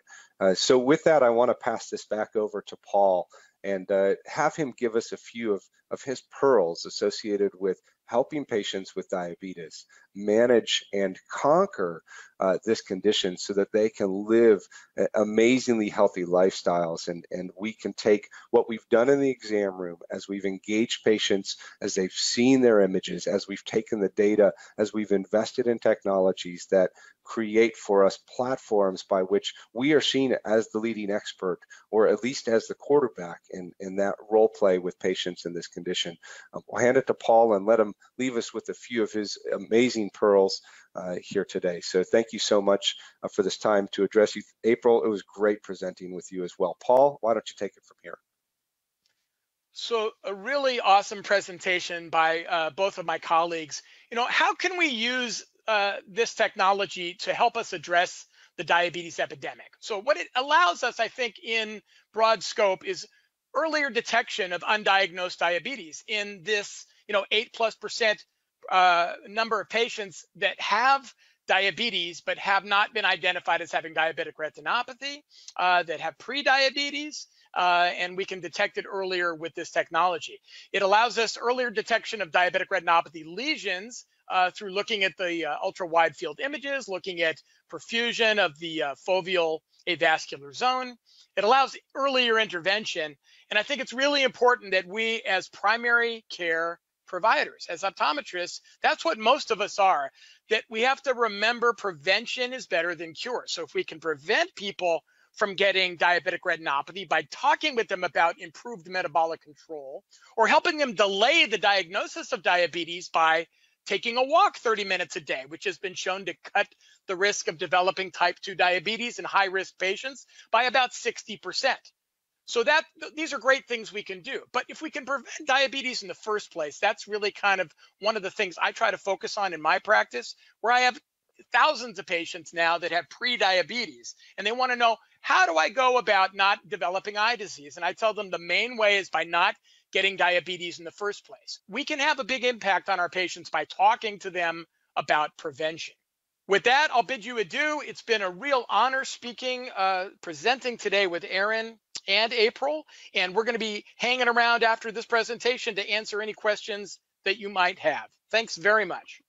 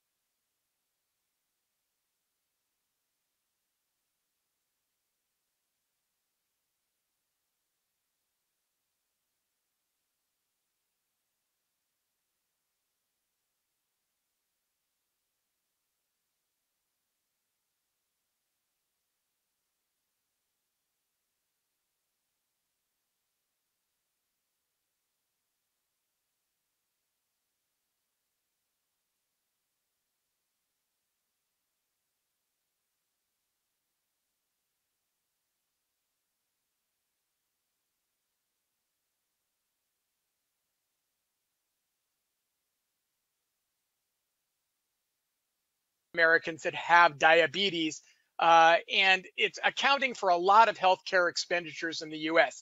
Of total healthcare dollars spent, diabetes accounts for 1 in 5. For Medicare recipients, it's 1 in $3 spent on diabetes. $322 billion were spent when this slide was made, which was 2016, on both pre-diabetes and diabetes. A new report came out last month in the journal Diabetes Care said that caring for diabetes alone in 2017 cost the U.S. economy $327 billion. So that's essentially 2 Hurricane Katrinas every year accounted for by expenditures on diabetes. And the majority of that is going for medical care. And there's also, about $70–80 billion in lost productivity. In addition, though, to these, 30 million people that have diabetes, there's about 86 million that have a disease called pre-diabetes. The majority of these folks will go on and develop diabetes if something isn't done to intervene. So it's really a public health catastrophe. And in the US, we're actually doing better than a lot of other parts of the world, which I'll talk about in a moment. So these are 2017 diabetes statistics from the Centers for Disease Control and Prevention. They say 30.3 million Americans had diabetes, but about 7 million of those folks were undiagnosed. In addition, they say 84 million people have pre-diabetes. Most people think it's above 100 million now if you talk to kind of epidemiological experts in diabetes. But nonetheless, if you pool these two groups together, we're talking a significant number of Americans. 1.4 million Americans right now are legally blind from an ocular complication of diabetes. And it's typically diabetic macular edema or proliferative diabetic retinopathy. About 8 million total Americans have some degree of diabetic retinopathy. Worldwide, 1 billion people are expected to have diabetes by the year 2050. Right now, it's at about 600 million. So that's really an astounding number. The fastest rates of diabetes prevalence are growing in Asia and sub-Saharan Africa, and probably because they've imported not only our goods, but also our Western lifestyle, which includes a diet that is too high in calories, too high in carbohydrates, loss of physical activity, more sedentary lifestyles, all things that increase the risk of developing, especially type 2 diabetes. So we know that diabetic retinopathy specifically, that rates are higher in certain populations, including people of color, African Americans, Latino and Native Americans, and people from the Pacific Island groups are much more likely to develop diabetes. Macular edema, as it turns out, diabetic macular edema is the biggest cause of vision loss in diabetes, much more common than is proliferative disease, but often these two entities go hand in hand. We know based on large, well-done studies looking at how do you prevent diabetic retinopathy and severe vision loss, that if patients can improve their metabolic control, including blood sugar, blood pressure, and to a lesser extent, blood lipids, that will lower the risk of developing diabetic retinopathy and for retinopathy getting worse and causing vision loss. Probably the most important risk factor is disease duration. How long you've had diabetes determines whether or not you're more or less likely to have diabetic retinopathy. Most experts say that everybody eventually gets diabetic retinopathy if they have diabetes. It's not a matter of if, but when it will happen. And we really, we have new ways of looking at the retina now that show us that a lot of people that heretofore wouldn't have been diagnosed as having diabetic retinopathy actually have retinopathy here and now today. And we'll talk more about that as we move through the cases. It's important to realize there's really no level of average blood glucose, that is hemoglobin A1C, that is totally protective against diabetic retinopathy. And we all need to educate our patients about prevention, but there is no level below which retinopathy does not occur. So that's an important point. That's why these folks need to be followed up on a regular basis. So DR and DME in the US, there's about 8 million people, which is 27% of people with diabetes in the United States have some degree of diabetic retinopathy. About 6 million are already diagnosed, but that means 2 million are not yet diagnosed. So there's a large pool of patients out there walking around have not been identified as having diabetic retinopathy. And when they're not identified, they're less likely to go in for routine care, less likely to have early intervention that prevents vision loss.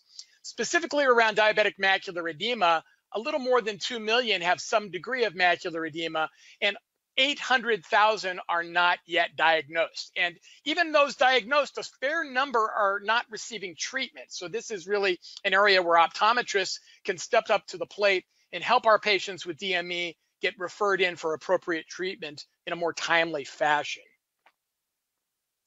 This is an international study from Yao that said that worldwide, about 10% of all diabetes patients have sight-threatening diabetic retinopathy. So that's defined as either proliferative diabetic retinopathy or center-involved diabetic macular edema. That is, the center of the macula is thickened and patients are at imminent risk of losing vision.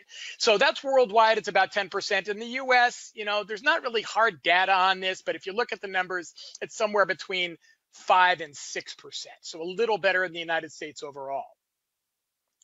The problem really of diabetes, I think, is worse than I've already alluded to, because if you look at NHANES data, that's the National Health and Nutrition Examination Survey, that diabetes prevalence in adults over age 18 was somewhere between 12 and 14%. And that's 6 years ago in 2012. At the same time, they found out that about 38% of all US adults have prediabetes. This condition where blood glucose levels are elevated, but they haven't quite crossed the quantitative threshold for being labeled as having diabetes. But if you add these two groups together, those with prediabetes and those with diabetes, it turns out that's more than 50% of all US adults. So that's pretty scary. And when you get to older ages, above age 65, the numbers go up. It's about 83% of people over 65 have diabetes or prediabetes. So you can't say you haven't seen a patient today with either diabetes or prediabetes. If you look to your left or look to your right, there's probably someone, if it's not you, that either has diabetes or prediabetes. It's something we're going to be seeing a lot more of. So 84+ million Americans have prediabetes. Okay. An interesting thing to know is that upwards of 10% of these patients have ophthalmoscopic signs of diabetic retinopathy. So I kind of asked this rhetorical question. There we are. Hello, everyone. We're back. Hi. We just had lunch. We had a quick break. We really needed it. No alcohol this time, though, so maybe we'll stay awake for the last couple hours. I even put Gretchen under hypnosis. Yes, that's true. 15 minutes. Yes, Gretchen volunteered for this, and obviously you don't see her, so something terrible must have happened to her. No, she's clucking like a chicken. Yeah, she's clucking like a chicken. So no, she'll be back in a little bit. She can tell us all about the experience of being put under hypnosis, because you know, Lord knows I'm not going to get it done to me, so not by him. Terrible. So anyway, right now I think we have Dr. Ed Bennett coming online. So you want me to call him on up here? Hopefully he's around. Fresh from a contact lens meeting in Las Vegas. Yes, indeed. Let me get him going.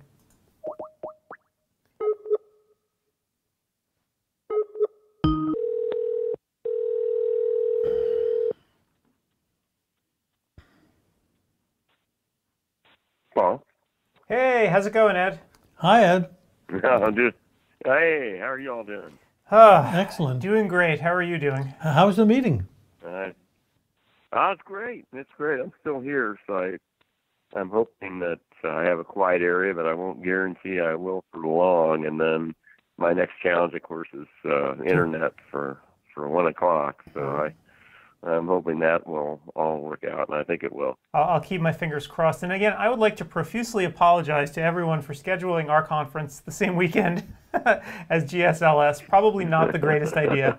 But it's no football this week. Yeah, this was the problem, right? We always come up against this problem. You never want to compete with the Super Bowl, so it's really difficult to actually pick a week where nothing's going on. Yep.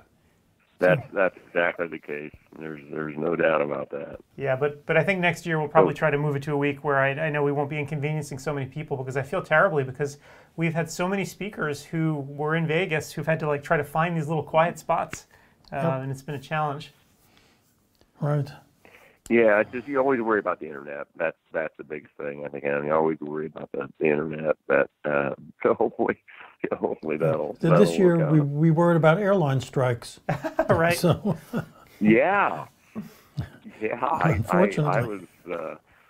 I was really hopefully relieved that we'll have some workers at the airport. 'Cause, yeah, the minute I get done with the program, I've got to run to the airport. So I'm hoping that I'll get out of there. But these are all things that all of us face. But no, this has been a really good meeting. I'm too close to it, so I can't say too much. But I thought it really went well. Excellent. Well, why don't you catch us up to speed then on sort of what the latest is that you're seeing in GP materials and stuff? Yeah, I'll be glad to. There are changes. People often go, well, there's not that much new in GP lenses. Well, we know that GP lens use has been increasing. When I looked at the January issue of Contact Lens Spectrum 4 years ago, they had it listed as a total of 8% of all new sets in the U.S.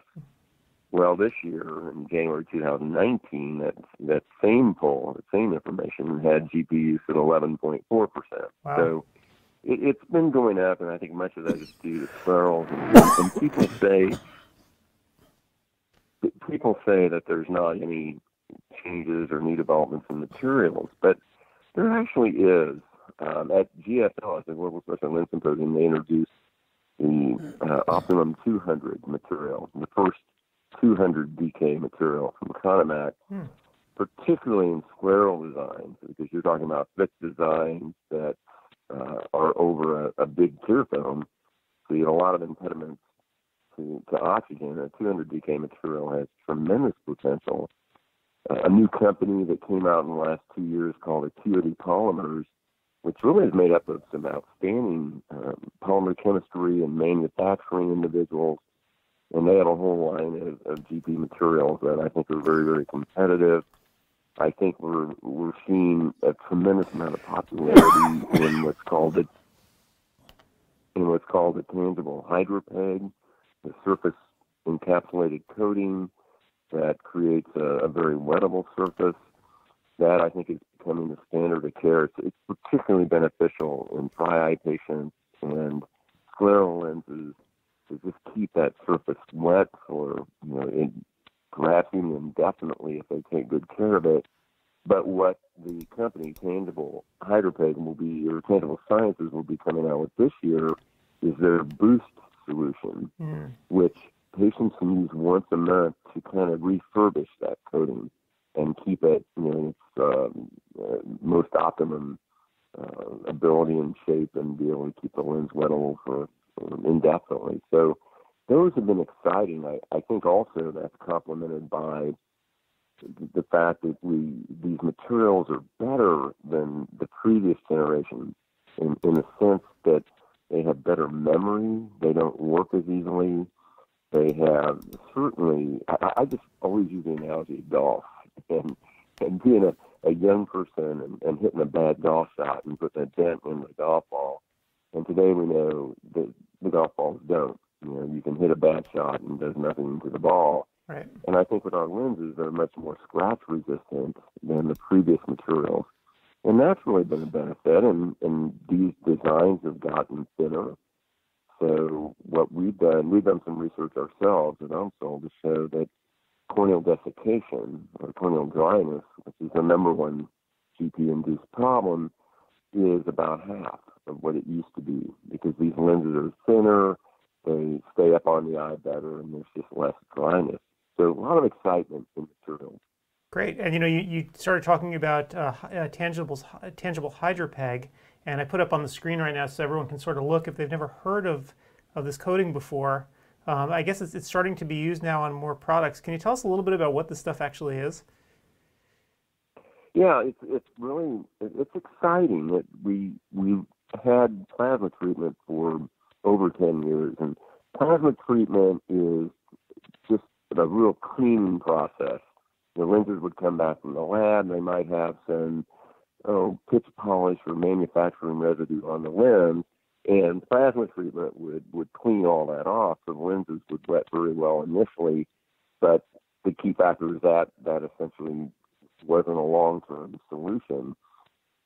Tangible hydropeg, they also plasma treat initially, and then they just encapsulate it in this PEG coating that really is very, very resistant to deposits.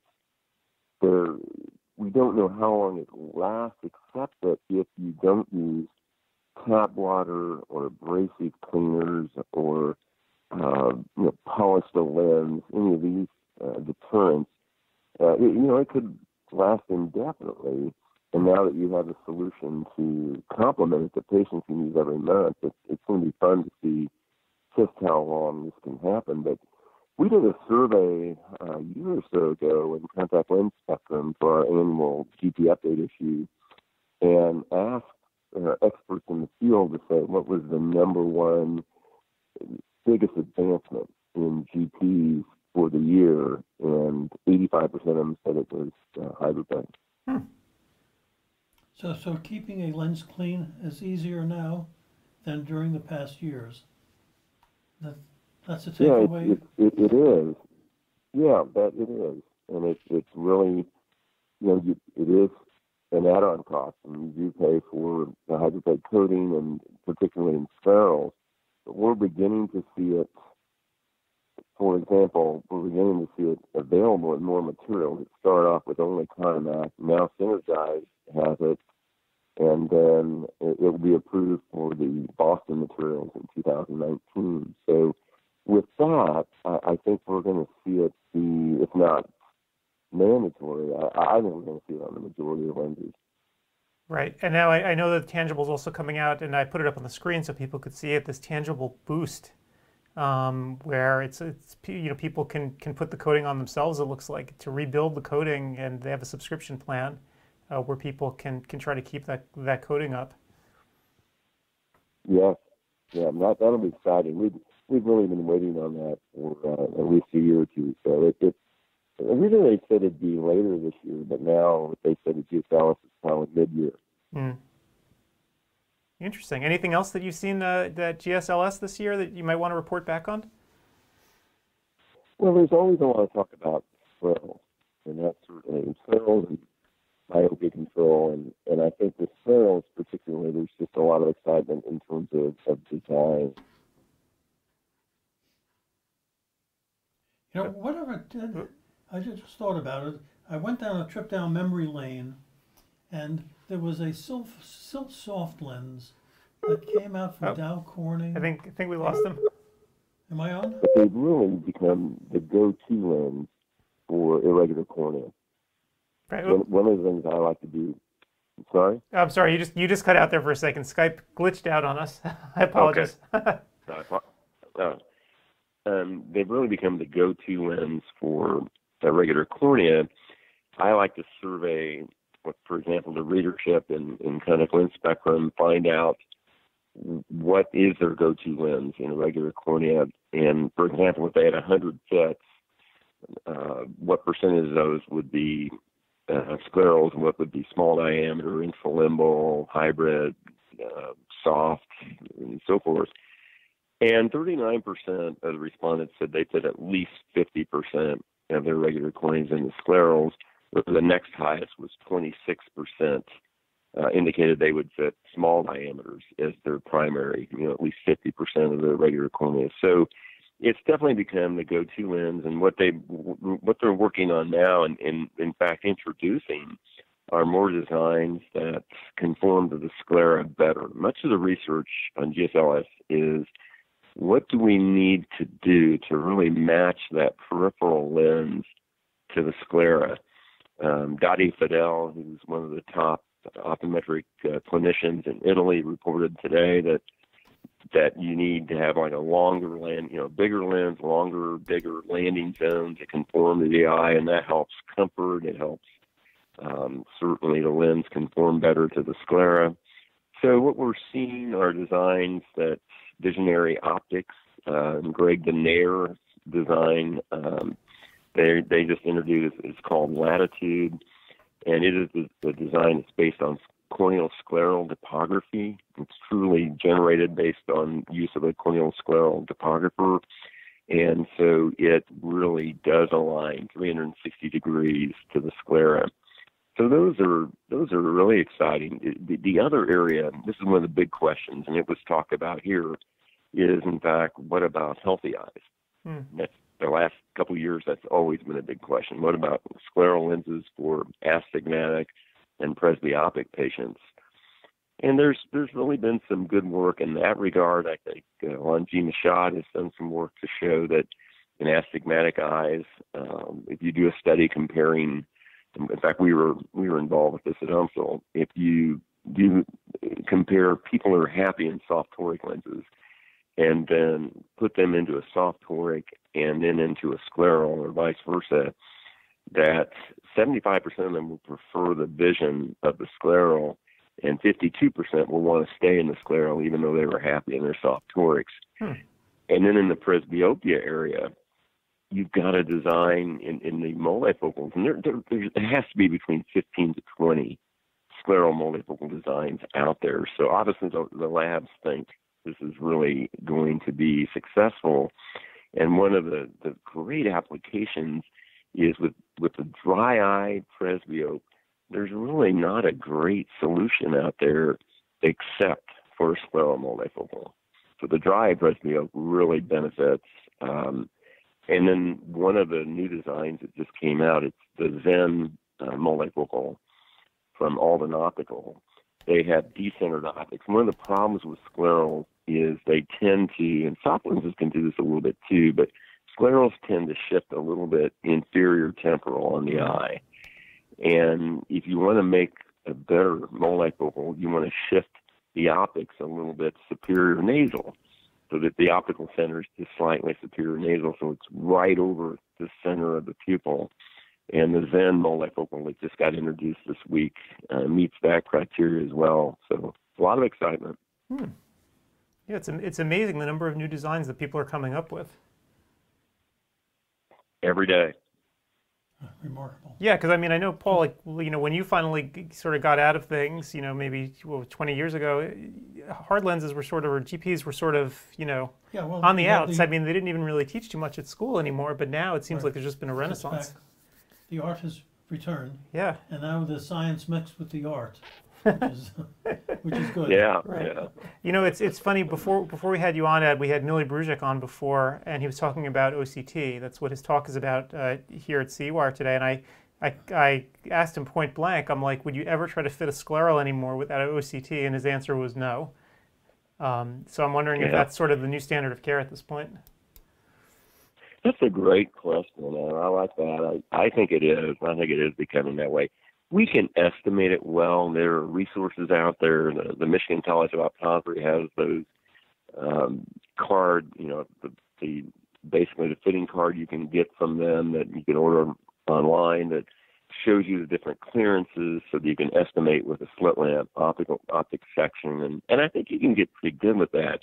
But where the OCT is invaluable is not only giving you exactly what the central clearance is, but it tells you what's going on peripherally. Right. You might have an edge that's buried into the sclera. Well, you don't want that. So I would agree. I would agree with Neil. Great. Hey, Paul. So I think we've come a long way since PMMA is all I can say. Yeah, I know. Yeah.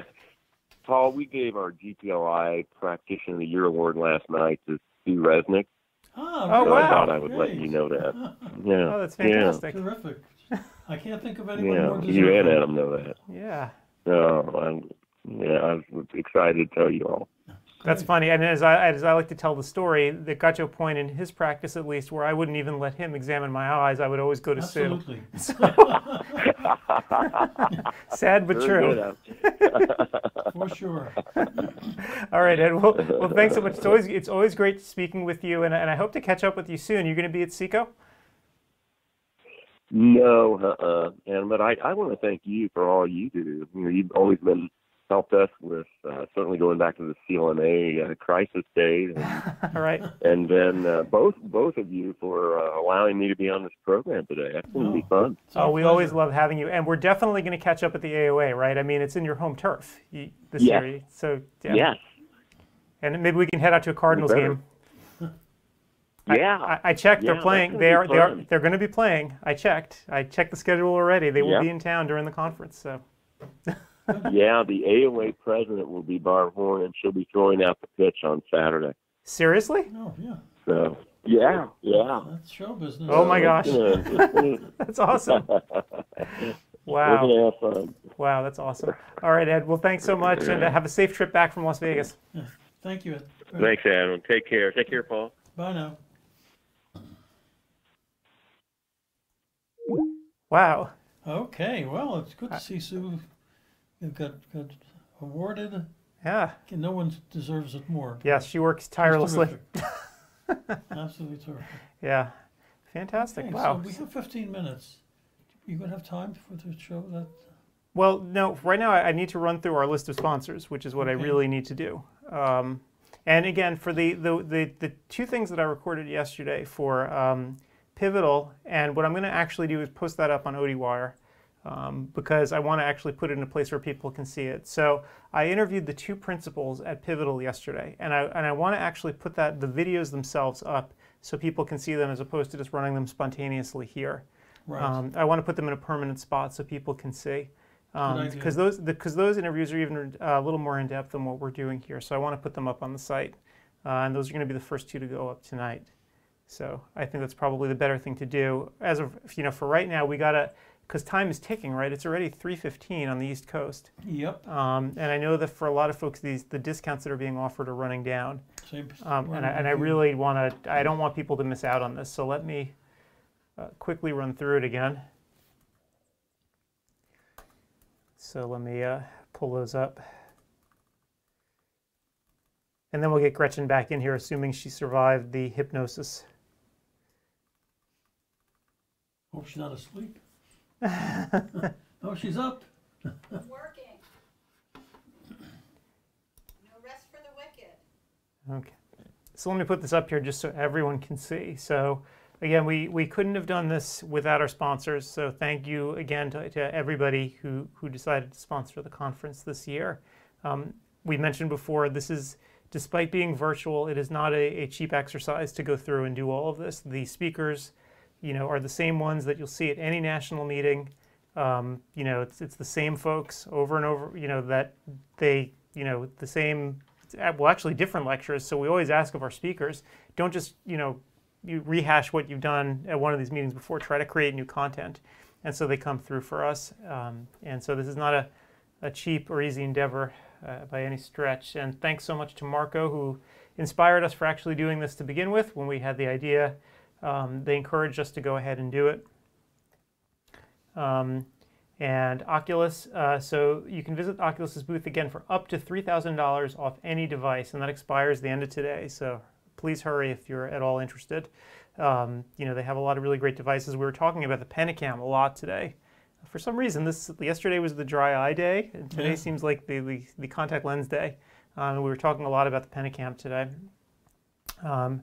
So check it out. So VisionWeb, makers of the Uprise EHR, and again, we were talking a lot with Charlie McBride yesterday about it, about the sort of next generation EHR that's totally web-based, so requires no local installation on PCs. So it really cuts down on the amount of maintenance you have to do.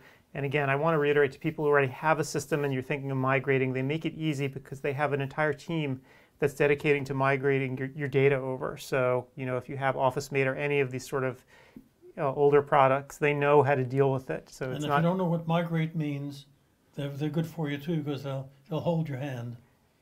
I hope people know what migrate means. Migrate, that sounds like immigration. So they'll take your data and move it from one to the other. But the point I'm trying to make here is that they're familiar with how it's done because they know these older systems like OfficeMate and so forth. They can handle it. So that shouldn't really be a concern trying to get your data over. Zeiss, also a sponsor of the conference, and again, 30% off on a bunch of different machines. Cirrus, the Claris, which if you haven't seen it, it's the ultra wide field fundus imaging. It's really cool photos. The Humphrey Field Analyzer 3 and the IOL Master, and they have combo promos as well. So definitely go check out what Zeiss has. So EMS, which is a division of Lombard, so they deal in pre-owned equipment, and lo and behold, they have a bunch of Zeiss stuff as well. Right. And this is so pre-owned or pre-loved or however they like to say it. And so EMS, they've been doing this for a long time as well. They stand behind what they sell, and so you can feel confident if you go in and buy a unit from them, it'll work. And they're also offering, they're so confident they're putting an extra year of warranty on here at the show for only $1,000. And they also, would be able to trade in. Correct. So so they're part of Lombard now, which is actually great because, as we were talking to the Lombard reps too, sometimes people want to buy new equipment as well, and EMS becomes a place where you can trade in your old equipment. So there's this whole pipeline of equipment now that they have because of their merger. They also have a bunch of lane packages that you can see on the screen here. Again, they're discounting here at the show and 10% off their edging systems as well.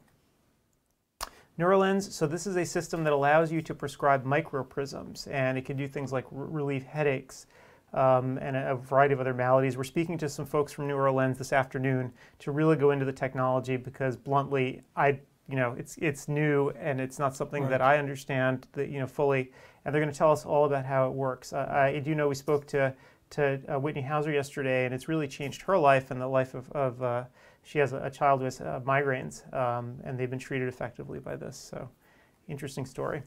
And so Lombard, we mentioned before, they are the largest distributor of equipment in the country, and they're offering some big value packages here at the show. And you can see some of the numbers up there.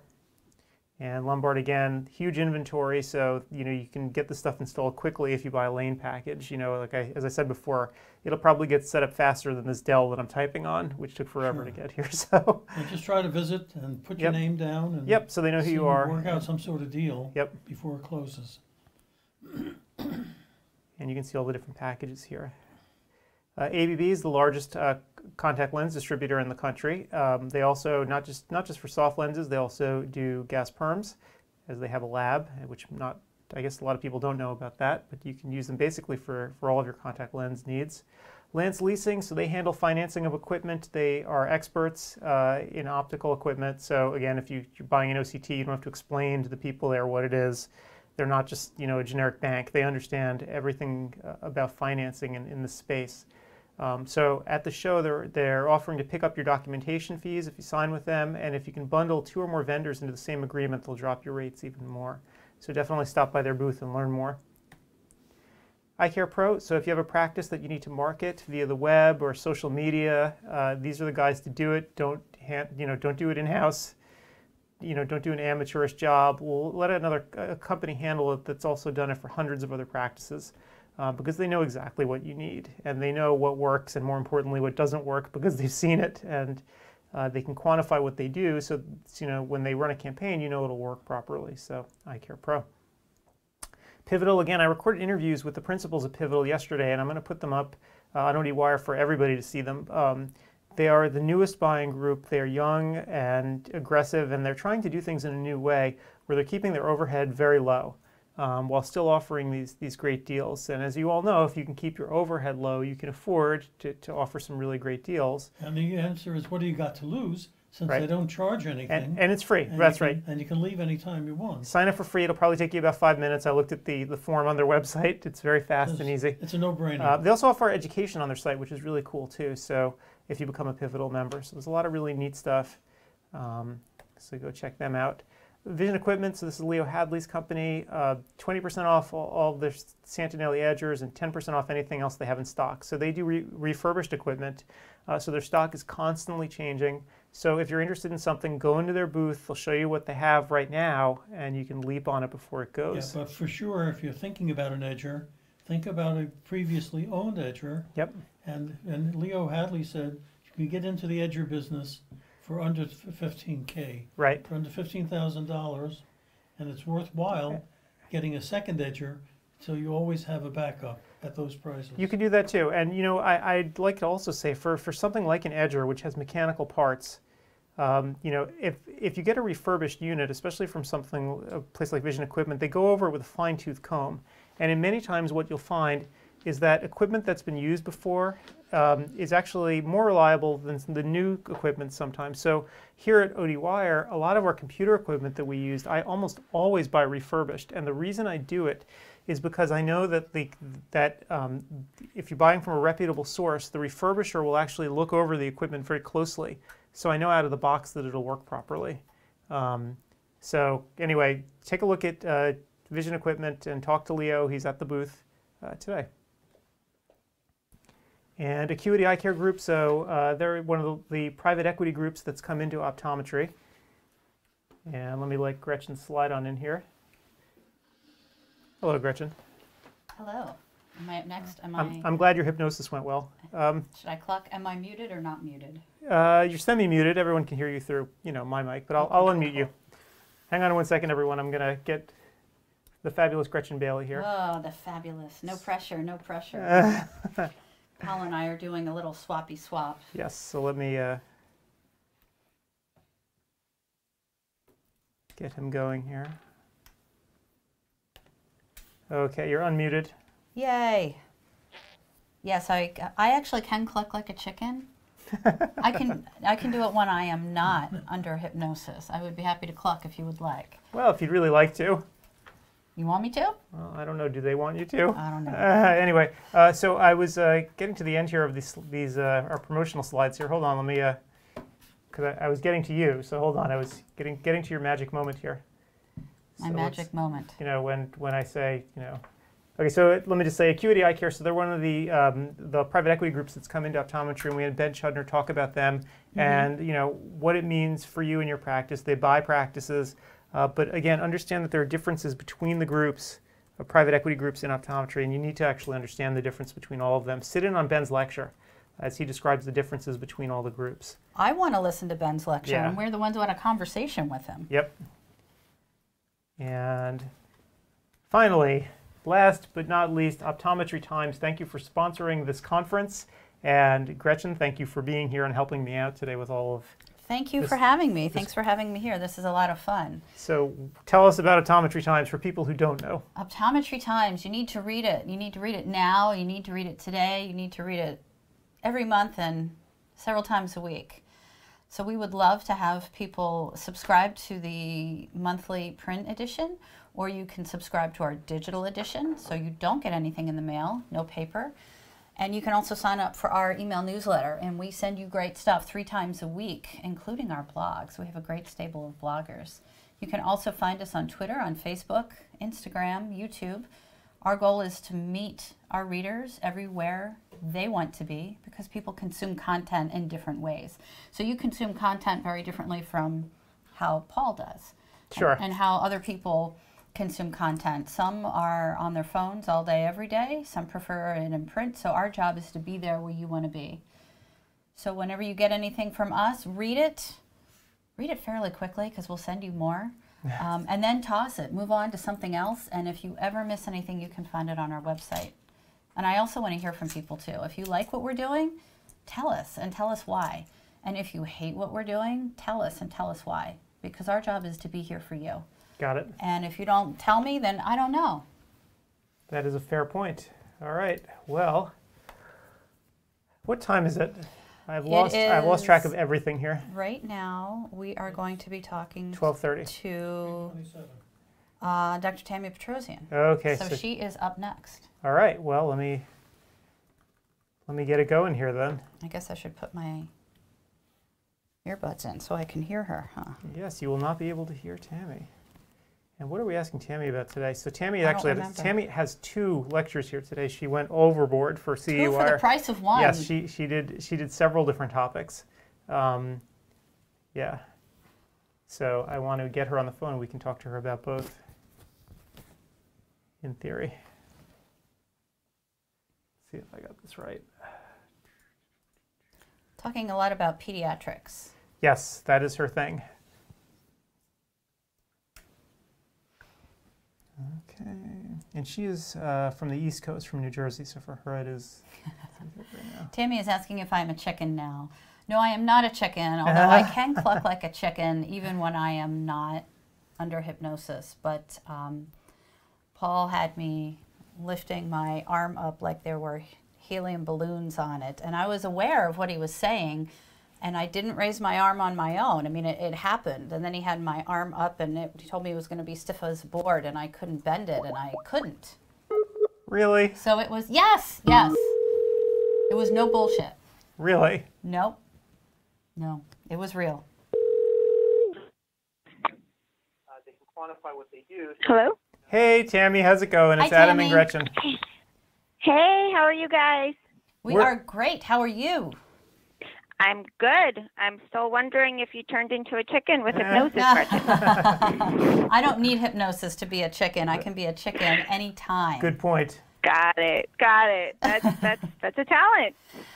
I don't know if I'd call it that. It's more of a party trick, but I'll take it. So Tammy, you're a real masochist. You did not 1 but 2 lectures here. I love it. I did, yeah. It's a lot of work, I have to tell you guys. I love it. I enjoy doing it every year, but every time I have to kind of sit down and get it done, because Chris keeps sending me the emails. It's a lot of work. So kudos to all of the people, to you guys, but also to everyone that kind of sat down and got everything together. Yeah, I mean, we are thrilled to have you here because you're always on time with your stuff. Like, you do a great job getting it in. You're right. People don't realize how much work goes into a lot of this stuff. For the speakers especially, it's not easy. We always ask for people to create new content, and it's like asking someone, to just perform for you on the spot, and it's really hard. Yeah, but I love doing it, so thank you guys for having me. Oh, well, thank you. And I know one of the first lectures, you actually started talking to me about it over the summer, right? Which was the community outreach for pediatric vision evaluations. So, I'm really curious, as to how it all came about, and maybe you could explain to everyone what that is. Sure. So actually, the lecture came about after our conference call from last year's lecture, because we were talking about who do you go out and lecture to and talk to when you're trying to inform people to send the kids in for evaluations, and that all kind of, this lecture came out of that discussion, because I go out and I do the lecture that I give. What I did for this lecture for you guys is I actually presented the lecture that I present to doctors and PTA and different parent groups, so that you get a feel for how I put everything together. And it's actually really funny. I've been getting emails constantly since my lecture ended for the PDF of my presentation, which is great. I mean, that was the goal, for people to go out and discuss it. I remember as a student and as a resident, people would always tell me, once you open a practice, make sure you go out and talk to people about the importance of this and that and what you do. And I just stood there thinking, well, how do you even get into it? How do you talk to people? What do you say? How do you approach them? So this lecture kind of goes through all of that. But if you're a parent, especially, just reaching out to your school, and schools usually have maybe 3 or 4 parent and teacher meetings a year. Just talk to the principal or whoever's running it and say, hey, I'm an eye doctor and I would love to talk to the parents about this. And you would be surprised how much the parents eat it up. It's just information that they've never received, and light bulbs are going off. Oh, my kid, isn't actually dyslexic. They might have a tracking issue. So I'm glad that there's so many people emailing and asking for the PowerPoint, because I'm glad something's coming out of it. Well, I'm amazed. I have a 9-year-old son, so always before, I never really was sort of plugged into what goes on behind the scenes at school. It's been so long since I've been in elementary school. But I was amazed, they did a little vision screening, right, as schools do, but they just had some staff member in the school do it, and I got a little email about that they were doing that. And I was amazed that no one had actually stepped in and done what you're suggesting people do. Like, we have so many ODs in this community. It's, I mean, it's people who are, competing with each other, and I'm just like, wow. No one ever really actually just thought to come in and talk to the principal of the school, because you're right. The parents would completely eat it up. It happened at my daughter's school. It's something similar. It wasn't eye exams, but in upper school, one of the parents there was an ER doc at CHOP, which is Children's Hospital of Philadelphia, and he was talking about driving and kids who are distracted with driving. And so he not only was a member of our parent community, but he also had credibility because he was an ER doc. Right. And there were a lot of parents there who were very interested in hearing that. And I think your recommendations are great, Tammy, because if doctors go and talk at their local schools, they're part of that community and they have a vested interest. So at least from my own experience, it's very well received. Definitely.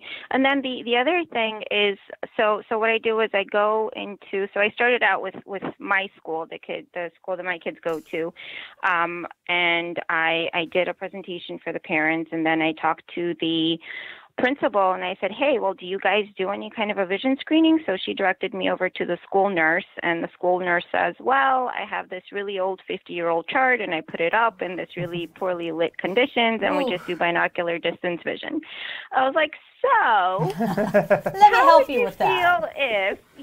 So I talked to the principal. She gave me the green light, and we bought some equipment. I think it cost us like $137 like total. I put together a vision screening protocol. So we do unilateral distance on a Leah chart. We do a +2 hyperopia check. We do near unilateral. We do +2 -2 accommodative test. We do the third part of the DEM for ocular motor, and we do the best test for stereo. So it goes through vision, distance, and near. It goes through checking for hyperopia, for astigmatism, ocular motor, accommodative, binocular. And we do NPC also.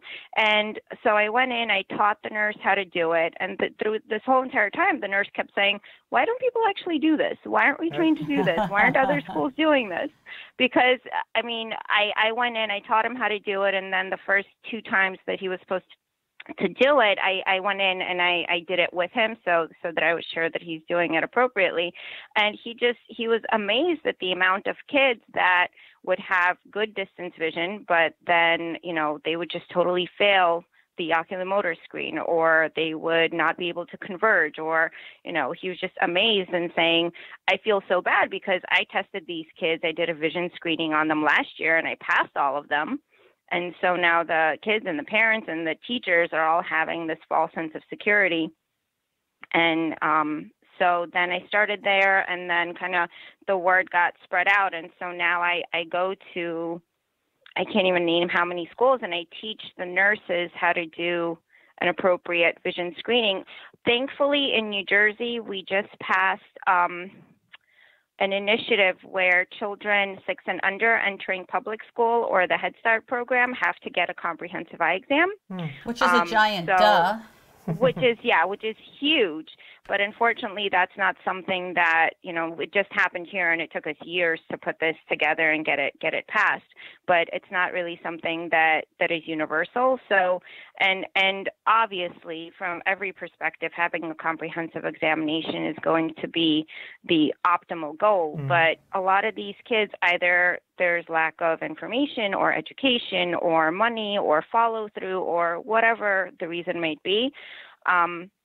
At least they're getting something, at least the parents are aware. And then I put together like a form where we ask the parents to take the form to an eye doctor and then have the form be brought back so that we can kind of follow through and see, okay, well, we caught this in the vision screening. How does it actually translate to an actual exam? And hopefully that helps parents follow through with actually getting the kids evaluated. So it's been working so far.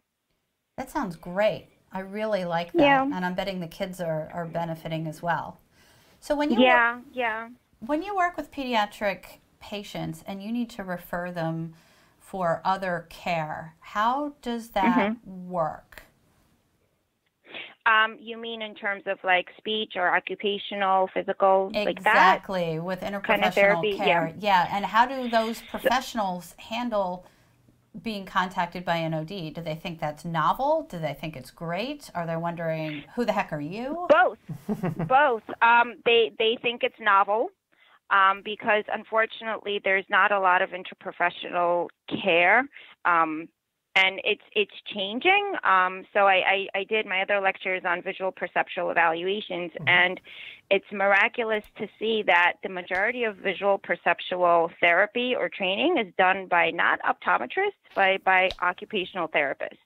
They're the ones that are doing the evaluations, and then they're doing the therapy, and they're not really referring the patients over to us for the visual perceptual evaluation because, A, they don't know that we do it, and they don't know what kind of therapy we have, and then there's poor interprofessional relationships. So my youngest son, he actually has global developmental delays, so he gets occupational and speech and everything galore. So for me, that opened my eyes to what those therapists actually do, and I started talking to them, and you know, a lot of what they do, especially in occupational therapy, really mirrors and correlates with what we do. They have a lot more open space and more like gym equipment, so if a kid has some kind of motility issues or visual spatial issues, they can work on more of the gross visual spatial problems, whereas we will work more on the more local issues for the child. And working together makes such a huge difference. I mean, just speaking personally for my son, he started off mainly with speech issues, but we weren't getting anywhere with speech. And so then we added in occupational therapy, and just within a couple of weeks of having integrated therapy, it was like night and day for him. Wow. So in terms of collaborating with them, so I got, I guess, lucky in a way where I was able to have personal one-on-one contact with these specialists, and we were able to start a discussion. So what we do now is we run fairs where we have a pediatric dentist, we have an occupational, a speech therapist, me, a physical therapist, and a diet, not a diet coach, but like a healthy lifestyle kind of coach. And we do like little health fairs, and we go out and we talk to, like, we get to, I don't know if you guys have gymborees out there. Yep. They're like gyms for little kids. So we'll go to like a gymboree and do like a parents' night out where the gymboree faculty will watch the kids, and we'll do like a little lecture, like a 15-minute lecture each of us will do on, you know, informing parents about all of the different disciplines and how they interconnect with each other. But honestly, you have to do the legwork. You have to go out. You have to introduce yourself to the people in the community, tell them what you can do, ask them about what they do and how you guys can help each other. Because just from personal experience, it made a huge difference for my son to have interprofessional care for him. Right. Stepping back for a second, how, you know, for your second lecture about the visual perceptual evaluation, how do you know which patients need that kind of an evaluation? Is there anything you should look for, or the general you should look for? That's a really good question. So you always want to start off with just your general basic eye health evaluation. So your general refraction, and then your health evaluation. And then, so visual perception runs on kind of like a pyramidal hierarchy. So you have like your vision, your visual field, ocular motor, accommodation, binocularity, all at the very bottom of the pyramid. And then at the very top of the pyramid is our actual visual perception. So being able to adapt and make decisions based on the things that we perceived with our vision. And then all in between, we have dysfunctions like visual memory and cognition, pattern recognition, and things like that. So after doing just the regular refraction and health check, the second step should always be checking accommodation, binocularity, and ocular motor, for two reasons. A, because a problem in any one of those three is going to make any other problem worse, because it's the very bottom of the pyramid. So if you don't have a good base, then it's always going to affect everything else going up. And then an accommodative binocular ocular motor dysfunction can kind of mimic symptoms of visual perceptual dysfunction. So if we do the initial ocular health evaluation, we do a vision therapy evaluation, and we see that everything there is kind of coming out normal or minimally abnormal, but the kid is still struggling in school with letter reversals and poor handwriting and memory and comprehension, then that definitely warrants a visual perceptual evaluation. If we see that the child has, really bad binocularity, really bad accommodation, really bad ocular motor, and they're a +5 hyperope, and they're having issues in school, then I would probably go more towards, well, let's give them a little bit of a prescription, especially for near. Let's work on the oculomotor, binocular, and accommodative dysfunctions and see where we get from there. And then see how much improvement has been made. And if all of his symptoms have resolved, then great. He didn't have a perceptual dysfunction. It was just all mainly what we've already worked on. If we have a vast improvement in accommodation, binocularity, ocular motor, and there's still a lot of struggle in school, or things have gotten better but not to the point where we expect, then I would do like a perceptual evaluation and start adding in perceptual therapy into my therapy that I'm already doing. Right, and it sounds like this is a pretty in-depth evaluation. How long does it typically take if you're going to go full bore and do the whole thing? It depends on the age of the kid and how cooperative they are, and the amount of tests you're going to do, the battery. It can take 2.5, 3 hours. Give and take, but yeah, it's perceptual evaluations. If you're doing like a good, full battery, it can take up to 3 hours. Some practitioners will kind of add a couple of little components of visual perception into their general vision therapy evaluation. That might take maybe half an hour, but that's not a full-blown visual perceptual evaluation. That's just some components or visual perceptual aspects thrown into it. Right, so proper identification of the patients is absolutely critical, right? Because you can't do a full battery on everybody. Right, it'd be a long day. You can't do full battery, definitely not. And also within the battery, your tests are going to change depending on what kind of symptoms and issues the child is having. So there are a lot of different tests out there that are available, and there's really no one test that is considered best or one battery that's considered best.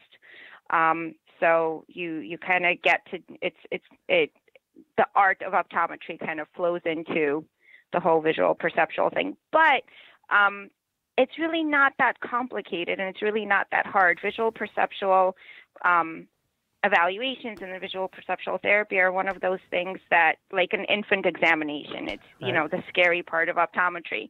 But once you try to kind of understand the whole process and why things are happening the way they're happening, and if you have this kind of a deficit, then these are the symptoms the child is going to have, and these are some of the things to help get them better. It becomes much more doable, and there's no cookie cutter way of doing it, but I tried to kind of break this down to as easy as it could be, to make it as cookie cutter as possible, so that people would at least be able to say, okay, this isn't so bad, let me give it a shot.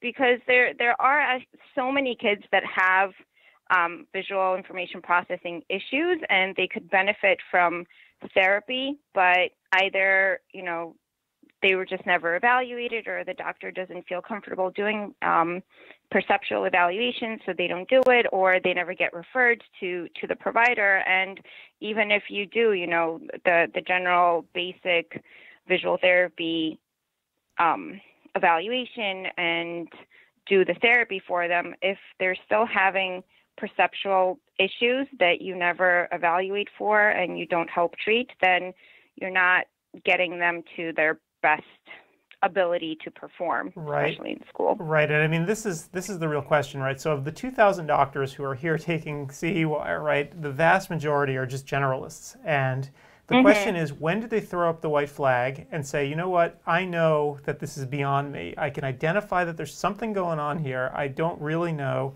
When do I send out to Tammy? Right. When do you punt? When does that happen? Yeah. When do we punt over?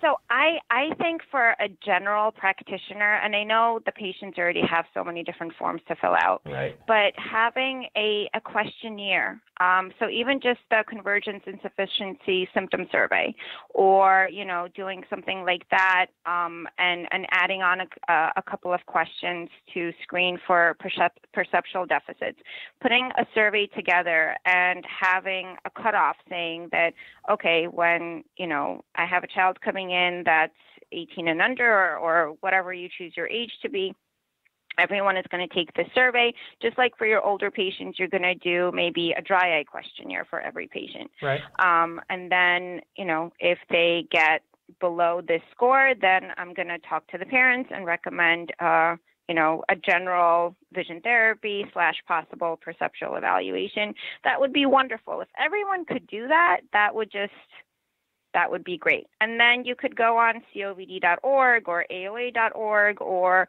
the local society pages, and the doctors are broken down by specialty. So the parent can just go in, put in their zip code, check off, perceptual, and they'll find a doctor in the area. And honestly, the doctors that are like hardcore vision therapy and they love doing, head trauma and rehabilitation and perceptual therapy, a lot of them are general practitioners as well, but a lot of them also, they're like surgeons. They want to do the therapy and then they want to send the patient back off for you to do, just the general evaluation. So it's a give and take. There's always the fear that if you refer someone over, you're not going to see them back. Right. But we have to kind of start somewhere. Well, I mean, if I feel like optometrists are horrible at referring to each other. They are, but you know what? If you're doing like 3-hour-long evaluations, no OD should be afraid that you're going to steal their whole patient base, right? I mean, right.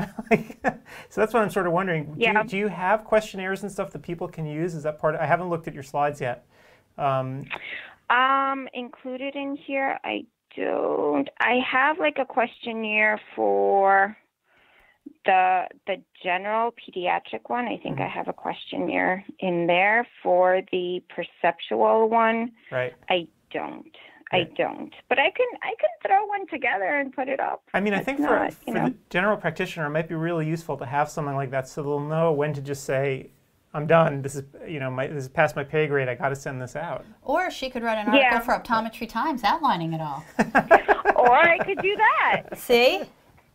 Was I slick and subtle? Oh my God, so subtle. Yeah. Absolutely. We should talk about that, Tammy. Yeah. I mean, I think that all of the doctors, they're wonderful at doing what they're doing, and I'm perfectly fine. Like I think at specialty contact lenses. I think at it. So I do myopia control. Right. If it's bifocal contacts, if it's atropine, I'm great.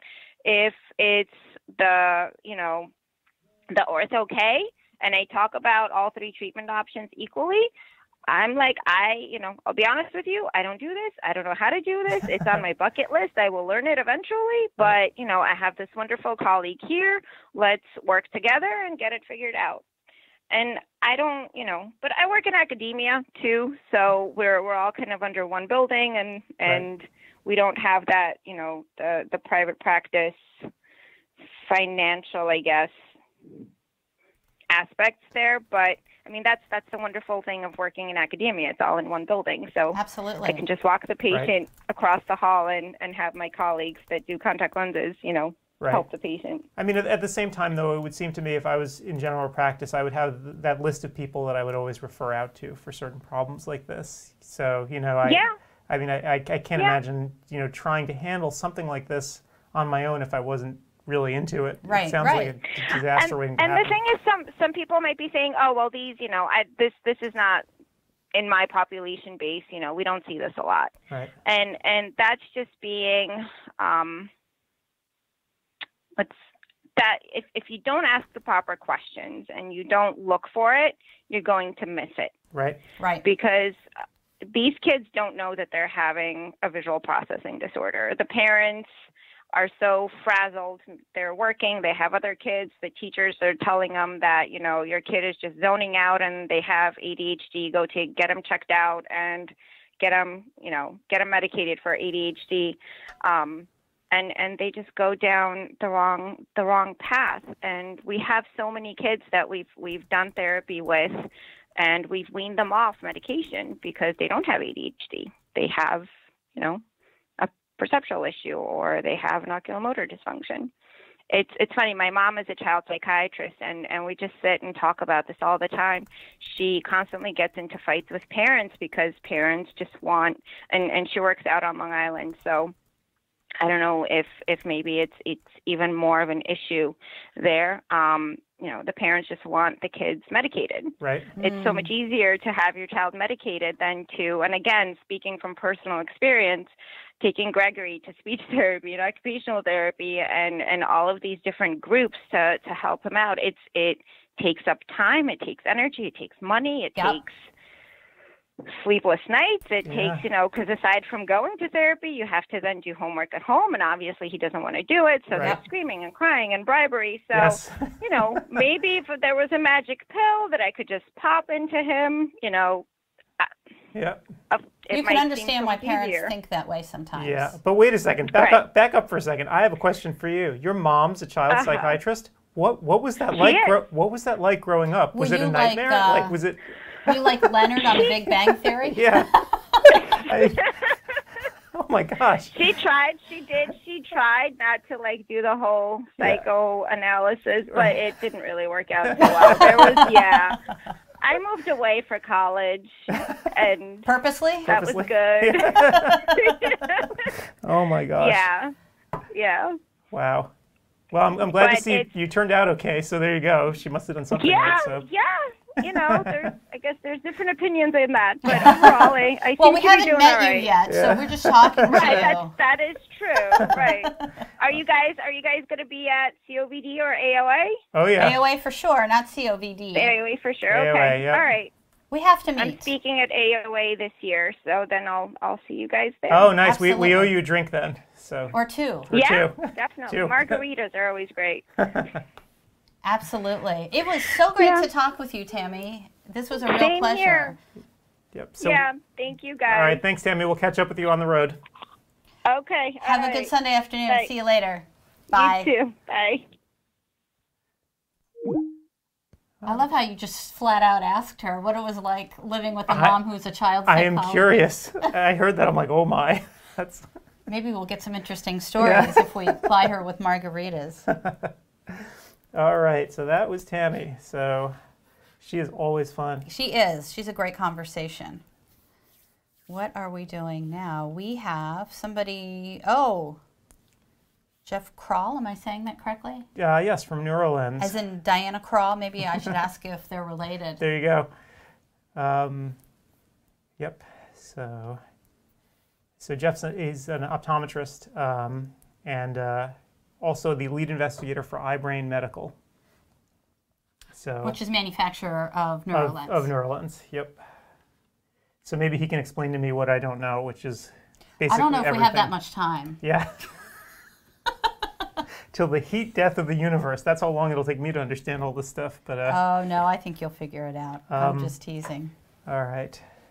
Let me see if we can get him. Well, we've got some classes that are wrapping up right now, and we've got a bunch more that are about to start. So it is almost a few minutes before 4 Eastern. Mm-hmm. So we've got the wonderful Ed Bennett with the GP Lens update, and we've got Lawrence Craig Thomas talking about meibomian gland dysfunction, where dry eye begins, and he gave us a little bit of an insight into that yesterday, talking about managing the patient. Then we've got Rich Madonna talking about systemic disease and glaucoma. Mm-hmm. And that starts at 4:15, actually, so you have a couple of more minutes. And then Tammy, who we just spoke to, in an hour, she's going to be talking about the visual perception evaluation, and we just spent some time talking about that. So I think that would be great. And then also in an hour, Craig Steinberg is going to be talking about VSP audits in 2019. We talked with Craig yesterday, and he gave us a little bit of insight, and he has written an article for Optometry Times about it. You'll see in our upcoming February issue, which I'm now finishing up this upcoming week. But it was in our newsletter, email newsletter last week, and that's on our website if you're interested in seeing that.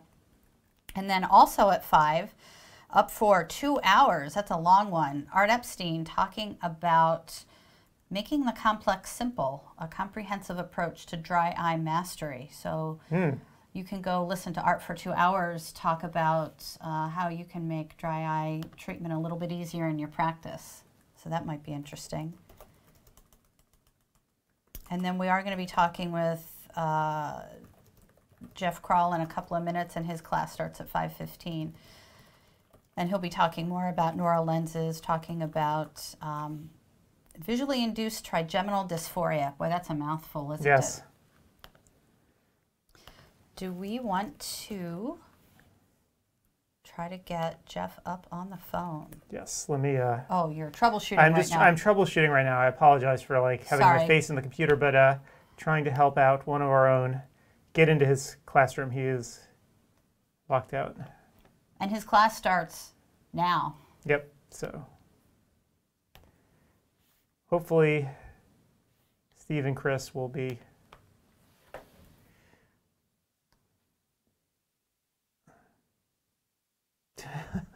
trying my best here to well, you're wearing many different hats. Yeah, I know. I do too many jobs here during the day. Adam is chief cook and bottle washer. Not only does he help plan the entire conference, it's in his house, which is where we are right now, so he's got a lot of physical setup to do. We've got this, it looks like this lovely loft, which of course we're in, but there's a lot of lights around us. And there's you should see like the rest of the house. We took pictures of it yesterday. It looks like a bomb hit it. I mean, we've just been eating and it's just been... Anyway, let me get Jeff on the phone here. So Adam is also tech geek. But then we also have Steve, who is helping out, and I believe Steve is now going to be called Tech God. So he's jumping in with that. And Adam is also talking to everybody here with all these conversations and all those lovely things that you see pop up on the screen. Adam makes all of those happen as well. So that's a lot going on.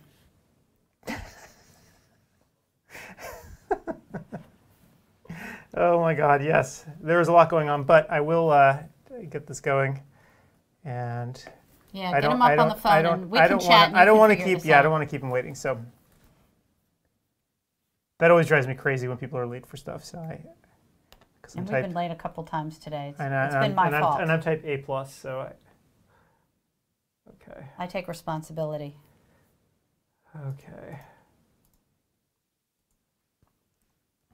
You take responsibility for all the things, well, right? For being late. For being late. I don't know if that's your fault. Huh. Okay.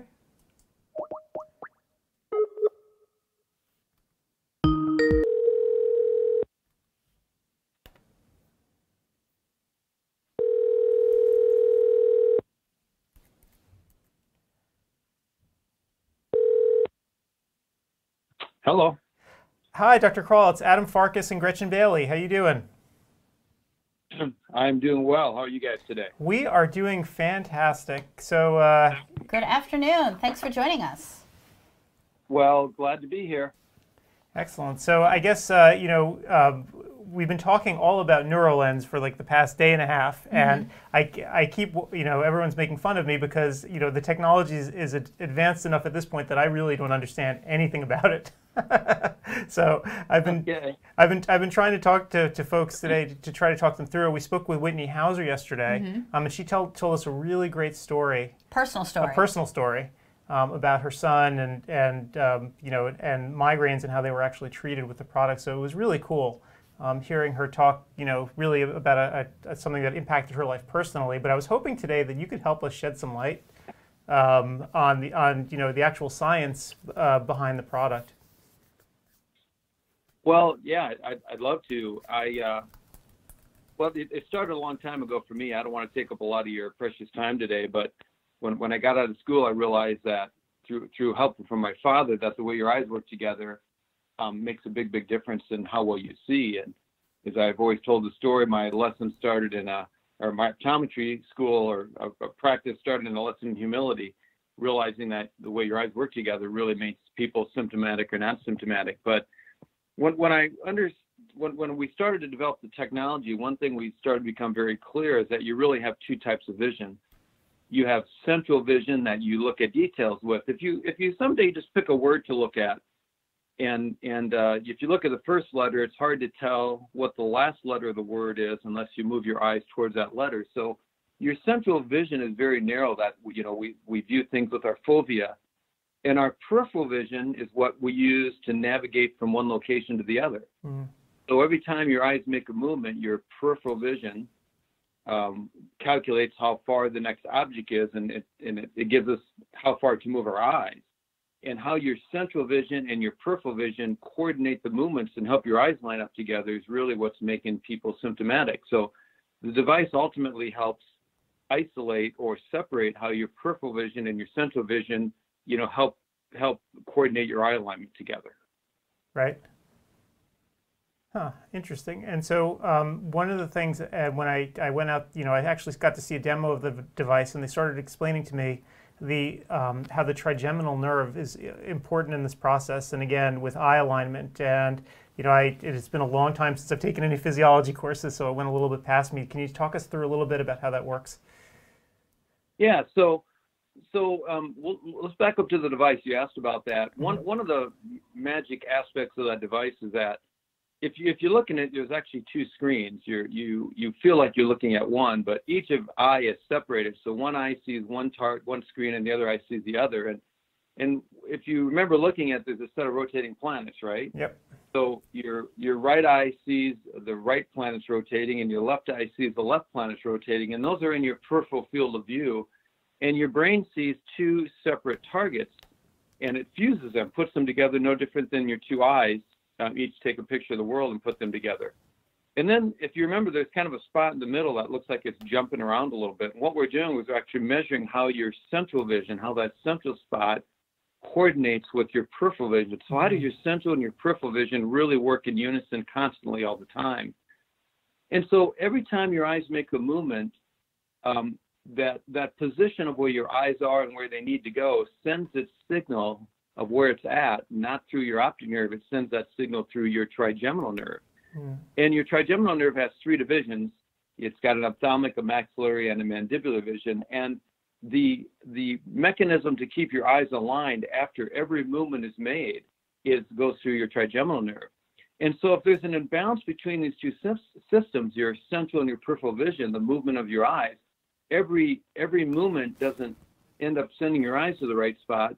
The signal then is sent through your trigeminal nerve.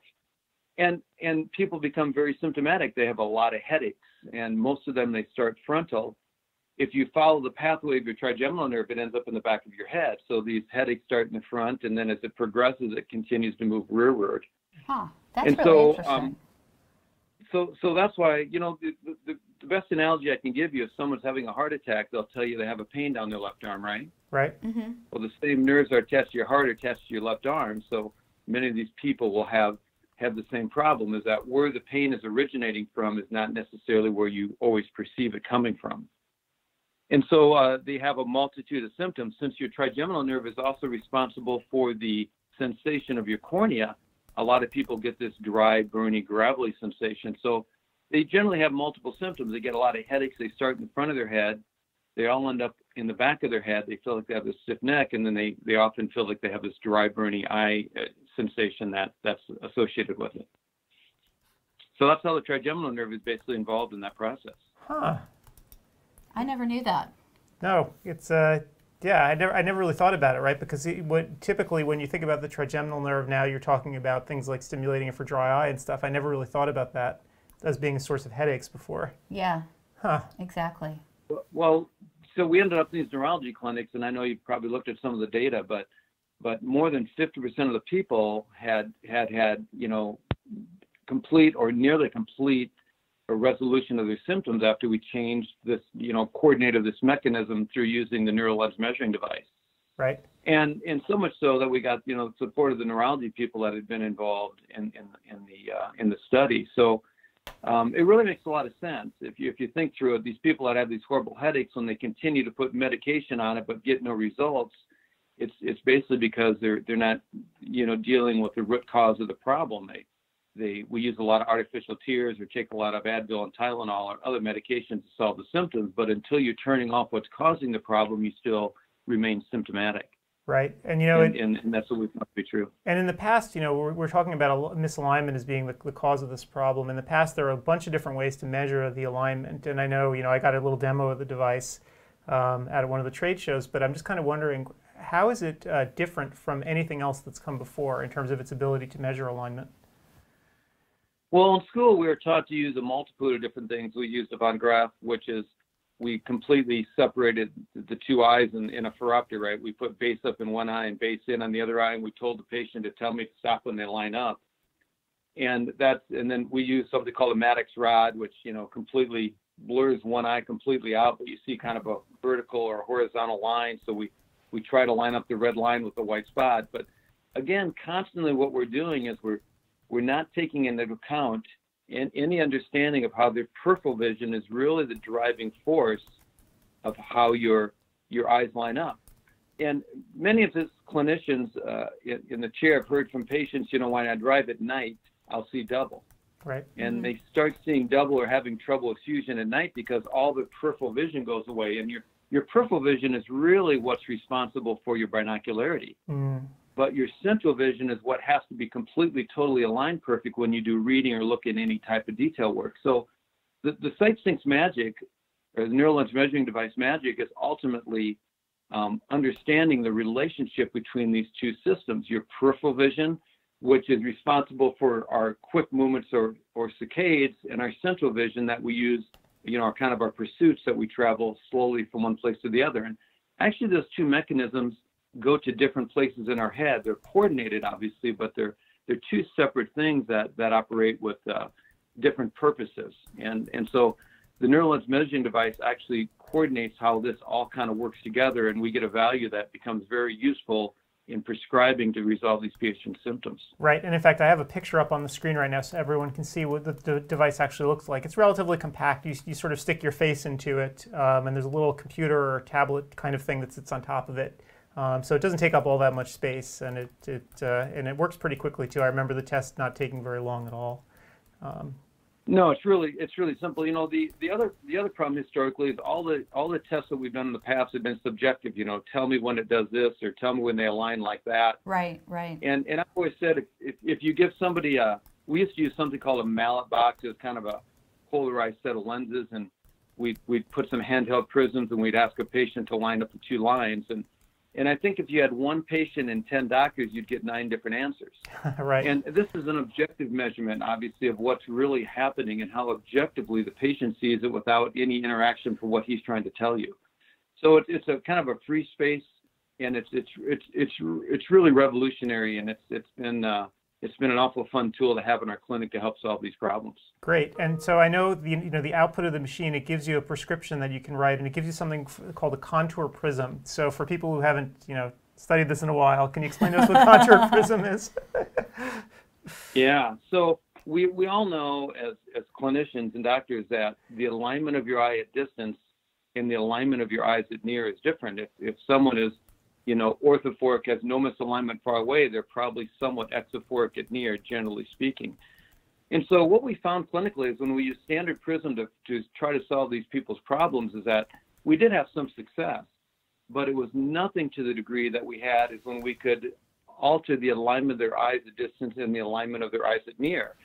And it kind of parallels a little bit what a no-line bifocal would be like, right? So when we look far away, and when we're 50 years old, we can see clearly. And when we look up close, we can't focus anymore. So we give somebody a bifocal in which the power increases the closer the object gets to them. Well, the same concept exists in people that are symptomatic with their eye alignment is that the alignment of your eyes at distance can be one value and the alignment of your eyes at near can be another value. So we found a way to develop the lens with contour prism that alters the amount that you get at near. And that's again, the other portion of the magic that's really helped us resolve a lot of these patients' problems is that being able to change those two values at those two locations, because that's really what's happening with these patients.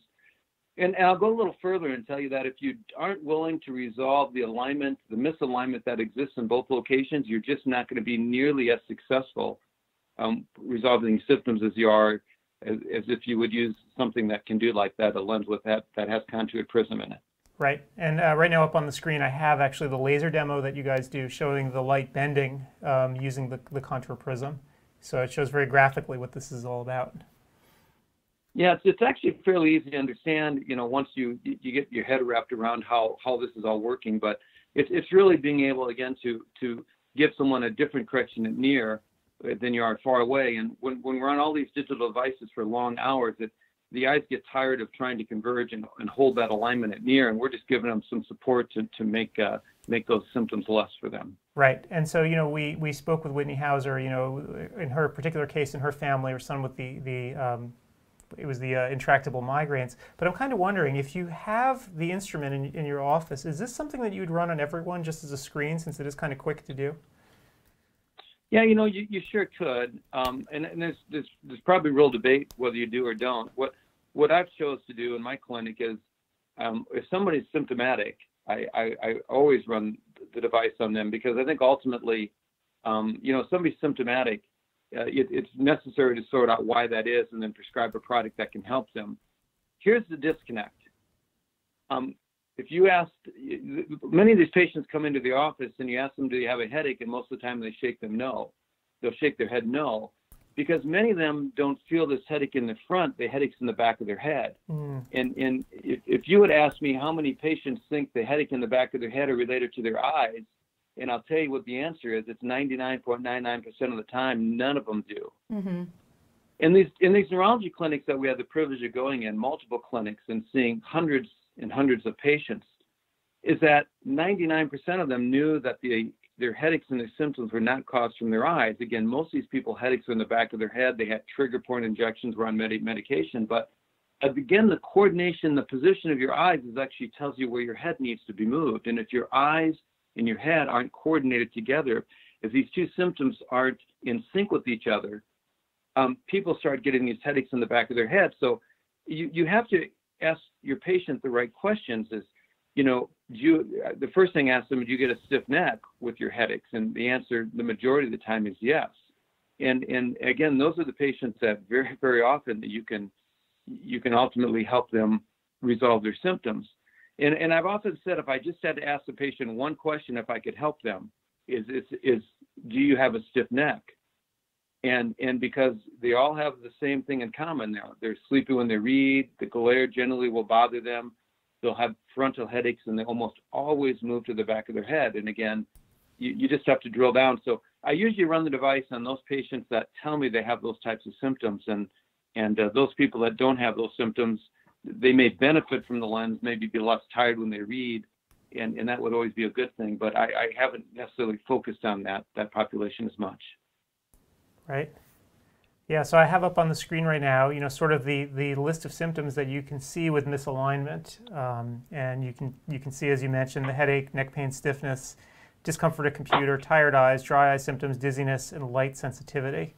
So, I think you also have a questionnaire I saw up on the website as well that people can download that they might want to ask their patients. Yeah, there's a pretty good history questionnaire that asks those specific questions. And the council, the Vision Council, did a survey here a few years back, and they found that 65% of the patients walking in our office had these symptoms, yet only 10% of these people were, equating these symptoms to their doctor. So there's a big disconnect that a lot of these patients think that we can help them with these symptoms. That's the unfortunate thing. And the reason I don't run it on asymptomatic patients is there's so many people that are symptomatic that you're running it a lot, 65 or 70% of the time, these people have symptoms. They just don't realize that you can help them with the problem. So, there are all the things we kind of talked about earlier, dry eyes, headaches, neck stiffness, tension in their neck. And then many of them will often tell you that they're dizzy. And it's not dizzy as if the room is spinning, but it's dizzy in the fact that if they turn quick, they feel just a little bit disconnected from the environment. They feel just a little bit off. If they turn their head and their eyes quick, their head movement and their eyes position don't match for a split second, and they feel this little bit of swim in the world that they can't quite describe to you. But I see an awful lot of patients that have really benefited from these neural lenses by, solving the alignment of their eyes, made a lot of those symptoms go away. So that's another critical question. But again, we really have to drill down to our patients and ask them the right questions, because many of these people are suffering with the problems and don't know, again, that we can help them. Right. So I guess my next question would be, for anyone who actually wants to see the device in action, how would they go about doing it? Are you guys going to be at upcoming shows? Yeah, I think we're at CECO here coming up here shortly. They're at Vision Expo East and West. They've surely made a commitment. If anyone is interested, they'll find a way to get you to a doctor in the area where they can come and you could view it or talk to someone that's had one. And so I think all the major shows coming up, there will be, the company has a presence at those, and otherwise they can contact or look up iBrain Medical and have a representative in the area come talk with them, and they can come in and do a demo or find a way to take a peek at this. That would be cool. One other question I saw someone ask me, they were curious, when you get the prescription made with the lenses, how long does it typically take to turn around? I was just thinking that. I was going to ask. Because someone wanted, I forgot who, but someone asked me, like, how long does it actually take? And I said, good question, I don't know. How long does it usually take? You know, you're probably asking the wrong guy the exact question, because I'm not in that nuts and bolts of it. I can tell you in my clinic, it's somewhere similar to a typical lab.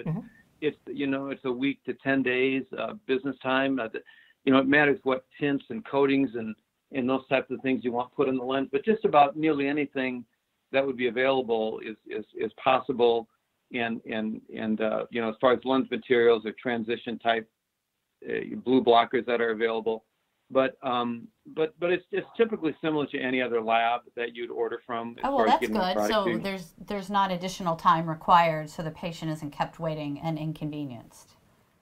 No, it's relatively like nearly any lab would be in order to get the product to your doorstep.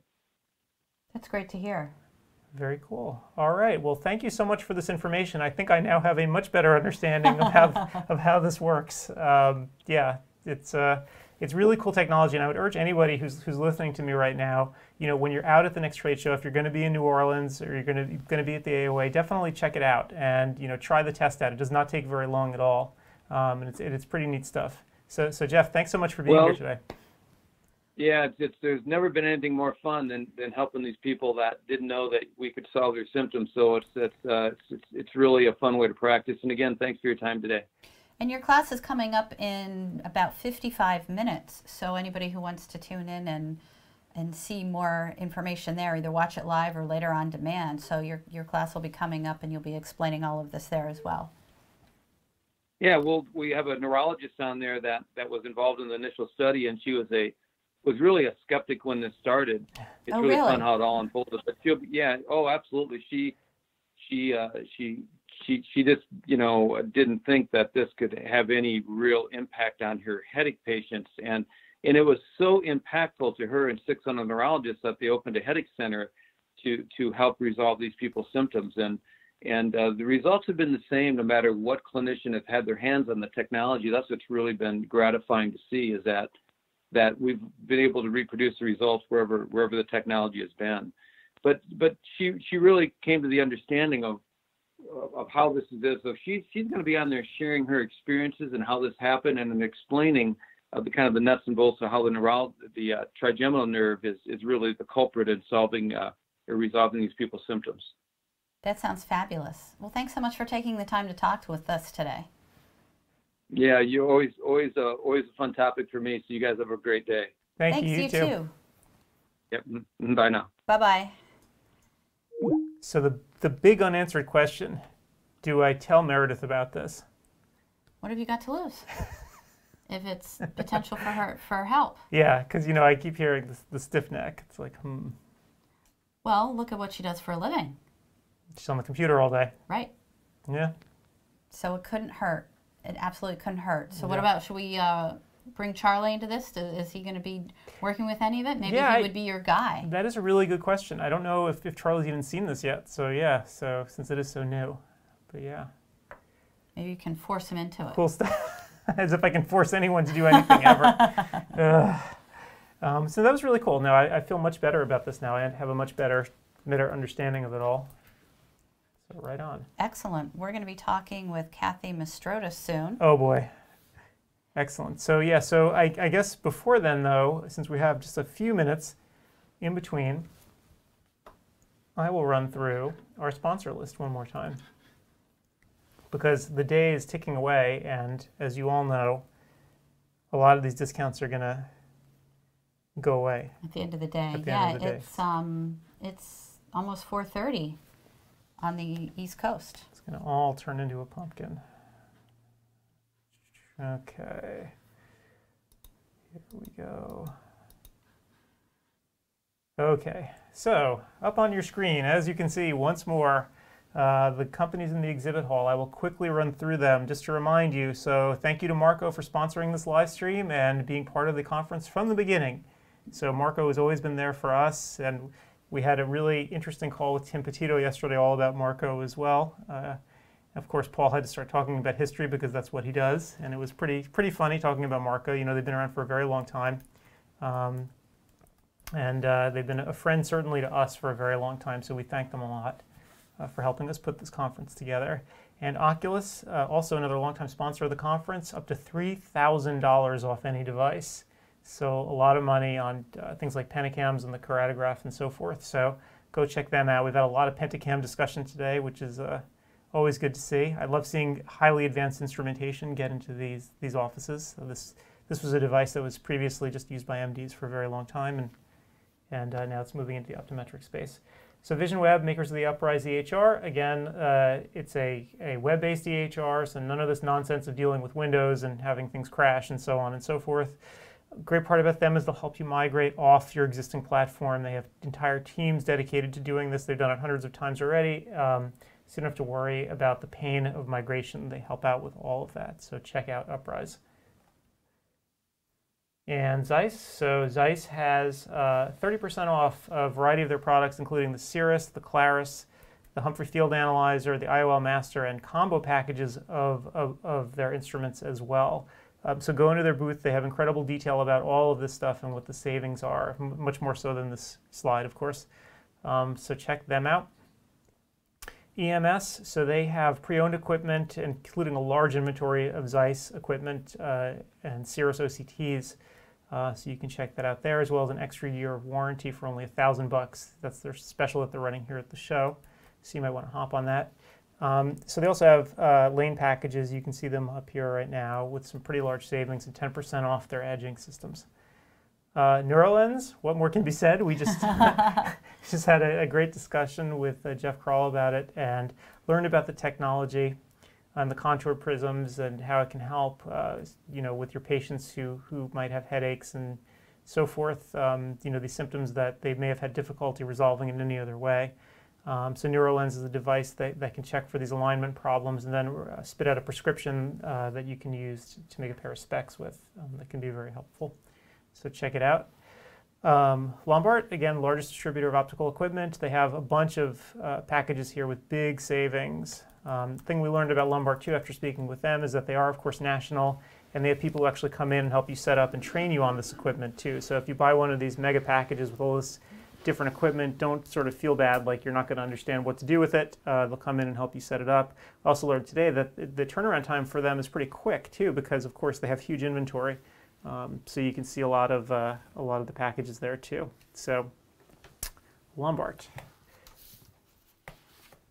And ABB, the largest distributor of contact lenses in the country, not just soft lenses, but RGPs too. They have their own lab, so I'm sure most of you are familiar with them, so you might want to go check them out. And Lance Leasing, so if you need to finance the equipment that you might buy here today, check out Lance. They specialize in eye care, so you know they're not like a regular bank. You don't have to explain to them what it is each piece of equipment does. They know exactly what it is and how it works. So if you sign with them before the end of the conference, they'll pay your documentation fees, and actually, if they're actually keeping their deal open through February, so because they understand sometimes that it takes a while for these deals to close. And if you bundle 2 or more vendors together in the same agreement, they'll give you even better rates. iCare Pro.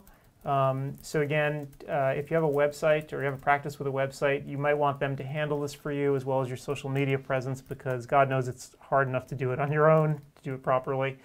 They're experts in it. They've done it for hundreds of practices, so they know what works and, more importantly, what does not work.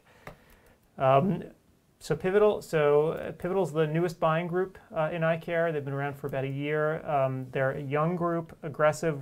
They offer some really great discounts, and they work very lean. So they're sort of this newest generation of companies without a lot of legacy baggage to carry around. So they work very lean. They have great deals. They also have online education, which is obviously near and dear to my heart. If you sign up with Pivotal, and it's totally free to sign up, there's no obligation whatsoever. You can get into their portal and check it all out along with their educational materials. Vision Equipment Incorporated, so that's Leo Hadley's company, 20% off all of his edgers and 10% off on anything else he's got in stock. So again, Vision Equipment does pre-owned equipment. And so Leo has obviously been with us since the beginning too. He's got a pretty big inventory, though sometimes it goes quickly, right, because it's all pre-owned. So you want to hop on it if there's a piece of equipment that you think you might be interested in. Okay, Acuity Eye Care Group, so they are a private equity group, one of the 5 that have come into eye care. You know, they buy practices and then try to build efficiencies into the practices that they buy. Ben Chudner was on yesterday. He's with them. He was talking to us all about what they do and how they do it and how they might be different from the other groups. And he's giving a lecture, or gave a lecture, that you might want to watch on demand, discussing the different groups that are in eye care and how they all operate and why they're all a bit different from one another. And finally, Optometry Times, practical chairside advice. Gretchen, do you have anything that you would like to say about Optometry Times? Yes, I want everyone to read Optometry Times. I want everyone to sign up for our email newsletter. We will come to you however you like to read us. A print version every month, a digital edition every month, email newsletters 3 times a week.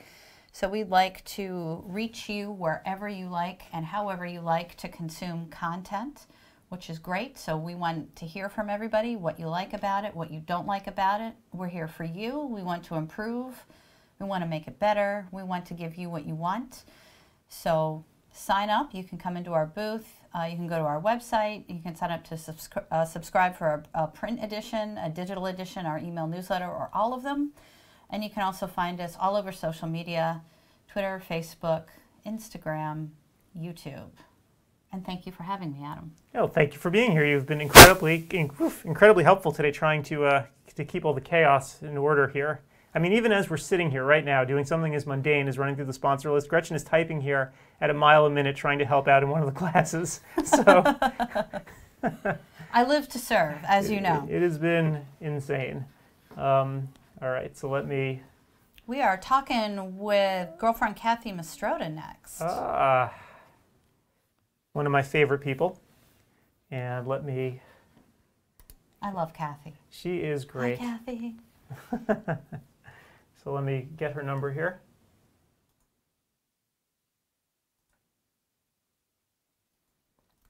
Okay, where is your number, Kathy? I'm sure I can find it here on my mess of a desktop. Here, I have it. Oh, thank you. And my desktop is now... Here, I'll make it really big for you. Oh, come on now. I don't need that. There you go. Okay, that is sarcastically large. But you're also turning off to the side. Yeah. Oh my God. Look, outrageous. Okay. Okay, got it. Got it? Got it. That's 555-1212. Outrageous.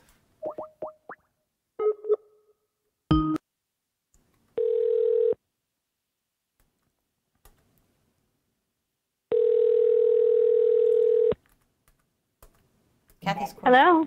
Hey, Kathy. It's Adam and Gretchen. How you doing? Hey, good. How are you?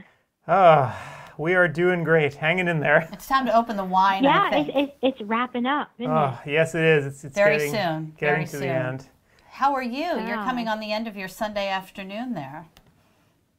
Oh, I'm doing fine. I was getting ready to speak with you two folks, two of my favorite all-time people. Smoochies. So before you start talking about ocular surface disease, and forget about that. I don't care about that right now. I want, when we last met, you told us about the mode of practice that you're doing now, and I was so fascinated by it. I thought everyone else might want to hear it too, if you'd like to share about where you're working right now. Oh, I would be happy to. I would be happy to. This is really cool. It is really cool. Glad. I think it's really cool too. I am born and bred New York City girl. I don't have a driver's license. I've never ventured too far from New York, and I am working for the New York Hotel Trade Council Employee Benefit Funds. And what the organization I work for does is it is the benefit orchestrator for all the people who work in the hospitality and hotel industry and concessions, the ball fields in New York City, and they all belong to the union. So we render not only the offices take care of their retirement and their investments and legal and all those other things, but we have 4 very large facilities that manage all their medical care that we can within the building. So we have everybody from allergy to vasculature in our facilities. And we have dental facilities, we have our own pharmacies, and I am in the director of eye care. So we have 4 facilities with, I don't know, a total of 10 optometrists who care for these 100,000 members of the hotel union. So, we take care of the people that when you come to New York, take care of you. So, I mean, these are the folks, our members, our patients, are the people who really take care of, I love New York and New York hospitality. And they are a great bunch of people to work with, and they're near and dear to my heart because they are really part of my city, of what makes the heartbeat of New York, right? The theater district and the hotels that are around there, the excitement that's in New York. So that's what I do. I love that. Am I on? Yeah, you're on, Dad. What's up? Hi, Kathy. Paul Farkas here. Hey, how are you today? When Jordan Caslow joined the practice, everyone that joins the practice has to contribute something unique. I said, Jordan, what do you want to do? Well, Jordan, when he first began, went to every hotel, every big hotel in New York City, and went to the concierge and handed out cards saying that if anyone has problems with their contact lenses that have difficulties, our office is available to them. So that's how we got into the hotel industry. Wow. By the back door. Oh, that's wonderful. So you were the Kathy a long time ago.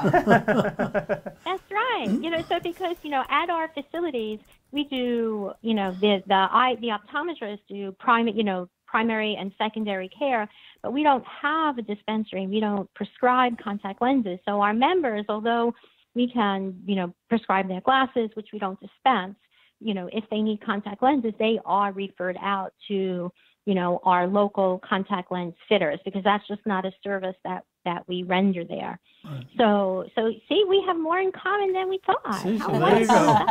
That is so funny. Yeah, and I bet you he will vouch for you that they are just really wonderful people to work with, and come from all walks of life, and it's really just very, very gratifying. I mean, it's really cool because people always talk about different kinds of modes of practice, and when you told me about this, I'm like, that is something I would never have thought of in a million years, that this was something that people did. I mean, that's really interesting. Yeah, As a matter of fact, when I... Yep, in the beginning, in the early years, one of the great competitors to optometry were union plans. That every union had their own health plan. So it was called HIP, Health Insurance Plan, and many of these city unions were all part of that group, the teachers union. So there you go. Yeah, so so I think that we're probably one of, very few of organizations that, that operate this way, because I certainly was, surprised to know about this. And what's most fun about this is that, in our records, we can dip into the records and find everything about that patient, because it's all encapsulated into our facilities, one in Harlem, one in Queens, one in Brooklyn, and one in Midtown. The most exciting thing is our newest facility. It's a completely different medical care delivery, where everything is automated, and patients have little GPSs on them throughout the building, and the doctor comes to the patient, not the patient to the doctor. We have no waiting rooms. The patient is directed to their exam room, and everybody who needs to see them, whether it be the patient advocate to make their appointments, the phlebotomist, the podiatrist, the allergist, all migrate to the room that the patient is in. Wow, so that's a very different concept. Yeah, so just the other day I was in a room with a patient, and he was a diabetic patient, and we were talking about his diabetic eye care, and of course the history. I'm like, you're a smoker, aren't you? And he says, yes, I smoke. I said, well, it would be really behoove you if you would try to cease that habit. He says, I've tried. So I was able to ring up our mental health people and say, I have a member who's interested in smoking cessation. Can you come up to the room and have a discussion with him? So I left that room. Yeah, I left that room, and they talked about smoking cessation. And when they were done, I went back into the room and finished while he was dilating. We got all these things accomplished, at one time. So, I mean, that is, that is very unique, and we have learning to work out the kinks of the system, but it certainly has been exciting and challenging all at once. I bet. Well, what happens if you call someone from a certain specialty to see a patient and someone isn't available? Is that room then tied up? Do you have just a vast number of rooms where you just park a patient and then perhaps the patient might wait half an hour to see somebody from mental health before then there's somebody who's coming in for allergy? I mean, are there appointments, or are people simply on call to come down? Depending on the specialty, not all our specialists are in the same facility at the same time, or some of them rotate, depending on, who's available and what floor they're on. For example, cardiology is, say, for example, on 3, and the member tells the cardiologist, and you know what, there's something wrong with my eye. One of the optometry team will be paged, and they would, come down to that patient. And if they needed, something more than what can be done in that room, we would bring them to, the eye switch with the imaging. But, generally we try to go to the member while they're there. Got it. Right. I like that. That's way cool. It is very cool. Yeah. And, if we send our patient elsewhere, they have a little badge on them, a connector, so that we can look on a map. Looks like the Marauders map. Oh, way cool! So we know exactly where they are in the facility. We know where all our equipment is because there are asset tags. We know where the providers are. You look at this map, and I could find, Gretchen's on the 3rd floor, and she's in room, 3B5, and I can watch Gretchen, move to the 4th floor, and same thing for our members. So we know where to find them, especially if we're trying to manage them in this way. If we're trying to have them see podiatry and optometry and maybe allergy in one day, depending on your specialty, if the podiatry room is equipped a little bit differently than the optometry room, but we try to centralize everything around the patient. What an interesting concept. See, there's a paper for you to write. You need to write that for me, Kath. Pardon me? You need to write that for me. Yeah. Oh, I'll write that for you. I like it. It's when you come to the city, we'll see if we can get in and tour the facilities. And we're getting about ready to ask that. On our next Girls' Day, I'll come to you. Yes, a new facility in Queens that will work the same way the Brooklyn. The Brooklyn was sort of the pilot, for this medical care model, and we're going to run with it for Queens coming up. So in the next 3 years or so, it's pretty fun. It's a completely different way of thinking about things. Absolutely. No waiting rooms, Very cool. It's, yeah. Well, I'm sorry I got us off on that tangent, but I was really curious. I mean, when you told me about it the first time when I saw you, I'm like, wow, that's really cool. I thought everyone should know. Well, you had your class yesterday, Kath. How did that go? I did have my class. I had a lot of fun researching this particular presentation, because what you learn is when you really speak to a patient, the funny things that they're doing, and you have to ask, well, what are you doing? And as these things unfold, well, who told you about that, or where did you find that? I saw it on TV, or I found it on the internet. So it was interesting to put out some of the things that are available to patients, whether they are searching, by themselves for an answer, whether they just want to look prettier, whether, someone else told them about a system, or we focus a lot on cosmetics, as Dr. Lyerly did. Where do they, find these things, and who tells them about these things? And, I just trolled, the internet and Amazon, and all these things just pop up. And I think it's important to keep in mind when you're chasing your tail trying to help a patient that they may be doing something totally unexpected, or using a product or a gizmo, that you may not know about. And there's probably so many more others that we didn't even touch on, heated eyelash curlers and creams and ointments and gels, and with gold in it or silver in it or minerals in it. And if you were in the lecture at all, what prompted it actually was a paper about ocular emergencies in an emergency room, where almost 50% of the patients had tried something at home before they came to the doctor to fix it, which probably is true across other specialties. But here, patients with acute ocular injuries would try something for a day or two that someone recommended. And oh, look, there's my picture. And I'm looking at me, looking at you. So it's kind of interesting. And so patients do strange things and use interesting things, and there are a lot of interesting things out there. Are there any things that really scare you? Well, one of the slides, I put up was it happened to be eyelash and eyebrow tint, and right on the front of the box, in big bold letters, it says poison. And oh my God! God, you think you would think twice about some that says poison, right on the front of the box. So, frankly, it's good that they do tell you that, but do people wonder, listen? well, do I really want to? Do I really want to put this in and around my eyes? Is this a smart thing to do? Like, tattooing your sclera, images of that, or patients who have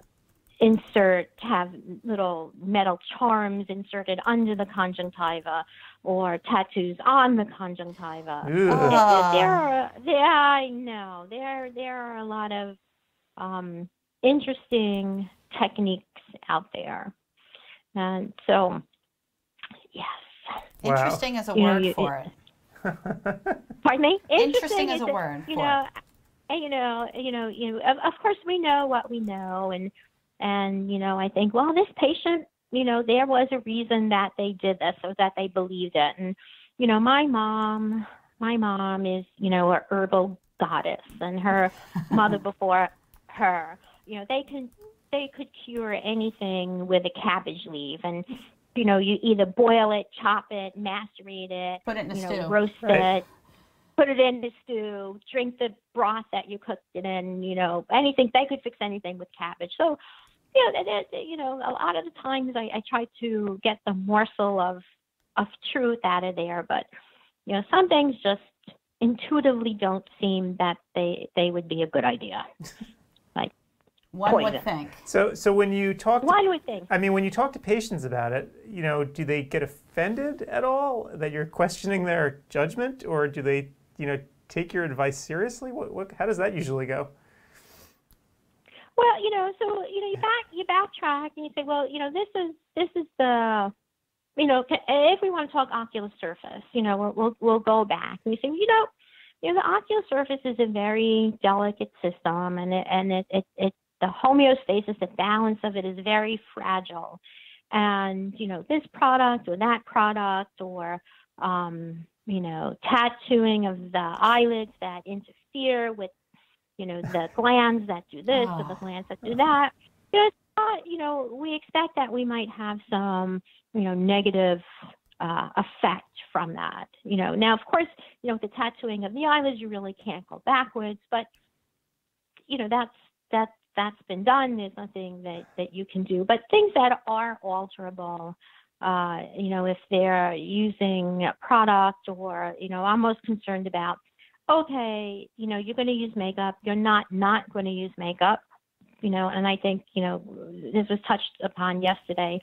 Patients will do what patients need to do, but if you can modify the behavior around it to make it the least, the lesser of the two evils. Like, if you're going to use 18 pounds of, whatever, please make sure you take it off, or change it up. Or I think it's the chronicity of a lot of things that we worry about, every day, just like topical, medications with preservative. It's the chronicity. It's every day. You can switch these practices up a little bit, because patients will do what patients will do. Right. So, don't wear your contact lenses. Right. Don't wear your contact lenses. Of course, they come in and they say, well, when I put my contact lenses in this morning, I'm like, ooh, so I think, to help modify behavior may at least be, the first step. So Craig Thomas spoke with us yesterday about this, and he's come to the belief that you can't ever tell anyone what to do ever to fix their problem. If you want to fix their ocular surface disease, you just have to do it in the office. Because they won't listen. Because they will not listen to anything. Well, and there's some, validity to that. I mean, it depends, so that, then you have to go, we have, home gizmos to clean your eyelids now. It's like, will the patient do it? I'm sure dentists will tell you that, they will talk about, brushing and flossing, and, I am culpable of this too. You brush and floss 2 days before you get ready to go to the dentist. Right. I think we live busy lives, and, well, I mean, I brush every day, but I don't floss every day. Let me just clarify. Okay, that's good to know, Kat. Yeah, it is good. It is good to know. Where was I? So, I mean, it's human nature, and it's part of an age I think we live in, and I think if you help guide a patient, they do have to be their own advocate, and I think, and this was a conversation you had yesterday with Jen Lyerly, that patients do want to do the best for themselves. I mean, in their heart they do, and if they act upon it, I mean, I know I need to lose 30 pounds.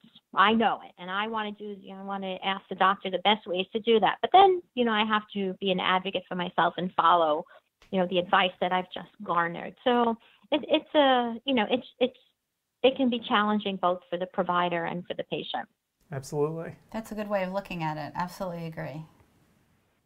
Absolutely.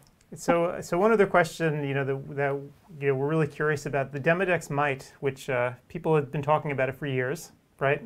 Right. So, and I guess you're one of the original Demodex people. What do they call you? The Demodex 5? Demodex 5. The 5. I pimped those guys out. We wrote Demodex down like the Titanic. Right. So, I mean, at this point in time, how do you feel about that? Is Demodex still a worthy topic, is what he's asking. Right. I am still trying to find out, the true purpose of Demodex. There is a lot of banter about, the biome of the gut and the ocular surface, and Demodex are associated with their own ocular biome, and you wonder, what is the purpose? Why are they there? What makes us think that we're so smart that that they should not be there? Right? What is the true purpose of Demodex mites? Do they have one? And is it a balance that goes off kilter that make them problematic? Right? Do they stimulate stem cells? Do they deliver important bacteria? Do they, what do they do? Why are they there? So I think that, I never, ever, not once have told any one of my patients ever that they have a problem with Demodex. I just address it if I think that's part of it. And it's just a system that's that's gone out of whack. Mm. And I think, most disease really is a system that's gone out of whack, right? So, so Demodex, I'm okay with Demodex. You gotta know them, you gotta love them, you gotta keep them in check. Like children. Absolutely. Like children. That is so funny. Well, oh my gosh. Well, we're just about out of time. Did you have any words of wisdom you wanted to impart to everyone before you go? Just tune into CEwire. It's a great platform, a great forum. I mean, it's a weekend that I look forward to, and to always make sure you take off your eye makeup at night. There you go. And words of wisdom. That is a great piece of advice. Words to live by. Do you take yours off at night, Oh, Adam? all the time. You know it. I don't know. I'm still seeing a little glitter on you, so maybe you didn't. I thought you weren't going to tell anyone about that. Oh, I'm sorry. I'm sorry. I'm sorry, Gretchen. What'd you say? I missed that. Oh, I said that Adam still has a little bit of glitter on his face, so maybe he isn't properly removing his cosmetics. Oh, at night? Okay, so yes. just for the record, everyone, I have not been hitting the strip clubs. Okay, my son has got this poster board that has glitter all over the edge of it. It was sitting in the living room. I picked the thing up to move it into his room because that's what you're supposed to do. And it's like all the fairy dust came down. Yeah, and I can't get Glitter it off. bomb. I cannot get it off. Like I don't know what to do. Maybe That's you guys his can tell story, us. and he's sticking I'm to it. sticking by that story. And he's sticking to it. Yes. No pun intended. Although, just on the heels of that, we've all been taught. Well, I've been talking about eye products and makeup removers and blepharitis and Demodex, and it is really hard to really get a lot of product off your eyelids and your eyelashes, and that is that is what you're just describing. The glitter, it sometimes can be a challenge. So I think core to the maintenance of good eyelid and eyelid margin hygiene, that you really have to concentrate on it and be careful to do it and thoughtful, and that's probably my last piece of advice. As always, it's always so nice to chat with you guys. Likewise. Well, thank you so much, and I hope we catch up either at New Orleans or at the AOA, or at least one of these conferences coming up. You going to CECO, Kath? Oh, am I going to CECO? No, but I will see you at AOA in New York, and remember, when you're in those hotels, those are my patients. So that's right. Be good. It's that somebody's watching. Somebody I know is watching. We'll watching you guys. So be on your best behavior. We will. We will. No glitter on them. No glitter. Thanks, Kathy. Bye, Kathy. All Have right, a good Sunday afternoon. All right, you guys take care. Thank you for what you do. We all really appreciate it. Oh, thanks. Bye. All right, bye-bye. Always fun to talk to Kathy. Oh my gosh, she's great. So we have Paul Chouse coming up next, and in the meantime, where are we lecture-wise? So it is almost 5 o'clock Eastern. So we talked to Tammy Petrosian a little bit ago. So her class on visual perception evaluation will be starting momentarily. Craig Steinberg's VSP audit class will be starting momentarily. And Art Epstein's 2-hour class on dry eye mastery, making the complex simple. And then in 15 minutes, we talked with Jeff Kroll a little bit ago, talking about NeuroLens and trigeminal dysphoria. Yep. And then we're going to have Paul Chouse up, and he will be the last class of the day, which will start in about an hour and 15 minutes. Talking about diabetes in 2019. His is going to be a good one. If you're interested in diabetes, he's the man. I do want to check this out afterward. Yeah. Paul is on the board of Optometry Times, and he authors our diabetes department, and there is always great stuff in there, and frequently his content sits on the cover just because it's something new and interesting and awesome, and he looks at things in a very different way. He does. I'm glad you're going to be talking with him, because I always learn something. Right. Editing his stuff. And he really loves the topic. He's one of those guys where if you needed to call somebody up because you needed to know something about diabetes, it's on the phone with him, right? Like you always have one go-to person that you go to if you need to know about a disease process. Absolutely. He would be the one for diabetes for sure. Absolutely. Because you're getting a straight answer from him. So. Yeah, and he'll explain it all to you. Yep. So let me find him. Here, I've got the number. I'll hold it over here for you to make it easier for you to see. I'm not that old. I'm not saying you're old. I'm saying that it's hard to turn your head and use another device and keep the number without saying it out loud. And this glitter has actually become permanently embedded in my being now, so I don't think it's ever going away. Excellent. So, okay, I think I got it. Cool, thank you. Mm-hmm. Okay.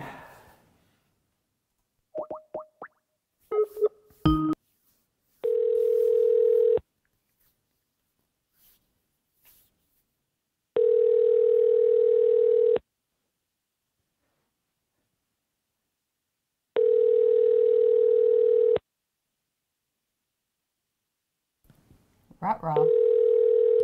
Maybe out of luck. Hello. Hey, Paul. It's Adam Farkas and Gretchen Bailey. How you doing?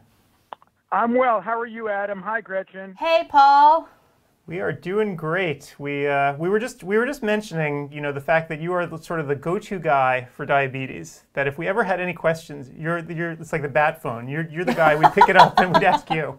The Paul phone. Yes. I'm the bat phone. Well, I need a better cave than a better bat cave downstairs than I've got. So I have a son who's in college now, and he's kind of taken over my library, and that's become his lair now. So. I'm kind of, my wife is joking with me. I'm doing a lot of my work in our bathroom upstairs because it's quiet. So she's calling it my office. Do you have a really cool hot tub spa bathtub?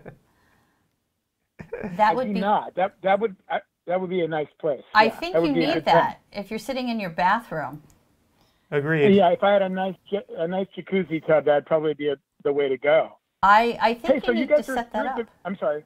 I said, I think you need to set that up with a jacuzzi. Yeah, our bathroom needs to be redone anyway. It's, like the last decade of my life has gone by so fast as my kids have grown up, and it's like, I have so much stuff I have to do. I need like a year off just to get my life in order. Because I go to work every day. I'm on an airplane all the time. I have so much stuff going on. I don't know how the really busy people.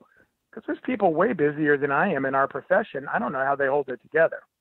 I think you're one of those really busy people, Paul. Yeah. Well, I tried, but I'm not like, I talk to other friends that I do speaking with that seem to be doing more stuff than I am. So how's the event going? It looks like I'm the very last person that is on the CEwire 2019. You are the strong finish. Yep, you are the closing act. So yeah. Hopefully I hold up. How's it been? I've been running around doing errands today. Have you had good attendance? Oh yes, very very good attendance. It's in fact what surprised me was that how many people are showing up live. I expect a lot of people will always come on demand, but this year we've seen a spike of people actually want to show up live and interact with the speakers. So, which is unusual for us. So I'm really psyched. So to that end, let me ask you, because this is only my second time doing it. Last year, I kind of kept quiet during my video presentation, the pre-record, and then I kind of said, okay, anybody has questions, is that the way to go? Or I'm just worried about if I start saying I'm here, ask me questions, that it might distract the viewers. What do you think? People do it both ways, so I don't know if I'd worry so much about distracting folks, because if there are a lot of questions, you want to be able to answer them. That's part of the beauty of it, right? Because you have that whole 50 minutes or whatever it is to type back and forth. And then if they miss something, they can always watch the thing again on demand, right? That's true. So you think once the presentation starts, just let people know I'm there. If you have questions, please ask. I would. I think people I think people like to know if you're actually there, and if there is a question, absolutely. But I would say whatever you feel comfortable with. Yep. And what's funny is too. No, I'll take your advice. Give it a shot and see how it works, because we've had some people say that they've been inundated with questions, and then other people it's been like crickets. So it's interesting depending on the topic. Some people have a lot of questions, and sometimes they're too scared to ask. So we will see. Okay, that's fine. I'll go with it. I'll try it this time this way, and we'll see how it goes, and then I can. You can report. I guess it all depends on the number of questions coming in, and as you pointed out, if there's a lot, then it gives me more time to respond and think of a coherent answer. Or you could just make it up. Yeah, you can make it up. Or make it up. Oh, that's part of the reason I wanted to listen to my own talk. Okay, I better make sure I know what I said. Right. So, it's funny, in between, when we're taking breaks here, like when we finally have to go eat lunch and get away from the cameras, I've been playing your old presentation, the one you gave last year at the Zeiss thing, so people can listen to that. Right. And every time I listen to it, it's scary as hell. Like, I keep telling people... He also was starting this off by saying, Paul, scary presentation. I mean, I listened to that one, and it just blows my mind. Just the stats that you keep bringing up are really scary. And I'm kind of wondering... The scary part? Just how many people have diabetes? Yeah. Scary? I mean, it's just... The demographics are just scary, and what's coming down the road for people is scary. It's the whole thing was scary, and I'm just kind of wondering, has anything changed in 2019? Well, what's changed, there's been a lot of potential changes in eye care, of course, in terms of treating people earlier. That's kind of the new mantra. But I'm thinking about, in terms of statistically, has it gotten worse? Yeah, just, it's about 1.5 million new cases in the U.S. every year. It keeps going up and up and up, and it's kind of beating the projections that were made. Well, the only good thing is that it's not cancer, although it can turn into cancer. Right. Diabetes is linked to cancer. But, I watch TV and I get scared because every other commercial is, some chemotherapy agent for cancer. And you just wonder, good God, what kind of world have we created for ourselves? Right. It's frightening. Yeah. Yeah. So, I mean, I guess the question... It'll be okay, though. I think my whole thing, I've written a couple of notes to, like, my state senators, and Patty Murray's our U.S. senator, and she's actually written back to me a couple times, and I'm just thinking we ought to start paying people to go to the Y and work out and pay them to eat vegetables. You're actually going to save money, is my hypothesis, in the long run, if you incentivize people, not with money maybe, to take better care of themselves, because the promise of just living a healthier life doesn't be enough. Well, it might be cheaper for health insurance companies. For sure. To pay their members to do it as opposed to pay for their treatments. Yep. Yeah. I think that's exactly correct. But then I get labeled as a the leftist if I say too much of that. But there's some evidence. Harvard University did a really interesting study where they raised the cost of, like, a Coke beverage at their cafeteria. Now, it's at Harvard. It's part of the medical school. So they raised the cost of, like, Coca-Cola beverages to, like, $5. Right. They like quadrupled the cost, and they reduced the cost of bottled water to, like, 25 cents. And they saw, as you might expect, a huge downtick in the purchases of Coca-Cola and an uptick in the purchase of water. Yep. So it just kind of shows you can kind of manipulate people a little bit to hopefully make healthier choices. Yep. Absolutely. So, sorry, I'm wearing myself already just talking to you. I know. Well, so I guess the question I would have for you is then, so for those folks who, you're already showing symptoms of retinopathy, right? Because, of the 2,000 doctors who are taking CEwire, who are watching all these videos now, the vast majority of them are general practitioners, and almost all of them are going to start seeing retinopathy every day. I mean, it's just something that they deal with. So the question is, as a general practitioner, what do you do? How do you deal with it? When do you decide to start treating? Well, so the easy answer is certainly when somebody, they require treatment, right? So if they have sight-threatening diabetic retinopathy, which means either proliferative retinopathy, especially, if you see disc neovascularization and a vitreous hemorrhage, obviously that person needs to be referred. And then the other one is if you have center-involved diabetic macular edema. So if you've got thickening of the retina, in the fovea, right adjacent to the fovea, those are folks that have to be referred. But they're kind of the new mantra now is becoming to refer people earlier. With all of the anti-VEGF studies that have been done treating diabetic macular edema, one of the things that they found was that people with diabetic retinopathy, independently of macular edema, when they got the anti-VEGF shots, the severity of their diabetic retinopathy went backwards. So it got less severe. So now we have, approval from the FDA for Lucentis to treat any degree of diabetic retinopathy. And we think that Eylea is going to get that approval very soon. And the people that seem to benefit the most are those people that have more severe non-proliferative diabetic retinopathy, whether they have diabetic macular edema or not. And so, all the retina specialists now are talking about the fate of the 47, which is, what the heck does that mean? So it's level 47 diabetic retinopathy severity scale retinopathy.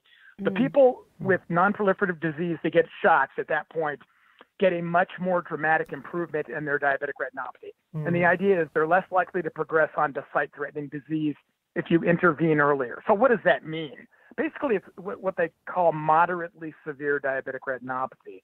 So for the general practitioner, my advice generally is if you're starting to see more and more hemorrhages, so a lot of hemorrhages in 2 of the retinal quadrants, or any vein beading, or certainly any IRMA, which is hard to see, that's somebody you ought to think about at least talking to the retina specialist, introduce the patient, kind of in anticipation they're going to need treatment down the road.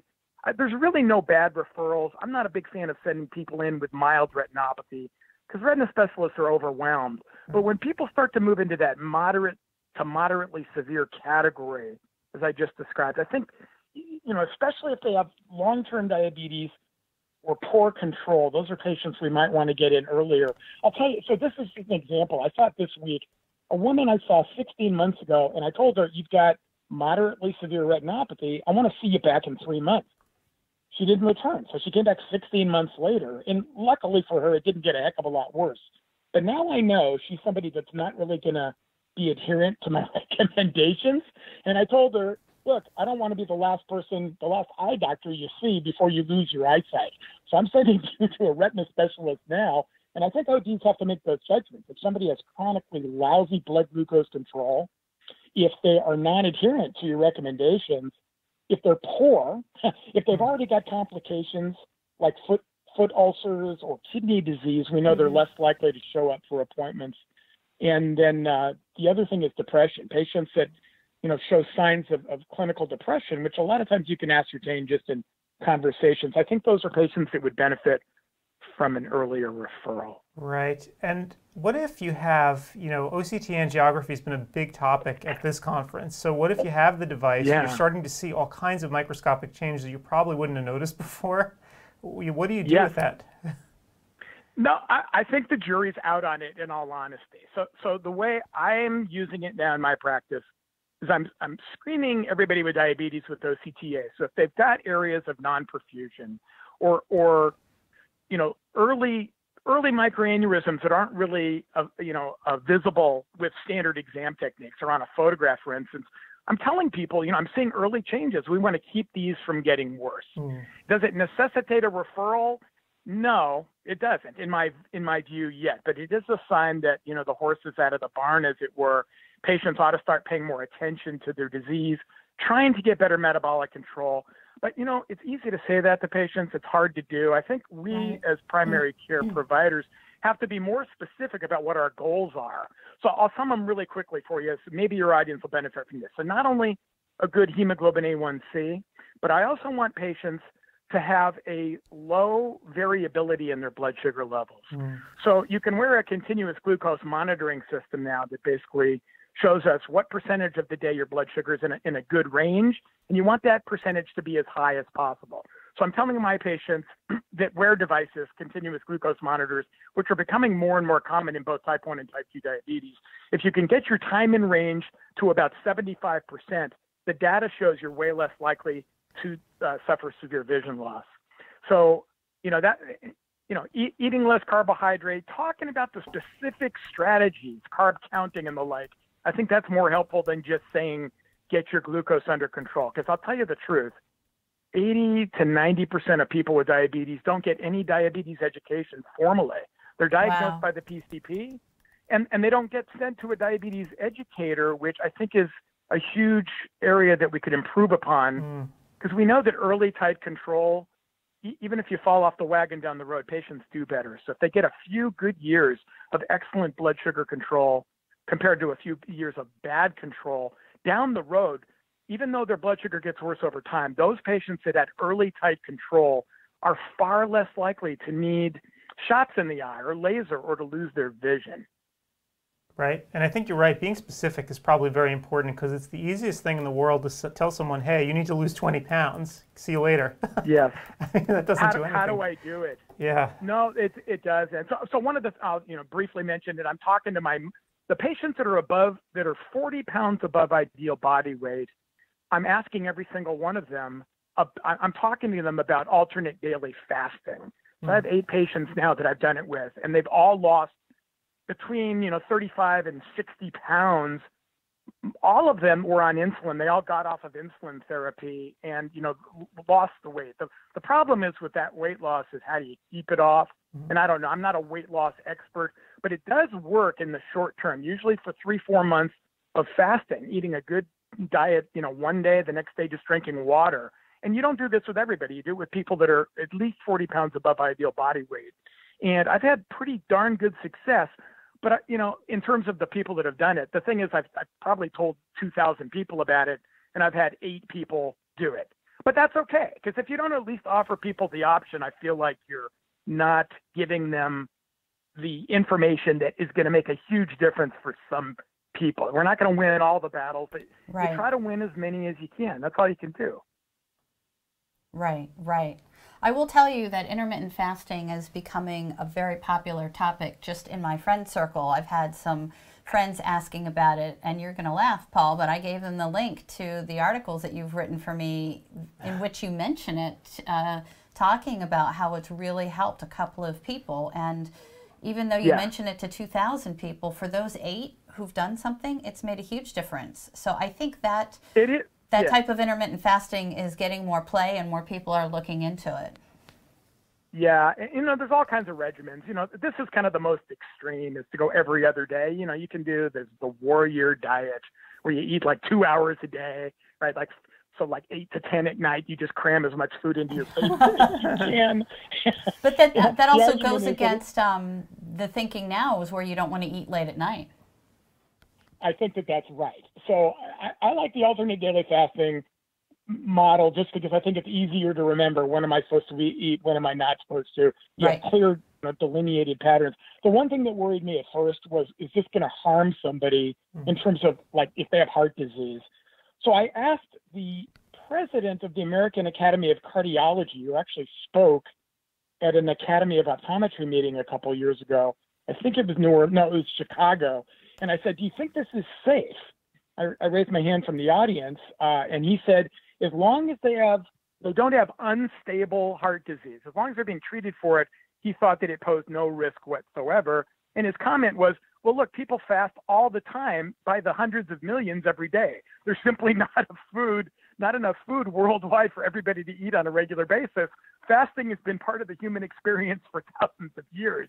It's not like you're introducing something that is completely antithetical to what humans have always done. Well, we're choosing to do it as opposed to having it thrust upon us because there's not enough food. Exactly.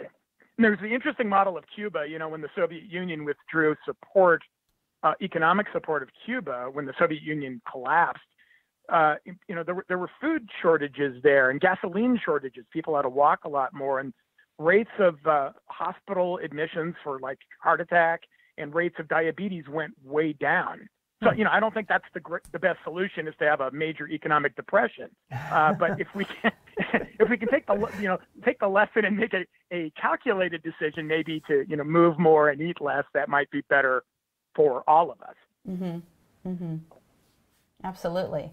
So I was taking some notes here just because I found it interesting of some quick suggestions that you would offer for listeners. So one is for patients that have a good A1C, to eat fewer carbohydrates, to have a few years of tight control after diagnosis, perhaps intermittent fasting. What are your other quick tips?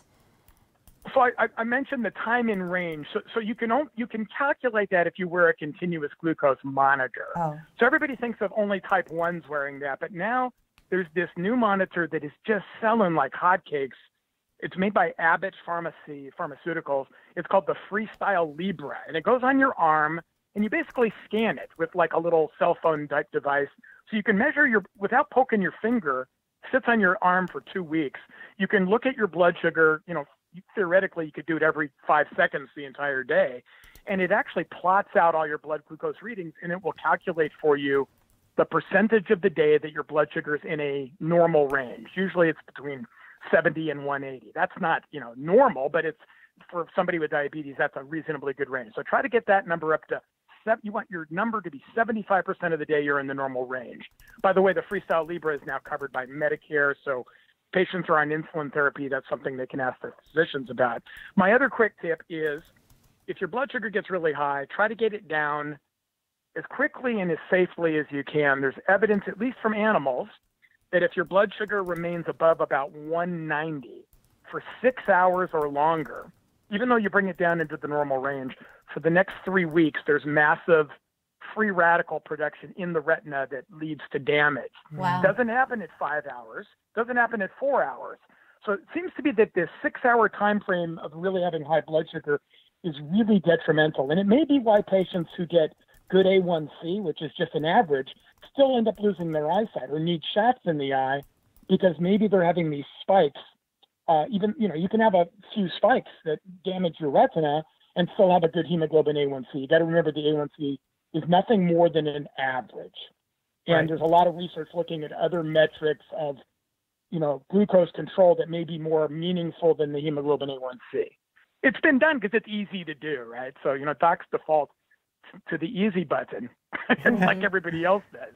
Mm-hmm. I mean, we probably do have another 30 million Americans on top of the 30 million now that have diabetes. My bet is if you tested everybody for the early signs of diabetes, we'd probably double the number because we're measuring blood glucose. We're not actually measuring the underlying physiological problem in type 2 diabetes, the most prevalent kind, is that you become insulin resistant. So you start producing massive amounts of insulin.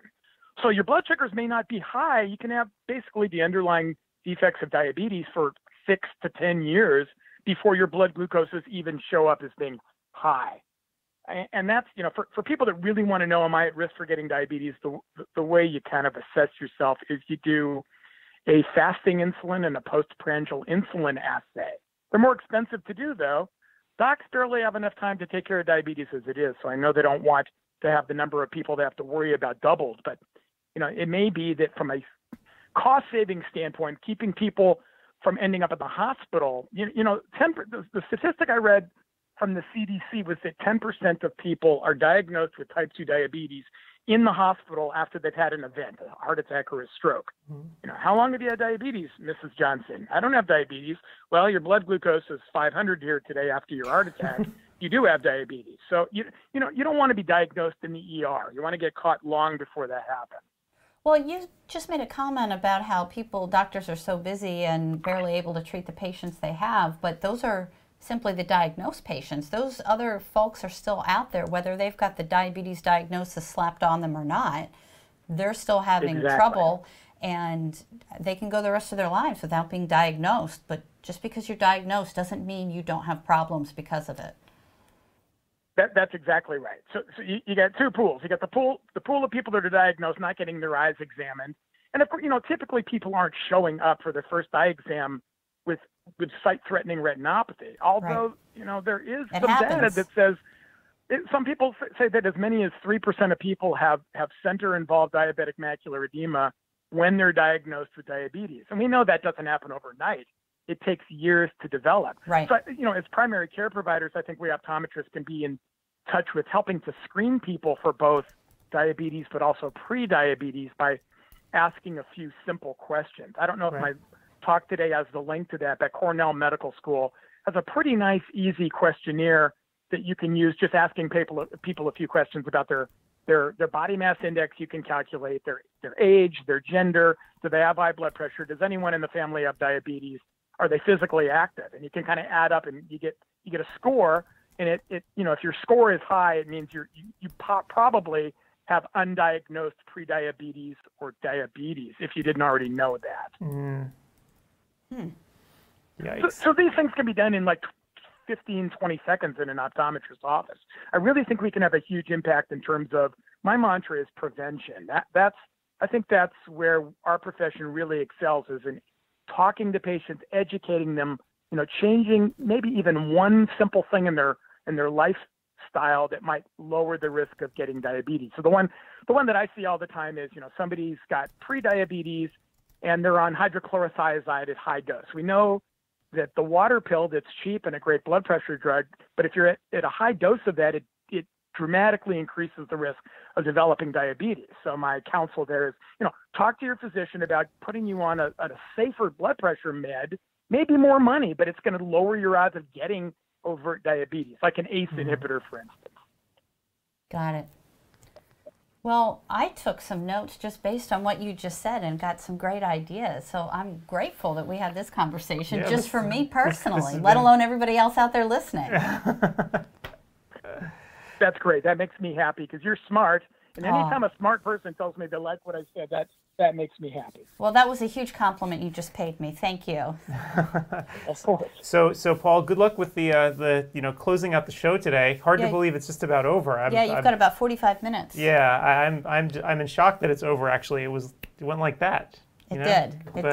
Have coffee, we'll travel. And you were busy. I know. Thank you for putting this together. It's a wonderful event, and I think I'm really excited to hear that people want to participate in a live format, so they can ask questions of the people presenting, which I think is great. Yep. Yeah. Agreed. It is great. It's the interactivity is something that I really love, and that's why I feel this is special. Someone first asked me when we did this, why don't you just do everything like put it on the internet and just walk away from it? And I'm like, well, no, that's not fun. I want to make it like a real conference. So, yeah. So I agree. So I'm very happy people showed up. Well, thanks so much, Paul. I'll be talking to you soon. Are you going to CECO? I am going to be at CECO. Yes, in fact. Then we will hang. I will hang out with you there for a few minutes if you'll have me. I will always have you. Woohoo! Okay. We'll talk soon. Thank you so much. Okay. Thanks, Paul. Thanks to both of you. Have a great rest of your weekend. You too. See you later. Bye. Bye-bye.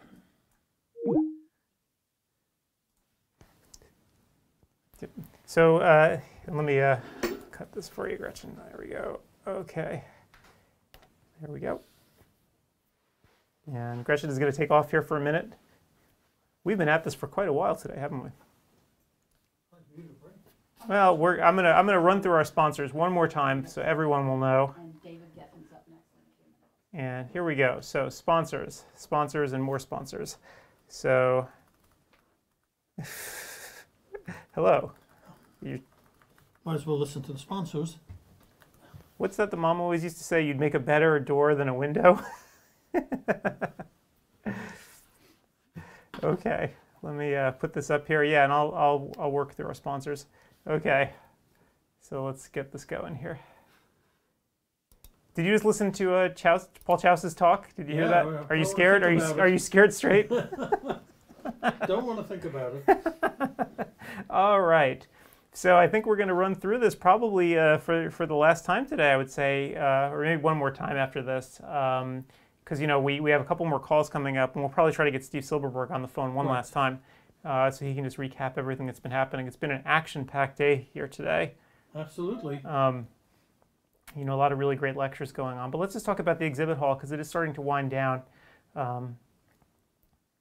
And I will show you what's going on here. So thanks first and foremost to Marco for sponsoring the live stream yet again. So obviously, Marco is one of the most respected instrument companies out there. We've been working with them for years. They're really the reason that this conference even got off the ground because they gave us the courage to go ahead and do it all those years ago. They said, just do it, right? I guess that's Nike's slogan, but could apply to Marco as well. So thanks to them for sponsoring the live stream all these years. Oculus, again, another longtime sponsor here. Visit their booth for up to $3,000 off any device. And again, it expires at the end of the day today. So I would encourage everyone, if you're looking for a Pentacam, a keratograph, or any other Oculus device, go for it now for a big discount. And VisionWeb, the makers of the Uprise EHR. So again, totally web-based. You don't have to install it on a computer. You don't have to do maintenance on it. It's all centrally handled. Other cool part about it is they have migration teams. They can get your data out of whatever you're using right now and put it into VisionWeb. They've done it, dozens and dozens or hundreds of times, so they know how it all works. They understand eye care systems, so it's not like they'd be starting from scratch when they see you. So check it out. Check out their booth and see what they're up to. The platform has come an incredibly long way in the last 4 years that it's been developed. We had Charlie McBride here, who was one of their original beta testers and is still using the platform. And it's kind of amazing where they're at these days, so check them out. So Zeiss offering 30% off Cirrus and Claris and the Humphrey Field Analyzer 3 and the IOL Master, along with combo promotions for their retina and glaucoma packages. So, you know, if you go into Zeiss's booth, you'll see it's incredibly comprehensive in terms of what they're offering. You know, we did a conference with Zeiss, I guess it was maybe 6 months ago, a little longer. And so we got to see sort of the breadth of their instrumentation. And one of the coolest things I thought was the Claris Ultra Wide Field Fundus Imaging camera. The pictures are absolutely stunning that come out of it. Go into their booth and you can see a couple of examples of it. It's really incredible. So EMS, and again, EMS deals in pre-owned equipment. They have a large inventory of Zeiss Cirrus OCTs. So if you're looking for pre-owned equipment, this might be a way to go. They were acquired by Lombard a while ago. So now the combined companies are great because you have, you know, sort of a pipeline for used equipment with EMS as well as new equipment with Lombard. You can see the deals that they're running here along with some lane packages. And again, hurry over there to try to qualify for those deals. NeuroLens, we've been speaking with the NeuroLens folks you know, several times today. I think we're going to speak with one more this afternoon. And you know, they make this contoured device that helps you measure folks to see if they need contoured prisms to help them relieve a wide variety of symptoms. So it's a relatively new device. I think the company just came out within the last, you know, year or so. And you definitely want to check it out. And our conversations that we've had with all the folks at NeuroLens are going to be archived. So we're going to have them up on ODwire so you can listen to those later as well, where they go into really in depth on how it works and what kind of an impact it can make on patients' lives. So you want to give that a shot. Again, Lombard, we mentioned them, the largest distributor of equipment, and you can see they're offering some pretty big packages here with deep savings. Depending on the package, some of these savings are, you know, big enough for you to buy a car. That's more than my car. So yeah, so check them out. The other thing that we learned about Lombard is that they have huge inventory, so they can get this stuff installed for you pretty quickly. So you're not going to wait months to take delivery of this, and they have staff that come in and help you set it up and train you on the equipment as well. So cool stuff. There you go. So $17,000 savings on this one package. So I say go for it, but hurry before the day is out. The day is almost out. It's getting there. It's getting there. So ABB Optical, so the largest distributor of contact lenses, and they also do RGPs. So check them out. They have a lab as well as doing soft lenses. So check them out when you get a chance. Lance Leasing. So if you need financing for any of this equipment, talk to Lance. They specialize in eye care. They understand the devices. They know how the marketplace works. So they're not just like some bank off the street. You know, they've been in the industry for a long time. So if you sign before February 28th, they'll pay your documentation fees. And if you can bundle 2 or more vendors together in the same agreement, or maybe 3 or 4 vendors, go ahead and buy one of each from each of the booths. They'll give you better rates. Early and often. Early and often, yes, thank you. iCare Pro, so again, if you have a practice with a website and a social media presence, you'll want to talk to these folks because they can manage this for you. Don't take the amateur route. Handle it on your own. You know, when you handle it on your own or outsource it to a family member, disaster will inevitably ensue. Or at the very least, your presence will be suboptimal. So have them deal with this for you. And Gretchen is shaking her head here because she understands suboptimal social media stuff. She tells me about it all the time. All the time. All the time. Pivotal. So Pivotal is the newest buying group on the block. They have very steep and aggressive discounts with a wide variety of vendors as well as education in their online portal. Cool thing about them too, besides the fact that they're new and young and, you know, something slightly different, is that they have education built in to their portal as well. So sign up. It's totally free. You don't have to pay anything. You're not obligated to do anything. But sign up with them and look and see the resources that they have online. It's pretty neat stuff. So that is Pivotal. Vision Equipment, so 20% off the lowest prices on Santinelli edgers and 10% off any items in stock. And this is Leo Hadley's company, so you want to go in and take a look at what they have. Their inventory is constantly changing, so if you want something, jump on it before it goes. Acuity Eye Care Group, we interviewed Ben Schudner, who's a VP there. This is a private equity group that buys up practices that you may have heard so much about. Listen to his lecture so you can learn all about private equity in general and all the groups that are coming into eye care. And if you think you might be interested in them, take a look, read up on them. You never know. You know, they're always looking Visit their booth. Yeah, visit their booth. You never know. They're out acquiring practices. You never know if you could be a good fit or not. So you might want to take a look at that. And Optometry Times, practical chairside advice. So we have, obviously, Gretchen here has been helping us out, Gretchen Bailey, the editor-in-chief of Optometry Times, and she's been helping us out today, interviewing folks, and I thank you for that, Gretchen. You've taken the load off. So Optometry Times, practical chairside advice. You give us bite-sized nuggets of info that are useful, immediately useful in daily practice. Absolutely. I like to say it is easily consumable, easily digestible, and we want you to apply this information to the next patient in your chair. So read it if you get it in paper form, then get rid of it. Don't stack it up on your desk, and we'll send you a new one next month. And if you miss something, you can always find it on our website. We have an inventory of all of our content. We also send out a newsletter, email newsletter 3 times a week. And you can find us on Twitter, Facebook, YouTube, and Instagram. There you go. And remember, stacks of paper piled up do not spark joy. So you must remove them from your home. So that's that. So that's Optometry Times. Okay. We are up next. We are a few minutes late, actually. Oh dear, I apologize for that. It's completely okay. my fault. That was my fault, actually. So we're going to be talking with David Geffen.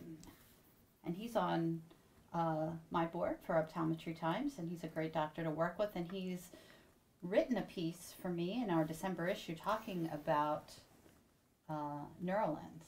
And that's what we're going to talk to him about right now. All right. Well, let me... Here's the article if you want it. Oh, really? Mm-hmm. Huh. Well, it's a little too late for me to read the article now, isn't it? Well, I thought I'd show you. Wouldn't this have been useful? No. I think this is great that you have such a great relationship with all these guys that, you know, it makes it a little bit easier to speak with them. Absolutely. You know, it's... Talking to friends on the phone. It is. You know, we know so many of these folks in person, some, you know, and a few I don't and Gretchen does and vice versa. So let me see if I can pull this up. You want me to... What are you looking for? There we go. Oh, it's already up. But my desktop is such a mess that I can't find it. There it is. Here. Oh, big print. So big that it fell off mine too. Here, I'll fix it. Thank you. I got it. You got it? I got it. Hopefully it's the right number. We'll find out. This is the last one, so.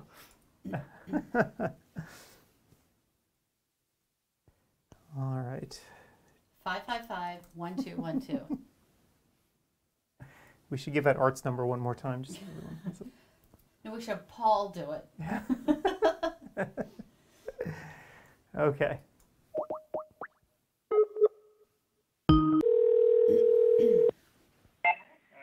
Hello. Hey, David. It's Adam Farkas and Gretchen Bailey. How you doing? I'm good. Gretchen really does enjoy having nice relationships with many guys. You know we're live, right? Hello, David. How are you? I'm sitting in 75-degree weather watching the Torrey Pines golf tournament. Nice. Oh my God. Nice. We should hang up on him right now. I think we should. Well, you are what's standing between us and a bottle of wine, my friend. That is true. Well, why not open it now? Yeah, it's true. Well, we did yesterday. We had quite a good conversation after we had the bottle of wine. So, but I'm always glad to talk with you. We've had a lot of conversation today talking about Neuralens, and I've been pimping out the article that you wrote for me for the December issue, which obviously I am not biased and I think is fabulous. Thank you very much. So you know, I know that earlier, you know, you sent me a bunch of slides all about, you know, trigeminal dysphagia and all that. But I think what we want to do is just try to talk through it for a minute. We had Jeff Kroll on the phone before, and I think I'm starting to understand much better, you know, what this is all about. At first, I admit I was baffled, but now I think I'm getting it. So maybe, sort of in your own words, if you could explain to all of us what this trigeminal dysphagia is. Well, you know, basically, patients have these weird symptoms. They come in, they have neck pain, they have backaches, they have headaches, and it's hard to put our fingers on what's going on. And what we've discovered, and Jeff Krall is the godfather of this technology and knows more than anybody about this. But what we're doing is we're finding that people have these minor misalignments of the binocular system. And we haven't really been able to detect this in the past because we didn't have the technology. We've always been able to check fixation disparity and phorias and all these other things. But people may have a normal fixation disparity, but they have these symptoms. And what we've been finding when I've been testing my patients is that they have these minor misalignments. And in today's environment, especially in my practice where I'm in an area where it's very high tech, I have all these engineers and software engineers and professors at the UC San Diego that come in that are spending 10, 12 hours a day on digital devices with all kinds of weird symptoms, headaches, backaches, all this, this computer vision syndrome stuff that we've been talking about for years. And this has been just a godsend for many of my patients when we have done the testing. Right. And I'm gonna make it personal here for a second because I have a question. We were talking to Jeff Krall about it, about neck pain and headaches that sort of migrate, in the back. My wife suffers from migraines too, and the second he started talking about neck pain, I just started thinking, that's kind of interesting, right? Because she's had this for all these years. You get a diagnosis of migraine, which is kind of, it's a garbage can category, right? I mean, that's literally what neurologists sometimes call it, right? Because migraines, they describe the symptoms, but really what's at the root of it? It's not really well known yet. And so when I start hearing things like this, I kind of wonder how many of these cases have, some visual component that's underlying them that people just haven't been able to figure out. Yeah, that's a really good point because we don't know what caused migraines. And we have so many patients that come in who have these terrible headaches, terrible migraines, and we've tried all kinds of other things, and these people end up on all kinds of pain medication and do anything they can to solve the pain that they're having with these weird headaches. But sometimes it's just these minor visual problems that they're having that we haven't been able to address, and we haven't been prescribing anything to fix this. Right. So the studies have actually shown that this technology has actually helped many patients who have these kinds of headaches, as well as other kinds of headaches. The other big thing is dry eyes. Dry eye is the hot subject in eye care these days. You can't pick up a journal without reading 2 or 3 articles. But we have many dry eye patients that come into the office that don't stain, that don't have reduced, tear breakup time or increased osmolarity. And why do they have these dry eye symptoms? Well, we've been finding some of these patients have this minor binocular misalignment. And the NeuroLens can help solve some of these dry eye issues for those weird patients that don't have the classic signs that we're looking for. Right. Got it. And I had a question for Jeff about that. In your practice, would you screen just about everyone with this, or do you sort of just wait to see some of these unusual symptoms before you put them through it?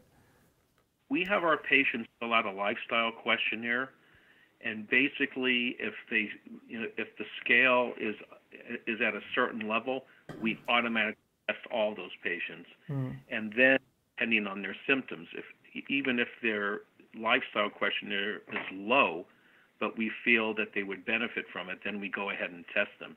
So we're not testing absolutely every patient, but it ends up that we're testing probably 70% of the patients. That's and it a lot. doesn't take it doesn't take very long. Well, if you know what, 2 things. Number one is it gives us great information. Secondly, in a independent practice these days, you're trying to do everything you can to show that you're different. Mm-hmm. And this technology is stuff they're not going to get anywhere else. So when you show the patient this advanced equipment that you're using, it's very impressive. And even if they don't need a NeuroLens, they may refer their friends to us because we are such a high-tech advanced practice. Right. So we're getting referrals from people. Right. And in fact, I put up on the screen right now, just so people can see, a picture of the device and what it kind of looks like and how it is in action. I know when I took the test, it didn't take very long at all. It was a couple of minutes. And it's sort of a compact cube with a little computer that sits on top of it. So it doesn't take up much space at all either. So, yeah, so I'm running the video out right now. Yep. Yeah. Yep. Yeah, very easy to use, very quick test with a lot of information. So it really has been great. I really love it. I'm glad. Actually, I'm wearing my NeuroLens office design as we speak. Oh yeah. And that in my practice, that's my number one prescribed lens. Again, I have so many of these computer users. That's where we're really finding it's just golden. And what I do in my office now, I walk into my office, I take off my progressive lenses, and I put on my NeuroLens office design. And this design has actually been the best office design that I have ever worn. I can walk around my office, function extremely well all day long, and not be bothered by the distance vision. And it has a very wide intermediate and near zone. So it's great to use in the office because all of us as ODs are working with arm distance most of the day. I'm looking at my computer, I'm looking at the phoropter, I'm looking at the patient. So this has made the day easier, and I have less strain, and I love them. Jeff had a difficulty answering one question because he doesn't really deal with the side of the business very much. But, in terms of getting the lenses made, typically how long are you seeing turnaround times for your patients? We're getting the lenses back in about 10 days. So it's definitely gotten much quicker than when we first started working with the company. So it's pretty reasonable for an advanced design. And patients understand that this is a unique design that they can't get other places. So they understand that it may take a few days longer to get this than their normal lenses. So that's actually a really good point. When you're showing this to patients, how do you, explain it to them in a way that they understand that this is something that's unique, right? This is not just, some progressive or something that you're pulling off the shelf. This is something that's very different. Absolutely. We go through what this technology is used for, why we have it, why we believe in it, and why it's special. So many patients today may have a vision plan, and these lenses are not covered fully in those vision plans, so the patient will end up having to pay some out of pocket. But the beauty of the lens and the device is when we get a reading and it says the patient needs 1.5 base in, the company supplies different trial lenses that have the contoured prism in them. And they have a slide so you can adjust it to whatever the PD of the patient is. And you put this in front of the patient over their prescription, and the patient immediately is going to tell you, this feels great. And, my best way to describe it is the patients say, They don't know how to describe it any other way. But when I say in the chair, did that make your eyes go, They go, that's perfect. So if that's the result that I get, then I tell the patient we should proceed. If they say it makes no difference, then that's a patient that I wouldn't prescribe this lens for because they probably won't appreciate it. So, David, I have a question. How is this contoured prism different from just regular prism in the lenses? So, a lot of people say, well, why don't I just prescribe regular prism? This contoured prism, the unique design that's proprietary to the company, is that it progresses in power. So as we look down, the prism increases about 3/4 of a diopter. And we know that there's a difference in the amount of disparity from near to far. And usually it's greater with near work. So most people, when they're doing near work, are looking down in the lens. So the prism is increasing in down gaze, which gives them even more relief. How would that work with a progressive? Can you do these in a progressive? Absolutely. The company started off with single vision and progressives. And it wasn't until the last month that they had their design available. And that was something that I kept harping on for. Just for personal use, right? Yeah. Personal use and for my kind of a practice. I mean, that's the number one lens that we're prescribing. But in the progressive, the prism increases just as the power is increasing. So it makes perfect sense that, why someone didn't think of this before is amazing. But it works great. And our patients who have these lenses, they tell us great stories. Almost never does a patient call me up and tell me, God, these new glasses make me feel so much better. But now we're getting patients actually calling us up and telling us that. Wow. Right. Is it Paul Farkas here? Is the lens designed to be able to use only sitting at a desk, looking at a computer, or could you lie down with these lenses? If you wanted to read in bed, for example. You can absolutely read in bed. The office, any progressive design is going to have issues with different head tilts. My progressive lenses for reading in bed are not the best thing because if I'm tilting my head. So, for patients who do a lot of that type of reading, I almost always are recommending a separate pair of reading glasses anyway. But the lens is no different than a conventional progressive. So if you can use your progressives in bed, you can absolutely use the NeuroLens progressive in bed too. And the office design has such a wide reading area, I actually can use that reading in bed quite nicely. Wow. So, you mentioned before there's this ah factor, right, where they put it on and they immediately feel better. Is it ever the case where someone will have to adapt to it? There's definitely an adaptation. I mean, most of the patients will have immediate relief, but it does take a few days to get used to it, depending on the amount of prism. Now, if you have patients who have larger disparities, sometimes you don't want to prescribe the full amount. I usually won't go more than 2 initially, because I think if you go up to 2.5 to 3, that's when I've had patients have some adaptation problems. But even on a patient who needs 3, if you give them 2, they're going to feel better. Right. And then we come into it later. Right. And what about those patients who don't actually wear glasses? Have you ever actually prescribed this for someone who's never worn any kind of vision correction before? So over Christmas break, I had a college kid come in, and she told me that she was having terrible problems studying. She'd get headaches and eye strain, and sometimes she'd look up and have double vision. And I checked her out, and we ran her on the NeuroLens. She definitely had a misalignment. She really needed vision therapy.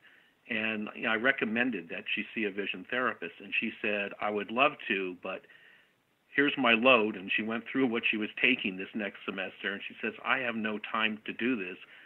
Can I wait till the summer? And I said, yeah, but what are you going to do in between? She goes, well, do you have anything to help me? And I said, yeah. And I showed her the NeuroLens, put the prism in front of her, and she definitely had that awe effect. And so we prescribed the lenses, made up a pair for her, and she's using those to study now. And now she can at least get through her work. Right. So it's a big difference in her life. Wow. That's pretty cool. Yeah, that is cool. And unexpected. I mean, I wouldn't think that, you'd have cases like that. That's pretty great. I want to try these. Yeah, I know. Any discussion so far about the economics? And see a lot of like college kids. We've been prescribing low plus for these people who have reading difficulties for years, and we've often given them some prism when we find that they can use it.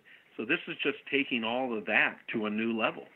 Right. Question that we have is the economics of all this for someone who's in practice. So obviously these are high-end lenses, right, that you're going to be prescribing to people. What have you told patients about it? How do you present that to them? Basically, we will tell the patients these lenses are going to cost, more than what the average lens costs because of this advanced technology. And we guarantee the lens. So we tell the patient if it doesn't work, we will go ahead and just make a regular pair for them. So they don't have the risk of having something they don't like. So they have no real risk, and they have all the benefit, and they've had the experience in the chair of feeling some of that relief. And that makes all the difference in the world in my office. And, it depends on the practitioners that you're talking to, but when you talk to, some of our neural lens docs who have the machine, who are in lower income areas, are still able to, have patients purchase these lenses. I'm in San Diego and I'm in La Jolla, so I have a higher end patient base, so it's not quite as price sensitive in my practice as it may be in others. And especially the fact that I'm dealing with so many of these biotech and engineers who really are looking for relief. Right. In fact, do you ever have any of those engineers who might be contact lens wearers who give this a shot anyway, just on top of it, just for what the heck, just with prisms, just to see how it goes? Yes, and we have prescribed, computer lenses for years now. And a lot of our contact lens patients, we tell them to wear a pair of computer lenses at the office. And so now we're looking at this. If they have that displacement and we show them the prism, we're prescribing the neural lens for them over their contact lenses. Over the contact lenses. Right. Okay. Optometrists, we are too nice. We always. I'm in a MD/OD practice. My partners are MDs in a refractive surgery practice. And those guys, they walk in the exam room and they say, this is what you need, and they walk out. They don't worry about what it costs. They don't worry about whether the patient can afford it or not. But as optometrists, we think, oh, Mrs. Smith, she can't afford these lenses. She's got that tattered up pair of jeans that may have cost her $1,000. Right. But so we are so empathetic to our patients that we take it to an extreme. We owe it to our patients to prescribe what's in their best interest. Believe me, if they don't want to pay for it, they're going to tell you. But if they don't know about it, they don't have the option. So you're effectively taking the choice away from the patient by not making that option available. Exactly. If I came into the office and I saw you, Adam, and I'm a +0.5, -0.5 with a 2 ad, if you didn't recommend progressives to me, a pair of office lenses for the computer, a pair of sunglasses when I'm outdoors, and maybe a pair of reading glasses when I read in bed, I think you're doing me a disservice. Right. But how many guys are going to do that? That's what, 4 or 5 things? Not many. Mm. Not many. And am I going to go buy 5 pair of glasses in the dispensary? No. But I'm going to buy 2, a lot more than I would have, and I might come back in a month and buy that 3rd one that you recommended. Right. Because you didn't know that there were different solutions to meet your needs. Exactly. That's our job, is to provide what's in the patient's best interest for the vision and health of their eyes. And whatever it costs, we owe it to the patient to describe and let them have the choice of that. That's really good advice. And as I said to somebody not long ago, it feels like the mid-90s. I've been doing this for a long time, and we've been talking about that for a long time. Here we are in 2019 still talking about don't not offer options to your patients because you're prejudging what they are willing or able to pay. Exactly. The perfect example are toric IOLs. My partners do cataract surgery all day long. Why wouldn't you offer an astigmatic intraocular lens for a patient who had a lot of corneal sill? Yes, it costs more, but that's a once-in-a-lifetime decision for these people. Let them make the decision. They can possibly go to their family to get the money to do this, but we owe it to them to educate them about that. Absolutely. Absolutely. Well, this is really cool. I'm so glad that we had an opportunity to talk to you about this, and I'm sure we'll see you in a couple of weeks in New Orleans. I will be there for probably just a night, though. That's a long way to go for one night. Yeah, seriously. I'm going there to do a program, and my daughter happens to be coming home that weekend, so I want to see her. I haven't seen her in a couple of months. That's important. Well, hopefully we'll get to see you, and I'm glad that we had a chance to chat today. Great. Well, thank you for calling, and let me know if you guys need anything else. All right. Thanks so much, David. Bye, David. Have a good one. Take care. Yes. So he is absolutely right. 100%. You know, when you don't give people the options, they're not going to know, and you really shouldn't try to count their money. I mean, you take their choice away from them. Look at this. I dress like a common hobo, and I'm sure that most places that I walk into, they don't want to give me these options, but you know, I buy things that are important to me, right? Obviously not this. But you know, but the things that we are using to actually broadcast this are important to me, right? So these are the things that are important to me, and I like knowing that I have those options. Right, absolutely. So, yeah. Well, let's check in with Steve and do a conference wrap-up, because I I guess can't believe, gentlemen, that we are at the end of the road. Yes, it is kind of amazing. You stayed awake. I'm awake. I'm impressed, Paul. Yep, it's terrific. Because the program was so interesting. Your microphone has now died, but you're awake. Okay. It's not your fault. I believe you have finally killed the batteries, which I'm impressed. Okay. So, but people can hear you anyway through ours because this is very sensitive. Mine okay? Oh, you replaced mine, right? Yeah, and I replaced this too. I don't know why it died, but anyway, you know, David could hear you through ours, so. I have a headset on, so I'm good. All right, let me go find Steve, and he can wrap it up one more time. Oh, Steve, where are you? Man, we've called a lot of people today. We have. Here you go. I don't think he wants us to use that number. I think he wants us to. Okay. I think he wants us to use this number. So I'm gonna try this one. We'll see if I'm a liar. You might be a liar. We'll find out. Let's see.